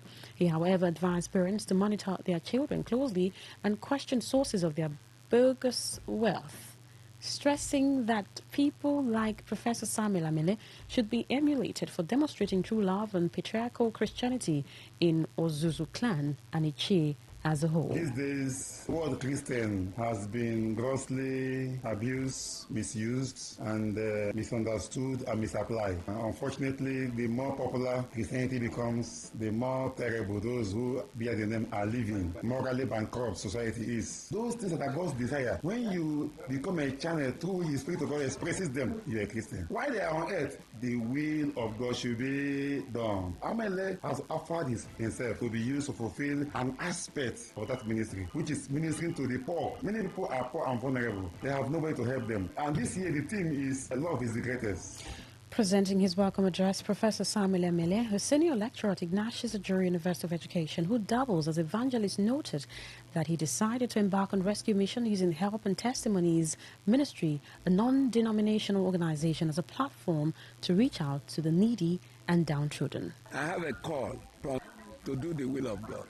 And one of the ways of doing the work of God is to show love to my people, not only to my immediate family, but to the global community, because we are all one in Christ. This is a way of sharing love. This system has been in existence for the past 8. Fortunately or unfortunately, it has been a family affair. I got this vision 2003 at Mount Olive Chapel, Loring. And since then, I've gone into this work. The press, my dear. What is the purpose of God, God for man? It's to do the will of God. And if God so loved the world that He gave His only begotten Son. Also speaking, chairman of the event, Amadi Amadi, said Professor Amele's annual event has enhanced the spiritual and physical growth of Ozuzu, as they urged the people of the community to rededicate their lives to Christ as the only hope of mankind. In his remarks, the medical doctor who powered the free medical services, Bright Amele, observed that many patients who turned up for the program were diagnosed and treated, adding that a lot of them did not know that they have been living with terminal ailments like hypertension and diabetes. The essence of the medical outreach is to diagnose them and give them medications, where possible, counseling and lifestyle modification. For a patient that is diabetic, we tell them there are things you should do. It's not just medicine alone, because when you take the medicine without the lifestyle modifications, it will be very difficult to encounter. And we had free HIV testing, we had free sugar testing, we had malaria testing, and a lot of them that had hypertension without even knowing, through the medical outreach, we were able to detect it and then place them on the appropriate medications. Those who benefited from the program thanked Professor Amele for his kind gesture. Today, FM Magnus Unwa reports that the event, which had the theme "Love is the Greatest Thing," also featured Jesus Supermarket, where so many items were given at no cost, including clothes, shoes, and wrappers, while skills acquisition training also took place. On the foreign scene, United States President Donald Trump has signed into law a legislation requiring the release of government records on convicted sex offender Jeffrey Epstein. Trump stunned Washington over the weekend, reversing his month-long opposition to the Epstein Files Transparency Act and ensuring that it sailed through Congress on Tuesday in a rare show of bipartisan unity. The Republican president, a former friend of the late sex offender, announced on social media that he had signed the bill, foregoing any media spectacle of the event. Insiders warn that even when with the president's signature, his administration could lean on redactions, procedural delays, or lingering federal investigations to keep explosive details out of the public eye. However, top Democrat Chuck Schumer, in a speech on the Senate floor, urged the president to apply and execute it faithfully. To end the news, here is a summary of the major stories. Justice James Omotosho of the Federal High Court, Abuja, has proceeded with Kanu's terrorism trial despite his absence. Rivers State Chief Judge has rolled out plans to eliminate outdated manual processes in courts. We told you that local government vigilante has reportedly killed a man declared wanted by former local government chairman. On the foreign scene, you also heard that the United States President Donald Trump has signed into law the legislation requiring the release of government records on convicted sex offender Jeffrey Epstein. That was the news as edited by Sandra Kenneth. For comments and inquiries, please call 0818-389-2850. Send your emails to news@todayfmlive.com. You can also read our stories on www.todayfmlive.com, Facebook at Today95.1fm, Instagram at TodayFM951, X at TodayFM951. You can also join our YouTube live at Today95.1fm. My name is Queen Chima. Thank you so much for listening. Good afternoon. Today's news, today's entertainment, today's sports, today's issues. Today on Today 95.1 FM, Port Harcourt.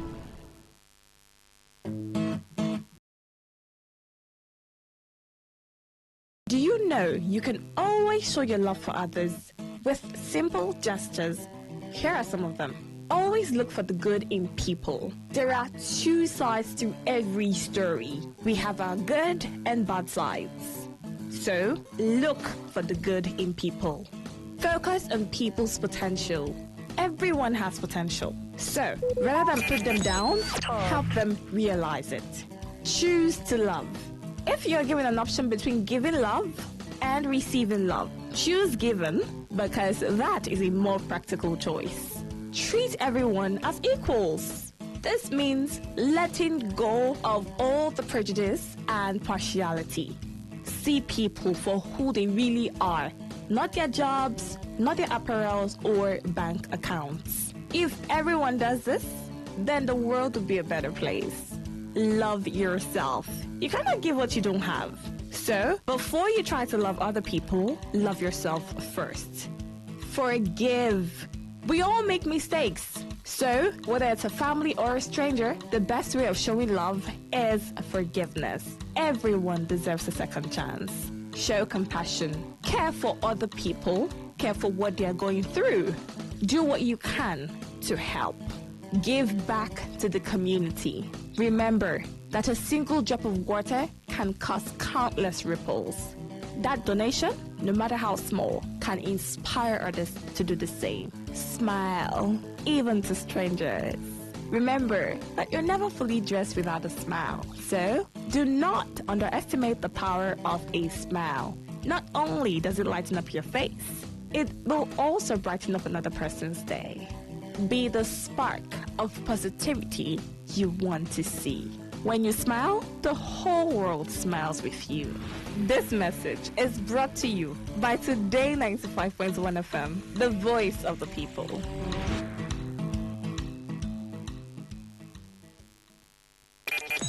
Talk radio. I listen to a lot of talk radio. 95.1 FM.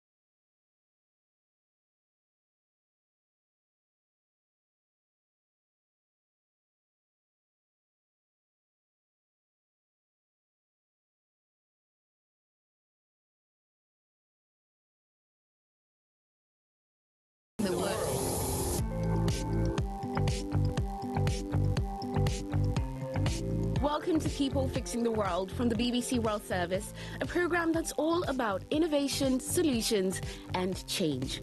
I'm Myra Anubi, and this week we're flying over the Pacific Ocean and walking through a leafy forest as we find out about clever ways to save vulnerable animals. Today we're talking about two very different animals that have something unfortunate in common. They're both considered near threatened. Now this means unless action is taken soon, they're likely to become endangered and possibly extinct. But there are two innovative projects underway to try and stop that. In the middle of the Pacific Ocean, we'll meet the man who's saving a vulnerable species of albatross. In Mexico, there is a saying, el papá de los pollitos, which means the father of the chicks, and I am happy to feel that way. But first, let's start here in the UK with a familiar animal that you see in parks and woodlands across the country, the squirrel. The most common ones are grey squirrels, but there's a problem. Grey squirrels are in fact an invasive species, and they're slowly killing off the native red squirrel. Our reporter, Claire Bates, went to a woodland in northern England to meet a team that's hoping to control the grey squirrel population in a very surprising way. It's springtime, and I'm searching a forest with a group of government scientists. The twigs cracking under our boots. We're in a woodland in Yorkshire. It's a mixture of larch and pine, and there's plenty of waist-high nettles as well to trudge through. I've been asked to keep the exact location a secret. One researcher, Dan, holds a large metal radio antenna above his head as we listen carefully for signs of life. So as I move the receiver around, it'll get louder when I get a stronger signal. And then we hear it. That cheerful sound means the team have detected a grey squirrel nearby. They're tracking 19 of these bushy-tailed rodents so they can understand how they behave around food, with the ultimate aim of reducing their numbers. But why are grey squirrels a problem? After all, many people in the UK enjoy watching them in parks or feeding them nuts. Here to explain is Dr. Sarah Beethan from the UK's Animal and Plant Health Agency. Certainly if you live in urban areas, grey squirrels are one of the few wildlife species that you actually see. But unfortunately they do cause a lot of damage to our biodiversity, and grey squirrels damage trees. Grey squirrels were introduced to Britain from the United States in the 19th century. They were brought over by wealthy Victorians who thought they'd look pretty in their gardens. One enthusiastic duke even released dozens of them in London's public parks. But this meant trouble for the native red squirrel population. So since they were introduced to the UK in the 19th century, the grey squirrel has massively expanded in numbers and range across the country. So there's now over 2.5 million grey squirrels in the UK, and they've had a large negative impact on our native red squirrels. So there's now less than 200,000 reds in England, and they're considered endangered in England. How is it that they've managed to decimate the red population? There's direct competition for resources, but also they carry a pox virus that they can carry asymptomatically, but that's highly lethal to the reds. Without help, Eurasian red squirrels could one day go extinct in Britain. One method used to reduce grey squirrel numbers is to cull or kill them. But some animal rights organisations say these methods are cruel. And there's another problem. If you remove grey squirrels from a woodland, other greys from nearby simply move in and take their place.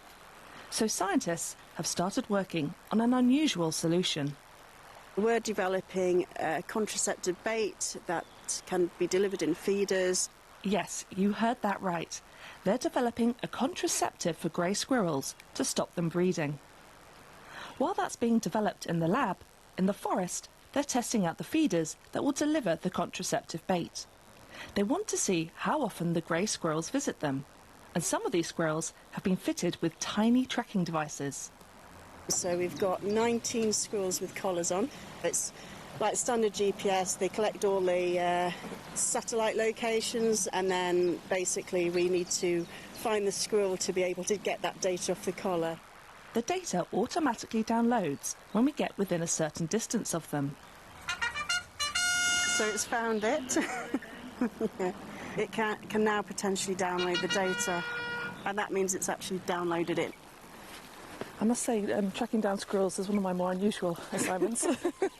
The reason why we're doing this is to look at how their movement behaviour changes when we actually deploy a contraceptive feeder. At the moment they don't have contraceptive in them, they've got our bait. We'll see how far they come from to actually access the feeders. So what's the plan now? We found 2 squirrels, we've downloaded the data. So now we're going to look at the feeders. Great, well show me the way. OK, so set up on a wooden stand, we've got this metal box. These are the feeders that we've developed that will in future contain a contraceptive bait. So you can see they have a bait compartment. Oh yes, OK, so it's like a little tin.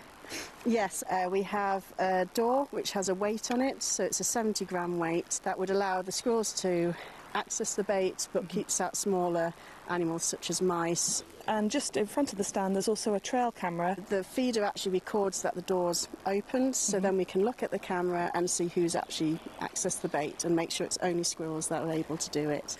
We've done this trial in 14 woods now, and we've recorded 5,000 visits from grey squirrels to these feeders and 8 visits from mice, but they can't open the door. They've also microchipped some of the squirrels, and their visits are logged by a reader attached to each feeder station. We can look at how many times it visits a feeder. We even can see how much bait it takes on each visit because the feeders have weighing platforms. Once the team know how much bait the average squirrel takes, they can work out how much contraceptive to add to the feed. Luckily, grey squirrels are very opportunistic. They'll readily use our feeders.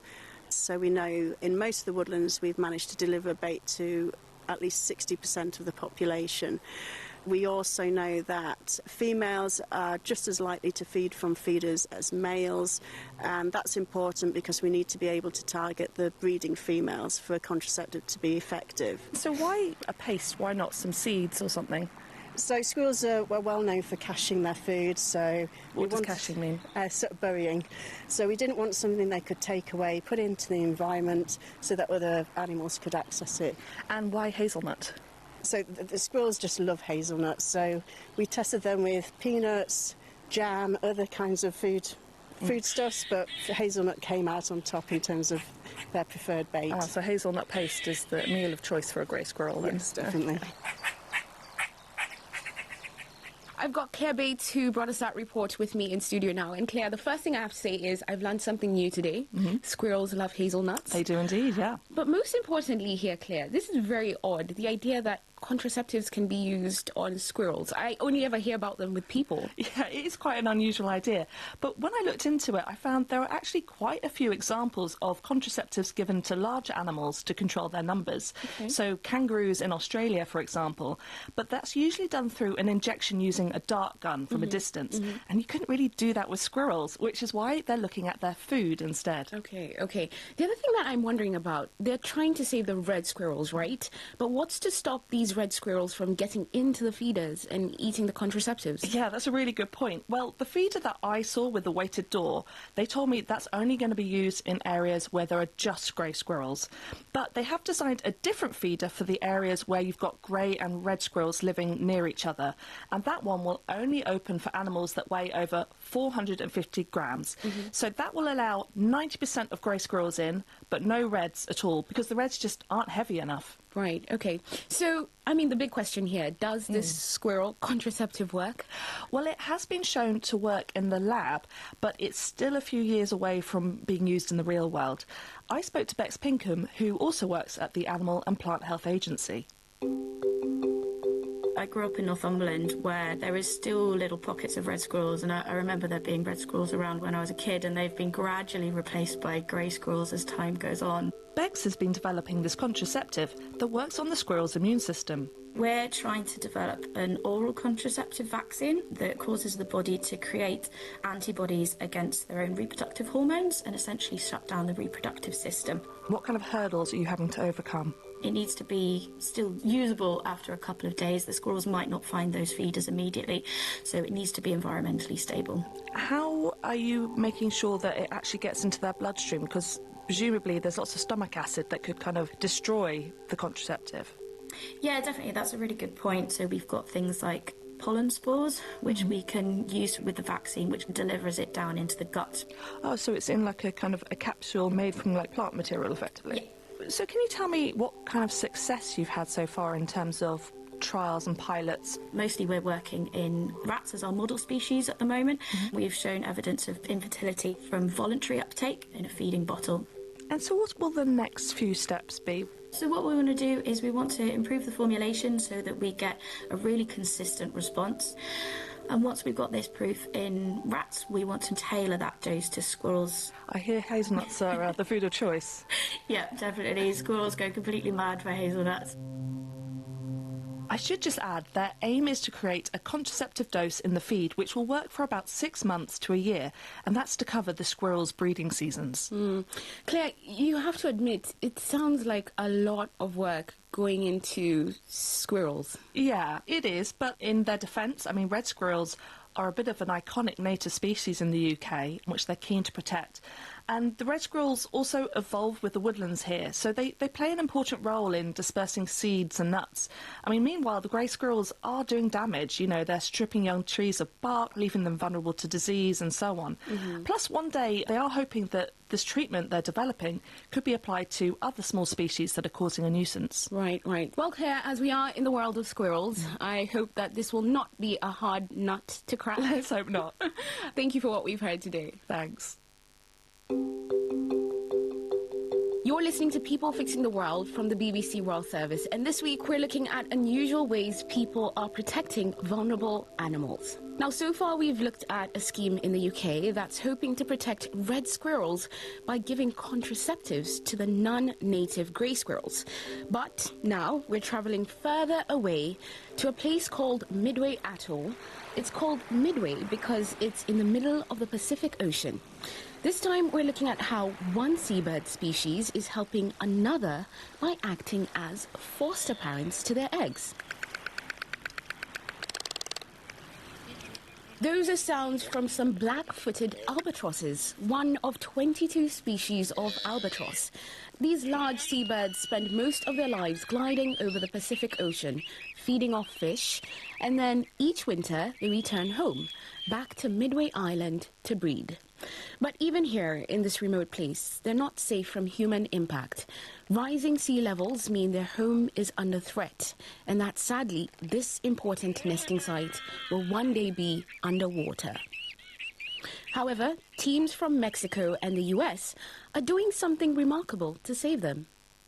Hi, my name is Julio Cesar Hernandez Montoya. I'm lead the Albatross Conservation Project involving Laysan and black-footed albatrosses in Guadalupe Island. Dr. Montoya is a man who's dedicated himself to saving these birds. Es una especie espectacular. It's a spectacular species. The wingspan is over 2 meters wide, and they have the ability to stay in the air for months, only landing to feed. Some of them can live up to 40 or 50 years, and they form very close social bonds with each other. These birds, they sound so majestic, but why are they under threat? What's happening to them? They mainly nest on low-lying islands in the Hawaiian archipelago, and these islands are heavily impacted by climate change. Hurricanes and storms are becoming more frequent, which are eroding and even overwhelming the islands that they nest on. You know, there might be some people listening to this wondering, why are albatrosses even important? Why do we need to keep them alive? Because they have the right to exist and thrive in a safe environment. They also have an important role in transferring nutrients between the land and the sea, and they indicate how rich biodiversity is in the region, as well as how healthy it is. So what's the plan? Well, the simple answer is to encourage them to move and set up a new colony somewhere safer. And they do have the perfect place for them to go. Guadalupe Island, off the western coast of Mexico. Guadalupe Island is more than 1,200 meters above sea level and experiences far fewer storms and hurricanes than Midway. It's also less exposed to plastic because of the ocean currents. Dr. Montoya has worked in conservation on Guadalupe Island for 20 years. He's part of an organization called Grupo de Ecología y Conservación de Islas.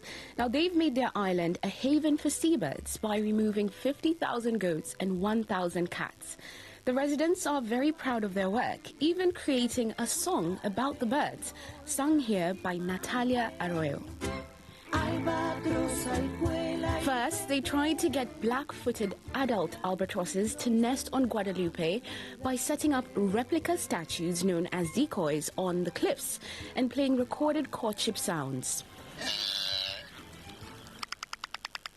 But that didn't work. So they changed tack.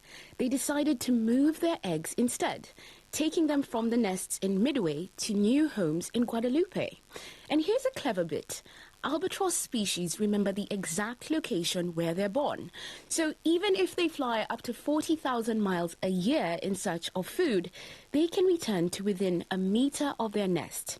If they hatch in Guadalupe, they will always make their way back home. The project would involve dozens of U.S. scientists from Pacific Rim Conservation working together with the Mexican researchers. It took years to plan, organize permits, and raise the $500,000 needed. Finally, in 2021, they were ready to transport the first few eggs. But it was quite the journey, because Guadalupe is over 3,500 miles from Midway. We moved the eggs 3 weeks before they were due to hatch. We placed them inside 2 layers of foam in containers with a heat source, so they were warm and secure. First, we flew them to Honolulu, Hawaii, where they were checked for biosecurity and they looked at our permits. Then we took them on a commercial flight to San Diego, where the boxes were put on passenger seats next to our ecologists. After that, we flew to Tijuana in Mexico and then took a small plane for the final flight to Guadalupe. We had to drive for 4 hours to the south of the island. We often had to get out of the car to carry the boxes over the uneven terrain. We had to walk as if we were floating, as we were carrying something very precious. This precious cargo was taken to the nests of another albatross species on Guadalupe Island, called the Laysan. Dr. Montoya and the team had been watching the colony for some time and were able to identify adult Laysan that had lost their own young. They placed the black-footed eggs in the Laysan nests with the hope that they would be able to look after them. We were worried whether the eggs would be accepted by the Laysan foster parents. But we were grateful that they were well received and they raised the chicks as if they were their own. We also helped out the foster parents by giving the chicks extra feeds. The truth is, you're actually taking eggs away from another albatross. Do you feel bad about doing this? Yes, definitely. When you take an egg from an albatross on Midway, you feel the sadness of taking them from the parents. But if you don't, then the next day that egg could be washed away and die. So while you feel uncomfortable, you know it's the best thing you can do for that egg. Every year they moved more eggs, and by 2024, 127 black-footed chicks had successfully hatched and flown the nest. You have so many albatross chicks and eggs that are growing. How does it make you feel to see the success of this project? You feel 2 different emotions. You feel joy because they've survived and will continue their life on the ocean. But you also feel sadness as you're not sure of their future and if you will see them again. Usually, albatrosses spend their first few years out at sea before returning to the nest, so the scientists had to wait anxiously to see if any would survive and make it back. And finally, this happened. Bruno was the first albatross to return to Guadalupe 3 years after he left the island. It was one of the most beautiful moments of my life. I don't have children, but I compare it to the day you see your child born. Bruno was the first of 8 birds to return, and more have been returning every year. And what's really exciting is that some of the young black-footed albatrosses have been observed practicing courtship dances.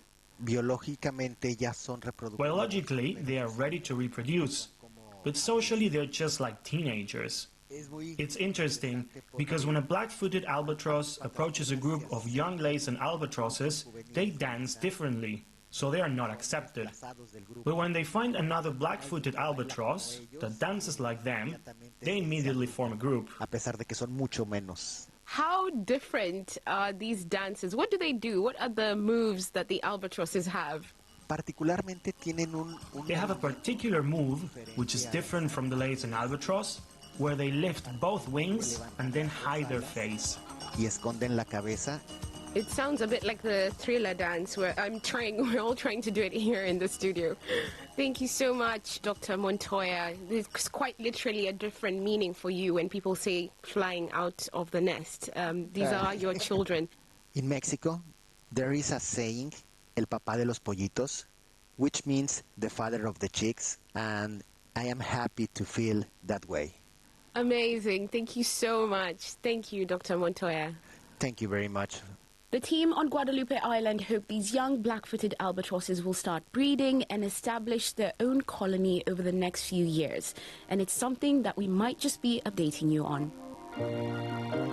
That's all we have time for today, but before we finish, I would really like to appreciate everyone who sends us messages, emails and voice notes every week telling us about lovely ideas and what they think about these solutions. Specifically today, I want to send a big shout out to Ikram from Kabul in Afghanistan, Obina, who's been listening from Lagos, Nigeria, and Layla in Delhi, India.